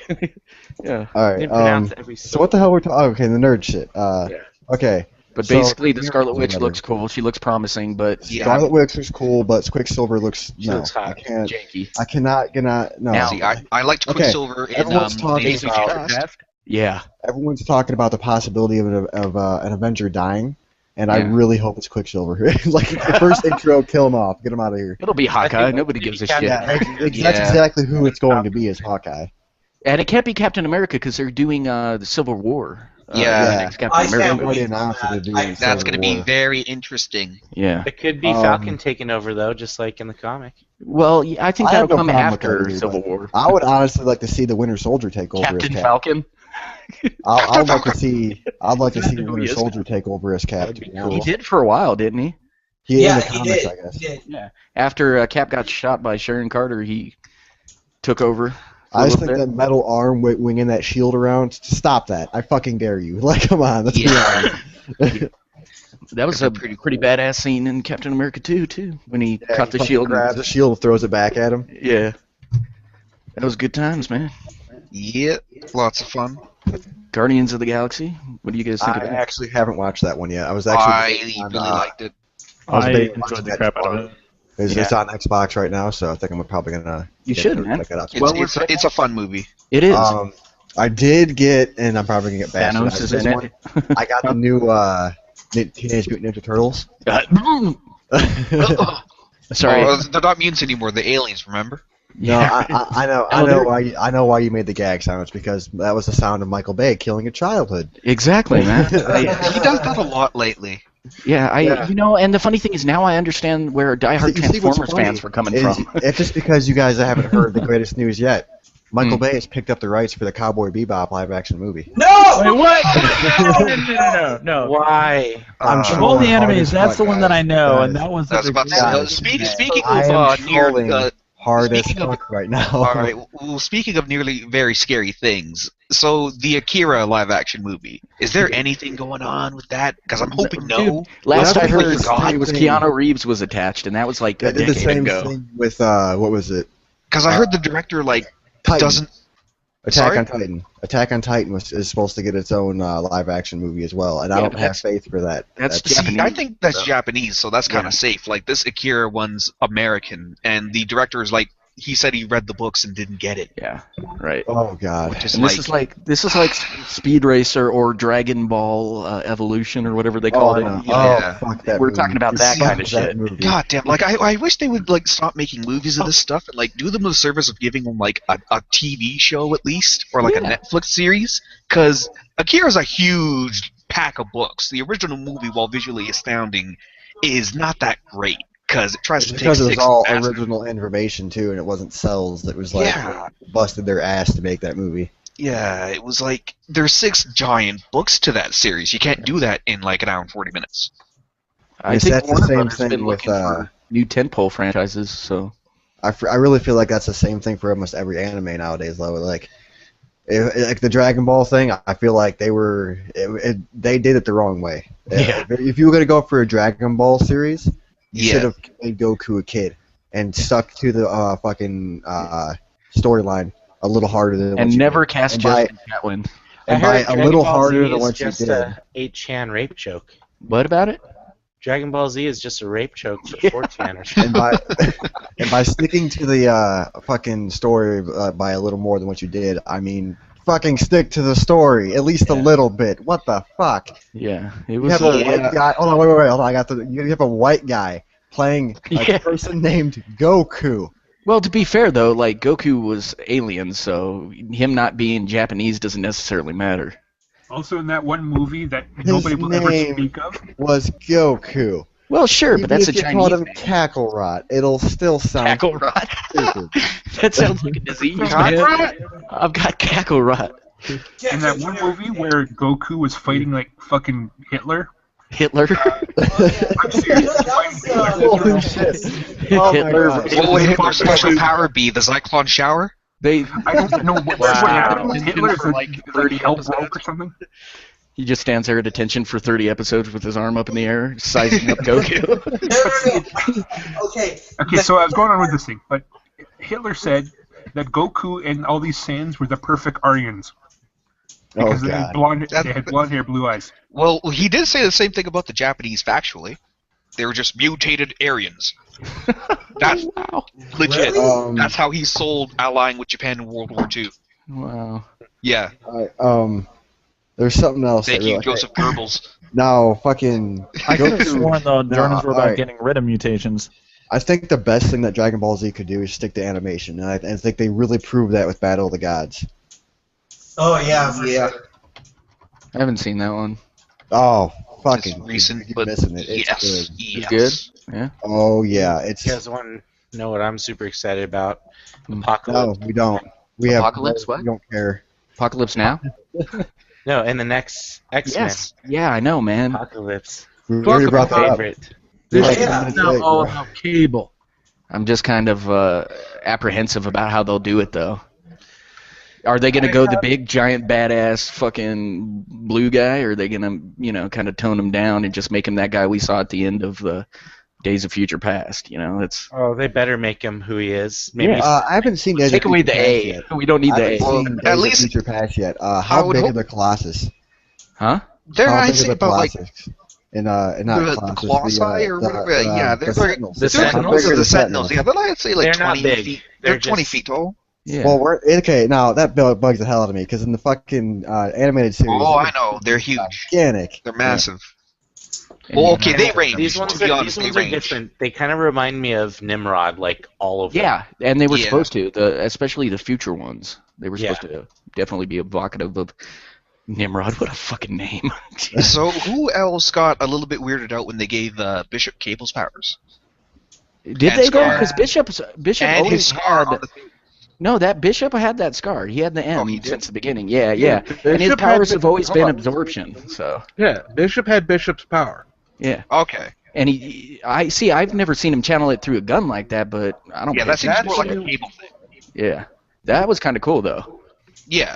Mm-hmm. And Bishop and Cable were the X-Men from the future, right? Yeah. Yeah. No. Yeah. So I'm only referencing what I remember from the animated series. and Cable shit, was Scott's son, Scott and Jean's son, or something like some shit. Yeah. Like, from sent to the future, and he had some virus or some shit, and then there was a whole convoluted storyline miniseries where they went to the future and raised him and shit, and Yeah. Dude, that entire storyline, as soon as they hit the Phoenix, it's like, oh my god, why? Yeah. Stop. Cable's gone through a whole bunch of nutty stuff, and like Mhm. in one sense he's future Wolverine, in another sense I think he's Scott Summers' father. Yeah. In the Something Ultimate line, crazy. he's future Wolverine. Yeah. Yeah.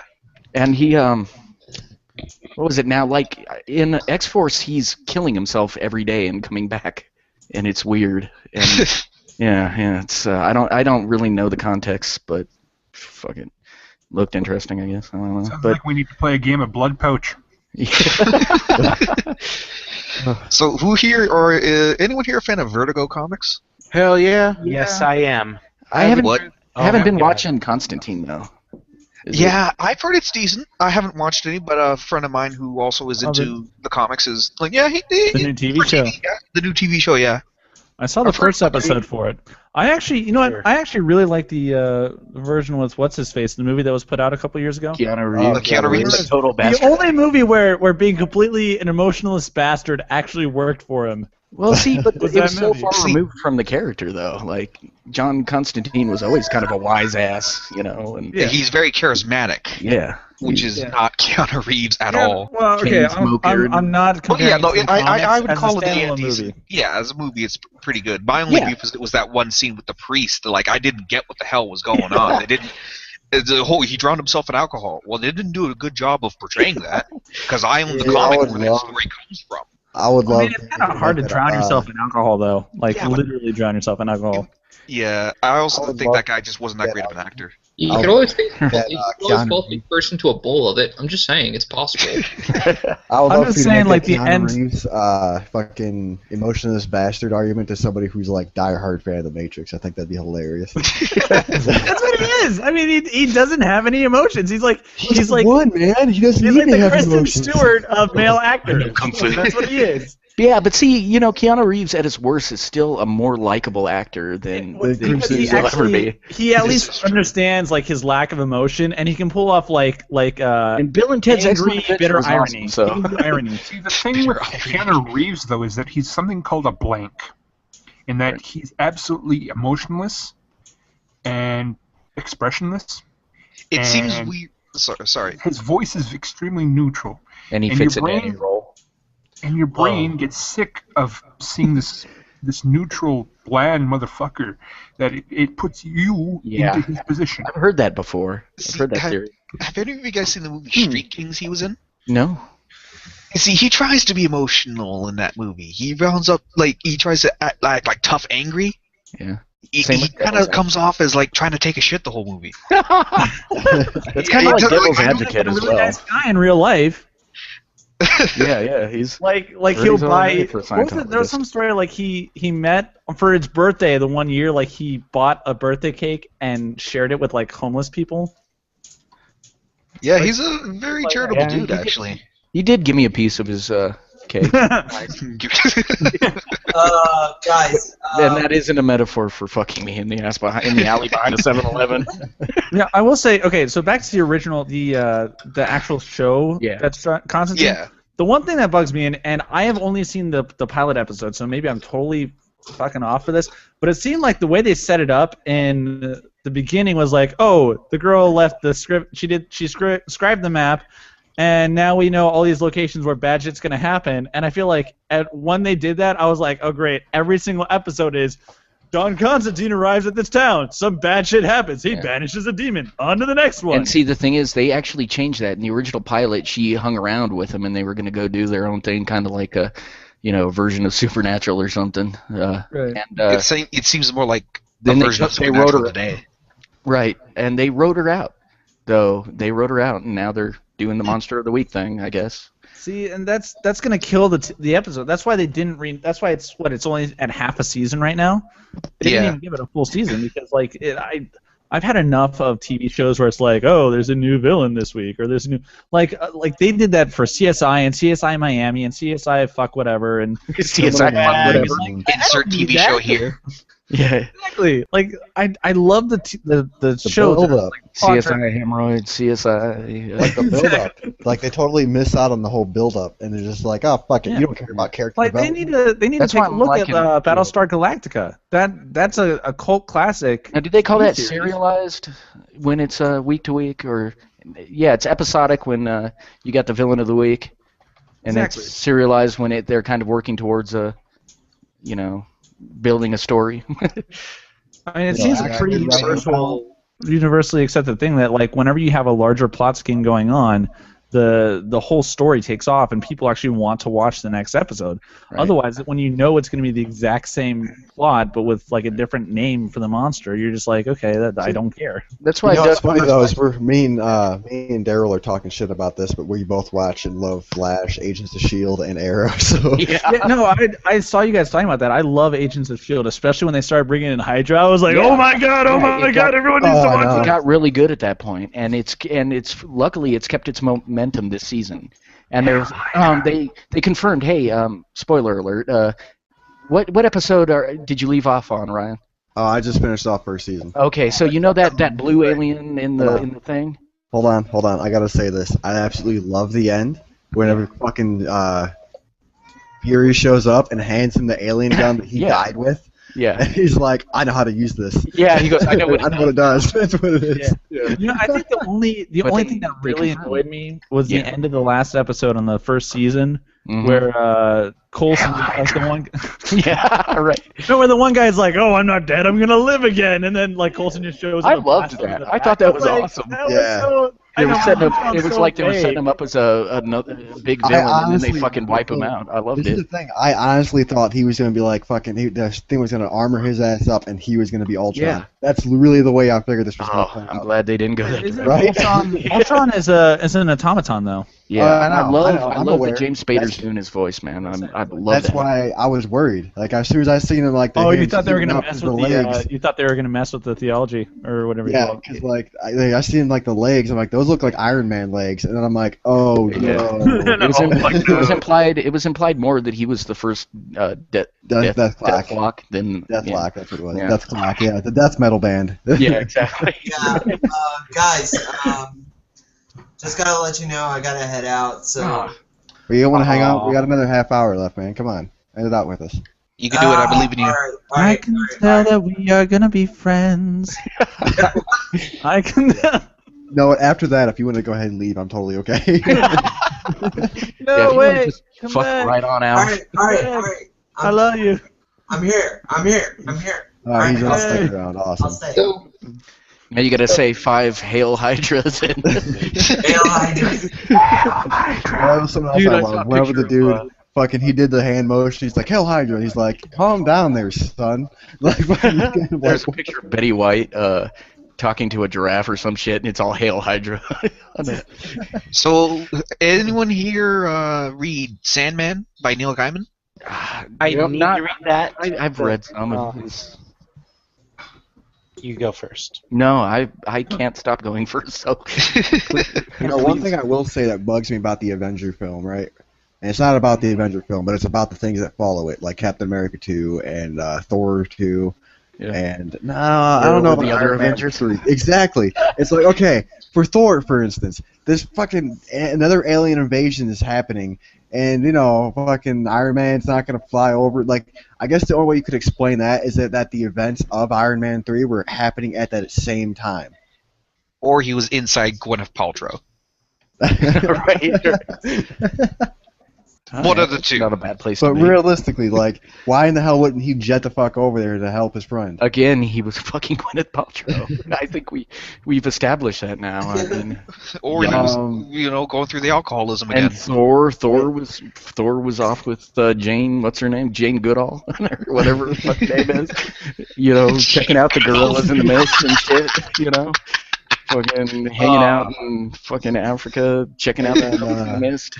And then you got fucking. But yeah, Okay, I can understand the Hulk because he has to seclude himself from society. So Yeah, he's not inside anything. but it's the same thing that drives the comics, man. You just gotta let it ride. You know. I know, I get it, but it annoys me because it's Yeah. like you would think that Captain America and Shield would show up to help, But no, they show up afterwards to clean up, and that's Yeah. it. Like, where were you fuckers when this was going down? See, this is why I think DC could do this Ultimate Universe thing so well, because they could just jump to different planets. Like, Marvel could too. Like, to avoid that kind of stuff. Well, Oh, you mean have their heroes off planet while the other guys fucking yeah, it's like, getting his ass kicked? it's like, why isn't Batman helping out Superman? Because Batman is on Earth. Right. This is the rumor that's swirling around. Is that Hulk is actually going to get sent off world in Age of Ultron.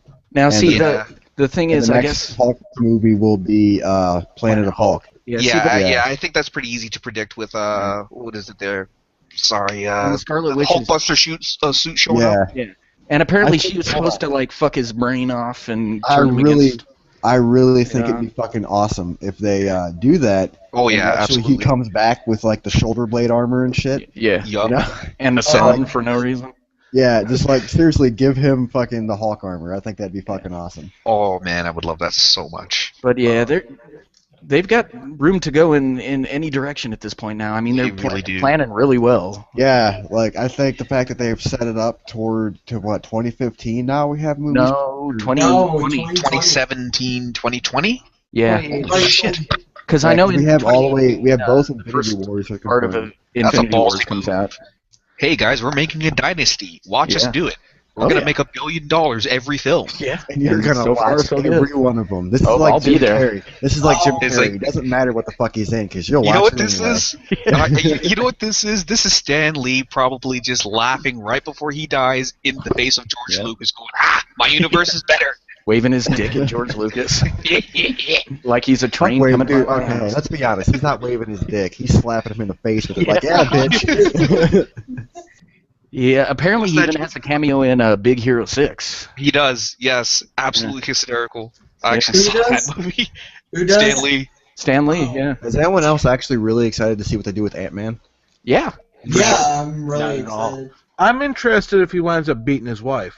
Hey man, Wasn't that more an more alternate that Ray universe Bryce thing? stuff going on? Mike, drop. What? Hey, Just hey, Mike Wars drop, I'll tell you that. Stop beating your wife. Yeah, I'm interested to see how if they do. But it's the Scott Lang Ant-Man. It's not Hank. I know. Well, Hank Pym's still in it. Yeah, he's in it, but yeah, he's passing the torch, I guess. But wouldn't it be funny if, oh, yeah, she left me years ago? kind Beat of his thing? wife, and he's like, "You gotta be Ant-Man now. I've got a bitch's ass to beat." I'll be right back. Yeah. Hey, this is extremely narcissistic, but I feel it has to be said. Yeah, Hail I'll Satan. check my privilege when it's done. I already checked my privilege at the door, sir. Yeah, I carry my privilege with me everywhere I go. Gotta remind myself where I stand in society. Yeah, keep So it I in a posted- coin purse. Yeah, right. Oh my god. Okay. I don't know how the hell I didn't catch this earlier. What's Modern up? Merlin posted in chat. Now this is shit posting. Wait, was this mine? Now this is shitpost. Was this the thing that I posted? Yeah. No, that was Modern Day Merlin. Oh, because I posted something and I just thought you guys might get a kick out of it. It's Yeah, it's just related and it was one of those "Are you fucking serious?" moments. Hmm. Now I'm digging back through to find it. No, it's like literally right there. I just read through it. I was just like, what the fuck? Yeah, that sounds about right. That's about the correct response. Maybe the chat's not loading. Oh, are we talking in the chat over here in the corner? Our Yeah. chat? Okay, Yeah. I'm looking out in the... Yeah, see, our chat's different from the group chat. Yeah, I saw the... Alright, you really gotta fucking. This is not Princess Zelda. Oh my god. Alright, okay, so somebody did a video where they went into the streets and they asked people like different Smash characters' names and shit. Oh yes. Anytime they showed Link, everyone was like, "Oh, it's Yeah, Zelda. Zelda. Oh, it's Zelda. Hey, it's Zelda." I'm like, "Oh my god, Even I'm going to kill all of you." They And the make next picture comes. Look, and the next picture comes, Yeah. and it's fucking Zelda, like Princess Zelda, and they're all just like, I don't know, Elf Girl. I'm like, oh my god, are you? Oh my god. That's hilarious. They It's make just a crowd reference of to that in the game. Now, the new Smash, the conversations between Pit and whatever her name is, they refer to Samus's Metroid, Oh god. and Zelda Oh, as God. Link, or or Link is Zelda. So, Yeah, I think that Samus is Metroid is a pretty cool guy. He feels aliens. One of the and most isn't afraid of annoying anything. memes. One of the most annoying memes I see all the time is fucking. What if Zelda was a girl? I'm like, oh my god, stop. That's my favorite. Half-Life 3 confirmed. No, I'll give it this. It's always Right. it's always God. tweeted. It's always done up with some really hot ass chick dressed up as Link, but you're still like stabbing me in the heart with that every time I see it. It's like, no, she is a girl. She is a What the fuck is wrong with you? I think Zelda's a pretty cool guy. He saves the princess and doesn't afraid of anything. Ah, Bob. This is why we have you on. Yeah. Yes, yeah, now that would be a great silent film. What? The Legend of Zelda. That, like, it's all grunts. Oh, geez. Yeah. See, it's a fan movie. The movie held as fans by feminists because the man doesn't speak. Thus no demands. Yeah, but you have an annoying fairy flying around all the time telling you to listen, so... See, but she's female, so that's okay. Yeah, that's empowerment, man. Hey, listen, you dick. Check your fucking Well, see, that's the thing, though. That's the thing. Link never listens because she's constantly telling you, hey, fucking listen. Yeah, that's true. Listen to me.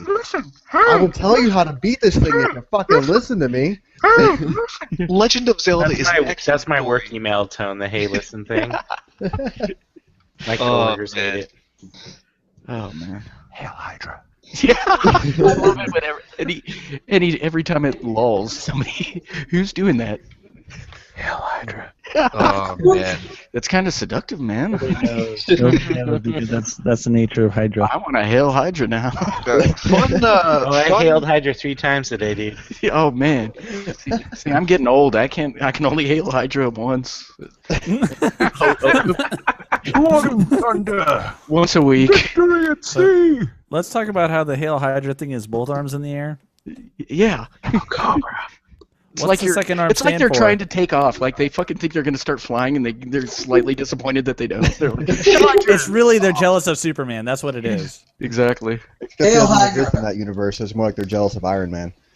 Yeah. Hydra. Oh fuck. That's something else I like, is the fact that they pretty much like, I don't know if you realize this, but Thor can't fly in that universe. No, What he does is he spins swings the hammer and throws it. Yeah, the momentum of his hammer, he just Yeah. carries on for a ride. But that's how he did in the comics too. He Oh, never is it? flew. I always Yeah. okay. Yeah, see, he always spun it and chucked it. I was never a fan of Thor until I saw the first Thor movie, and I was like, I actually really enjoyed that. Then I watched the first Captain America movie after that, and I was like, that really sucked. Like, you didn't like it? I thought it was no, alright. like, whenever you compare Thor to Captain America, I really went into it thinking I was going to enjoy Captain America more. Yeah. And I didn't. But like, Captain at all. America didn't have its Loki and. Yeah. Well, it had We're talking really the first small, Captain but- America? We're talking Yeah, it had- Yeah. Yeah. Oh, Not so the yeah. one with Mark Singer or whatever. Oh, so the one with like the 5-second conversation between him and the Red Skull. Salinger. Yeah. Yeah, the one where we're not so different, you and I. Except your freaking skull. Yeah. Except for the thing where you look like a death's head, you know. It doesn't- Like, I want to know what writer okayed the idea. It's- Let's just completely waste Hugo Weaving's talent in this movie. I know, he was excellent in the scenes he was in for the most The Red Skull is just Voldemort with face paint. Yeah, right. Voldemort with different face paint, yeah. He lost his nose in the same That's fucking right. That's literally mishap. that's what it is. Oh, I wasn't sure. So No. good. But yeah, I do have to state my appreciation for that movie, just in the sense that like it brings a lot of information to the series as a Mhm. whole. Yeah, like the whole Tesseract thing and The Tesseract and Hydra and what's going on and Yeah. its roots. Like without that movie, there would be a lot of like empty Yeah, it space to falls fill apart. in. For sure. Like, my mom actually really wanted to watch Avengers because she loves the Iron Man films, right? But she hadn't seen Thor and she hadn't seen Captain America, so I'm like, no, you're not allowed to watch it. Right. Exactly. Like, you have to Same thing watch with it the Avengers. too. I feel like Agents of Shield is actually going to end up being the TV show is going to end up being like really pivotal. Like you have to watch Yeah. at least the second Really half of the first understand. season They're to actually- understand what's going to happen in Avengers 2 and 3. For sure, and they're actually hinting that they're going to set up the Inhumans, the characters, you know, that if you're familiar with them. I don't know, Jason, if he's still around, could explain it better than I could, but that's kind of what they're hinting at. Like now, they're looking for this lost city or something. Don't even try to do better than me. I didn't, Jason. I deferred to you, you cocksucking son of a bitch. That's me deferring to you, by the way. That's me deferring to you. True story. I don't watch Agents of S.H.I.E.L.D. Yeah. So they're trying to find a Tillin? Yeah. That's what it seems like. They haven't named it yet, but... Well, you know it's going to be a Tillin. Yeah, for sure. I mean... Oh, and Rotten, the blue alien that they got the serum from. They confirmed it's the Kree. I don't know what that is. You'll see when you watch Guardians of the Galaxy. It's the race that Ronan the Accuser belongs to. All right. Yeah. So they even tie it into Guardians. That's cool. Yeah. They're tying all this shit together. So, like you said, it's going to be pivotal to watch. I got a question with the Infinity Gauntlet. Some of them stones. What'd you say? Say that again. With the Infinity Gauntlet. Okay, there you go. Some of them stones, and I said gauntlet. I don't know how fucking. You mean the cocklet? Yeah. Infinity cock ring. Dude, you beat me to it. The Infinity cock ring. Okay. Yeah. What are you asking about? Yeah. Just whispered right in like a sweet nothing. Okay. How exactly are some of them stones formed? Because some of them aren't a solid state of matter. Yeah, I just figure that they take different forms Because they never really Doctor Who beginning of the universe things. Yeah. Yeah. Exactly. Before time. Before time, there was Howard the Duck. Oh God! Shut up. Yeah. I actually watched that fucking movie the other night, and I had a good time. It's a good. But yeah, Jason, do you happen to know why some they don't really stones aren't solid material? Dude, the Tesseract was a different thing from one of the Infinity Gems in the comics, so who knows? It was called the Cosmic Cube. Yeah, what was the red shit in Thor 2? Yeah, the ether. That's supposedly supposed to be another Infinity Gem. Yeah, and it is, and they don't really explain that, so hopefully they. And that wasn't something from the comics either. The Infinity Gems were separate. Isn't it like space time? See now, look. Yeah, was space there time, power, mind, was there a silver Infinity Gem? No. Well, I'm seeing mentions of there a goes high my theory evolutionary. because it was primary colors. Oh, I know, but see, I was wondering if the Gravitonium from Agents of S.H.I.E.L.D. wasn't it isn't. Infinity Stone. No, but there is a villain that comes out of that. Graviton. That guy was, exactly, and that guy was in Harry Potter. That got sucked into the. That dude was a fucking Quirrell in Harry Potter. Was that the guy that? Is that the doctor that got sucked into it? Quirrell. Yeah, he got sucked into it. Yeah, he becomes Gravitron. Graviton.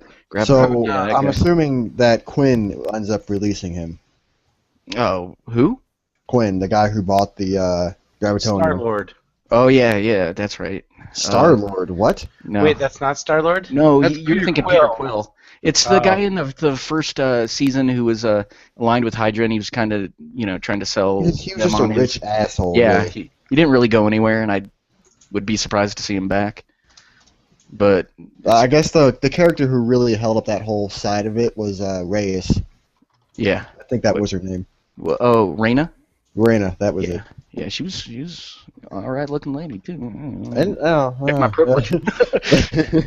Yeah, but yeah, she's still in season 2 as well. She's still got up the in Sky. Yeah, she does. They haven't taken those out yet.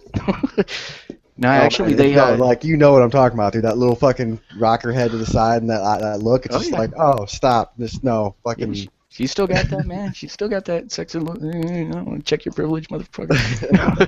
But no, they actually kind of address the Sky's parentage. In fact, in the last episode, like her mom's like in it. We're trying to Hail Hydra. Hypnotize the rest of the viewers here. Hail Hydra. Hail Syphis. Go Cobra. Hail Syphilis. Kind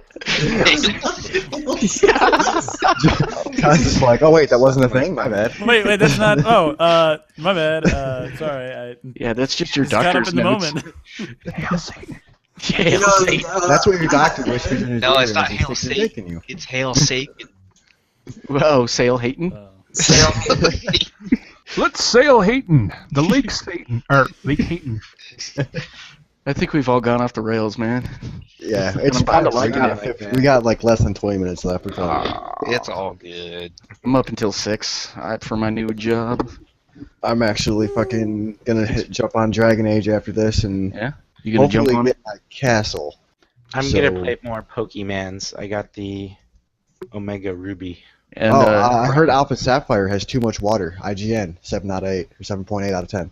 Nice. I swear to God, dude. That's pretty goodness. Hey, Hold on. send me I'll your send- friend's code so I can. Oh yeah, let's do that.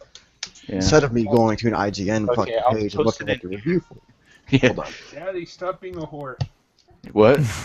You telling me to stop being a whore? I it's so can't. fun. Sally, stop being a whore, because she's a whore. Mustang Sally? What? Sally, meow into the mic. Come on. Meow. Now you whore. Do it.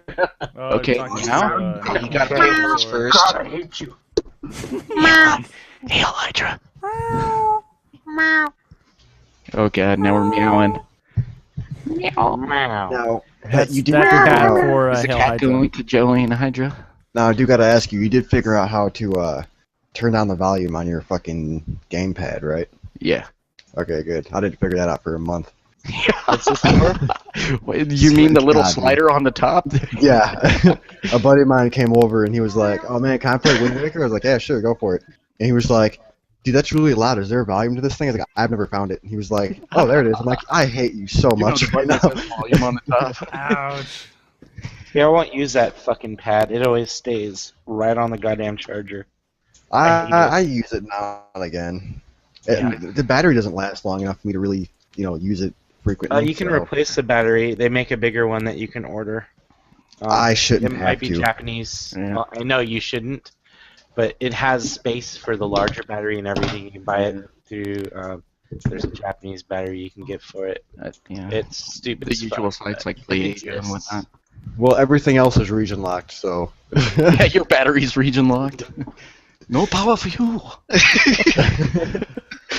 You fuck, stupid I just around that was Gaijin, you unnecessarily move racist. around that power. I've got. Wait, can I just? Huh? No, that ain't it. What Go home. Go home. That's never gonna get old until it does. Hail Sithis. Oh, here we go. Okay. I forgot I can just do this because I didn't want to have to go and plug it in, so I forgot that I can just do this. Plug it in, plug it in. Well, no, 'cause I only have two We've HD reached ports that on my point of the TV. night, huh? Wank. I only got two HD ports on my TV. One of them through my Xbox One right now, and it's still on because I didn't want to lose my place in Dragon Age because I don't know how far I am from a save point. Ah. And this is information that benefits us how? No, it doesn't at all. Calvin waited. The lights above him blinked and sparked out of the air. So There you were guys demons in the thought base. Shield was faking from a movie. Do you think Bob would have joined, or not Bob? She's fucking Bane. Do you think he would have joined Hydra? He didn't see Bane? them. He would have ruled Hydra. He would have Bane been is Red Skull. born in Hydra. He was raised in it. I was born in Hydra, raised by it. I never saw S.H.I.E.L.D. until I was a man. But then they were weak. John Starvin waited. The lights above him blinked and sparked out of the air. There were demons in the base. Alright, where do I find my friend code? He had been expecting it now for years. His Yeah. warning to Colonel Josen were not listened to. John, where do you And find now your code? It was too late. You just go into your friends and then Oh, shit. go on your own profile. And Uh-oh, guys. What? No, nothing. I just had to go back. I'm fine. The derp is strong with this one. Oh, fuck off. Are you? There's a hell and you can all burn in it. Oh, I'm already there. I'll Join- find my spot. Just got to read the Divine Comedy again. You're or watch that episode of Futurama. There's Robot Robot Hell. You see Robot Hell. I'd like to see robots singing and dancing for eternity. Yeah, I wouldn't mind, man. I'll make my own hell with blackjack and hookers. Yeah. In fact, never mind the hell. Yeah. Exactly. This is gonna sound narcissistic, but hail Satan. Hail robot Satan. Oh, I like that. Alright, so where the hell is my friend code supposed to show up at? You go into friends and then you highlight yourself. I did that. And it shows it on the top screen right below your name, friend code. All I got is go to profile, Nintendo Network ID, and that's it. No. You don't even have to. Yeah, you don't gotta go that far. No, you just, when you're looking at your friends list, you're like the first person on there. You just hover over it when you go into actual friends where you register other people. Oh, I'm there, but I'm saying... It should show it. Do I have to be on the fucking TV screen to do this? Oh, I hate you all. Give me a minute. Oh, sorry. I thought we were talking 3DS.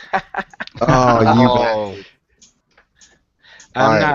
I'm not in front of my Wii U right now. We'll do that later. But that's my 3DS code. I gotta get me one of those things. No, I need to fucking do this right now. That's the problem here. Yeah, I need me one of them gigantic. You don't have to do it now, man. You can just send it to me in a DM or something. One of those gigantic gamepads. You. What? I want a Wii U for like certain games.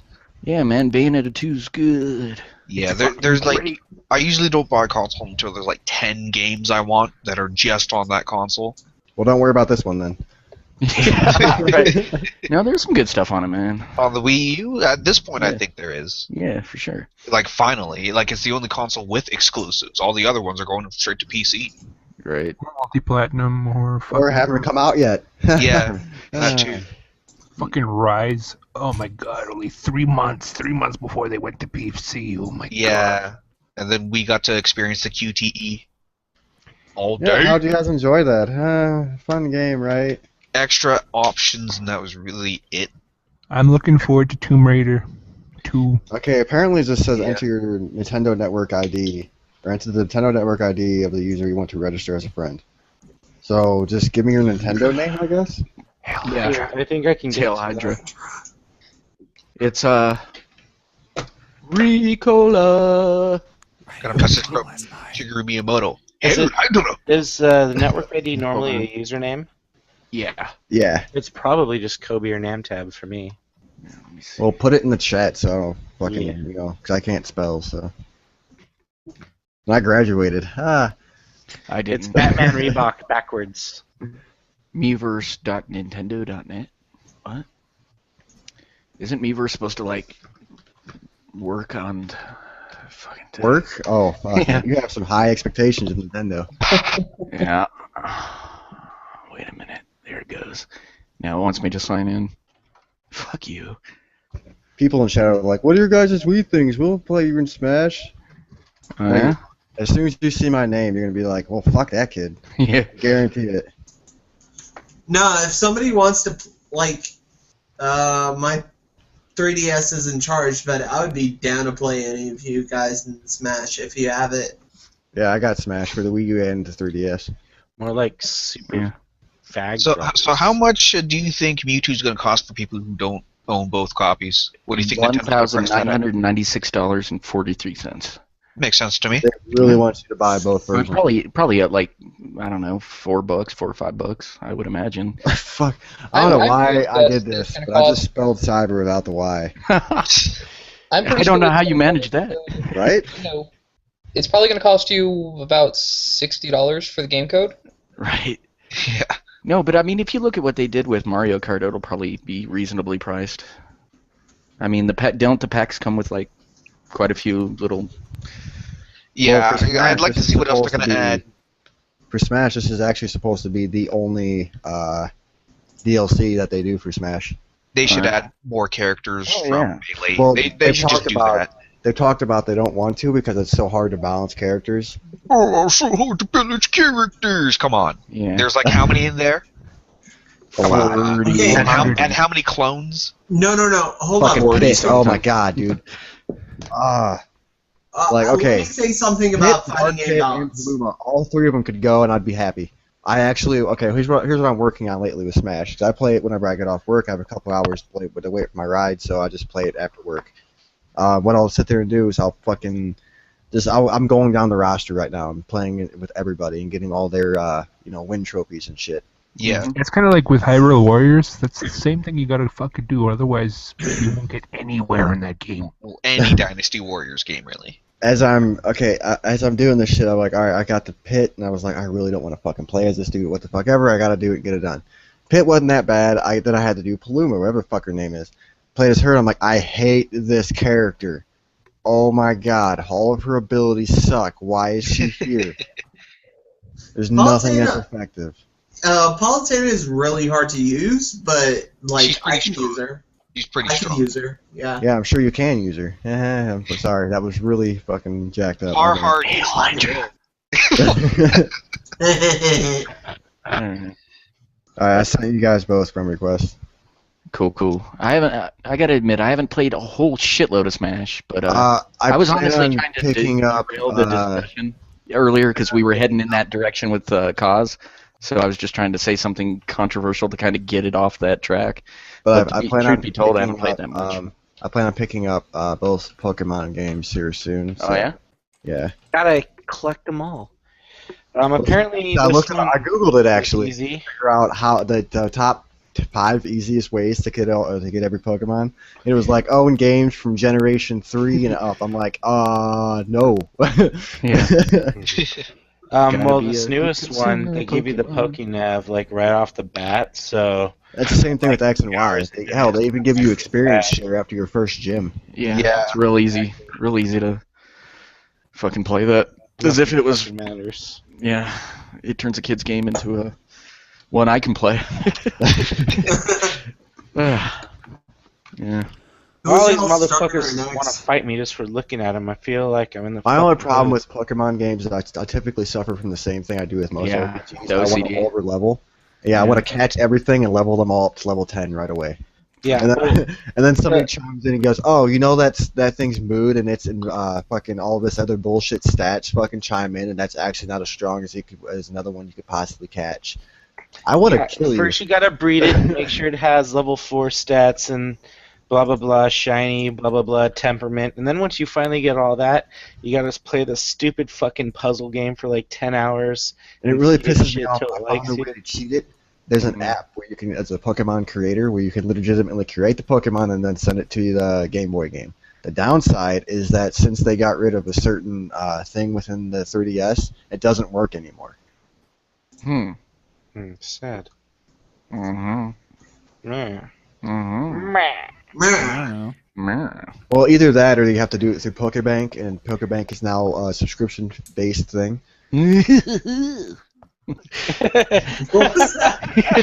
Yeah, that was just somewhere. Wow. Reggie Fils-Aimé is like cackling in an office chair. We'll make millions. Nobody's gonna care. Yeah, they will. Like, no, they won't.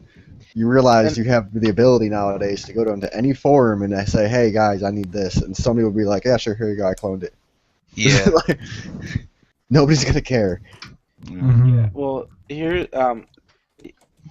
so Nero is right in his fucking article. I was actually really impressed about how much he fucking knew about Pokemon versus Digimon, because Pokemon's been the same fucking boring bullshit for goddamn years. And Digimon? Digimon is always falls short of its goal to be. Digimon are the champions. Are we talking about the TV show? Was there a video game based on this thing too? There's been a lot of video games. Yeah, I know. Man. I gotta say, if you're gonna talk about the Digimon games, the Digimon World series has got to be the best. Which one? Digimon World. Yeah. Okay. Absolutely. What's that on? It's essentially the Pokemon games, but Digimon instead. What system? Wait. The PlayStation games? 1. Are you talking about like the first one was absolutely incredible, but I didn't ever really relate it to Pokemon. You could only have one. You'd go out, you train the thing to halt all hell and back, and however you trained it affected what it would become next instead of the linear evolution chains. There was an open world map. Yep. The game was based in real time, day and night sequences with different areas having. I think at some point. Yeah, it was surprisingly fucking deep. Yeah, it was nuts. It's one of the things where But you the original you can only product that they were encounter selling- specific Digimon at specific times of day and shit like that. So you could be running around at night and now you encountered something that will kick your ass. Whereas in the daytime, in that same area, you'd be fine. Yeah, I remember that shit. But the thing with the original product that they were selling for Digimon was these little handheld, little like Tamagotchi motherfuckers. Yeah, it was like the guy's Tamagotchi. It was the Yeah, boy I remember. Tamagotchi. And then you could like fight other guys that had them. The funny thing though, funny thing that was like actually totally bullshit. All you had to do is actually spark the connection with some sort of electronic. That could literally be anything, and it would like simulate the battle for you. You could fight people's Digimon that weren't actually there. Huh. Because the entire thing was like, it was like, oh yeah, you got to hold them together so they fucking stay in contact. No, that it was a predetermined battle. You just tapped it together and there you go. So then people found out shortly after that it wasn't, it doesn't even take any actual information, and you just fucking like tap it with any electronic device and it fucking worked. Well, that's bullshit. Right? I'm reading this tweet. Brianna Wu says she read some. Oh God, yes. You read that one? Yeah. One where yeah, she. Husbando. What's this knucklehead saying now? Well, she says. Okay, so she's talking about. She says. Research game magazines of the 90s, almost nothing has changed. Then some dude who I don't recognize says, per IGDA, percent of female devs has more than doubled since 2009. Long way to go, but denying progress is disempowering. Excuse me, sir, did you just drive to mansplain to me how to address issues of empowerment for women? I'm getting tired of that word. All right, hey. Yeah. All right, hold up. Okay. We're going to go down the line. Everyone shill your fucking Twitter handle and whatever you do. We got 2 minutes. Hurry it up. Go. My Twitter handle is a thing, and I don't do beautiful. shit. Yeah, it's at CyberZion _101. We got 1 minute now. Go. Next. It's me, the Laughing Man. My Twitter handle is the Laughing Man. I do fuck all. I'm just around. Same here. Yeah. I'm Jason Golden from MindlessZombieStudios.com at NoBrainsPLZ. I'm Evil Bob at Evil Bob Dalmit, I guess you could say. Nobody's gonna get that. You won't find him; he'll find you. All right, everyone's Twitter handles are in the description as well. Hail Hydra. Oh yeah, by the way, my Twitter's at LiveFire940. So You're down there too. My Twitter handle. I am down there. Oh shit. I'm not on there. Actually, I haven't on there. Hail I Hydra. haven't gotten you on there yet. I'll get you on after the show. Yeah. My Twitter handle is @YeCapitalism. I just make jokes and stuff because I do a lot of backscenes work. All right, we're gonna be getting cut off here in a minute. So yeah, thanks for tuning in, guys, and make sure you guys check in next week as well. Yeah, appreciate you. Peace out, everybody. Later. Bye. It's been fun. Hail Hydra. Hail Hydra. Silent. Yeah.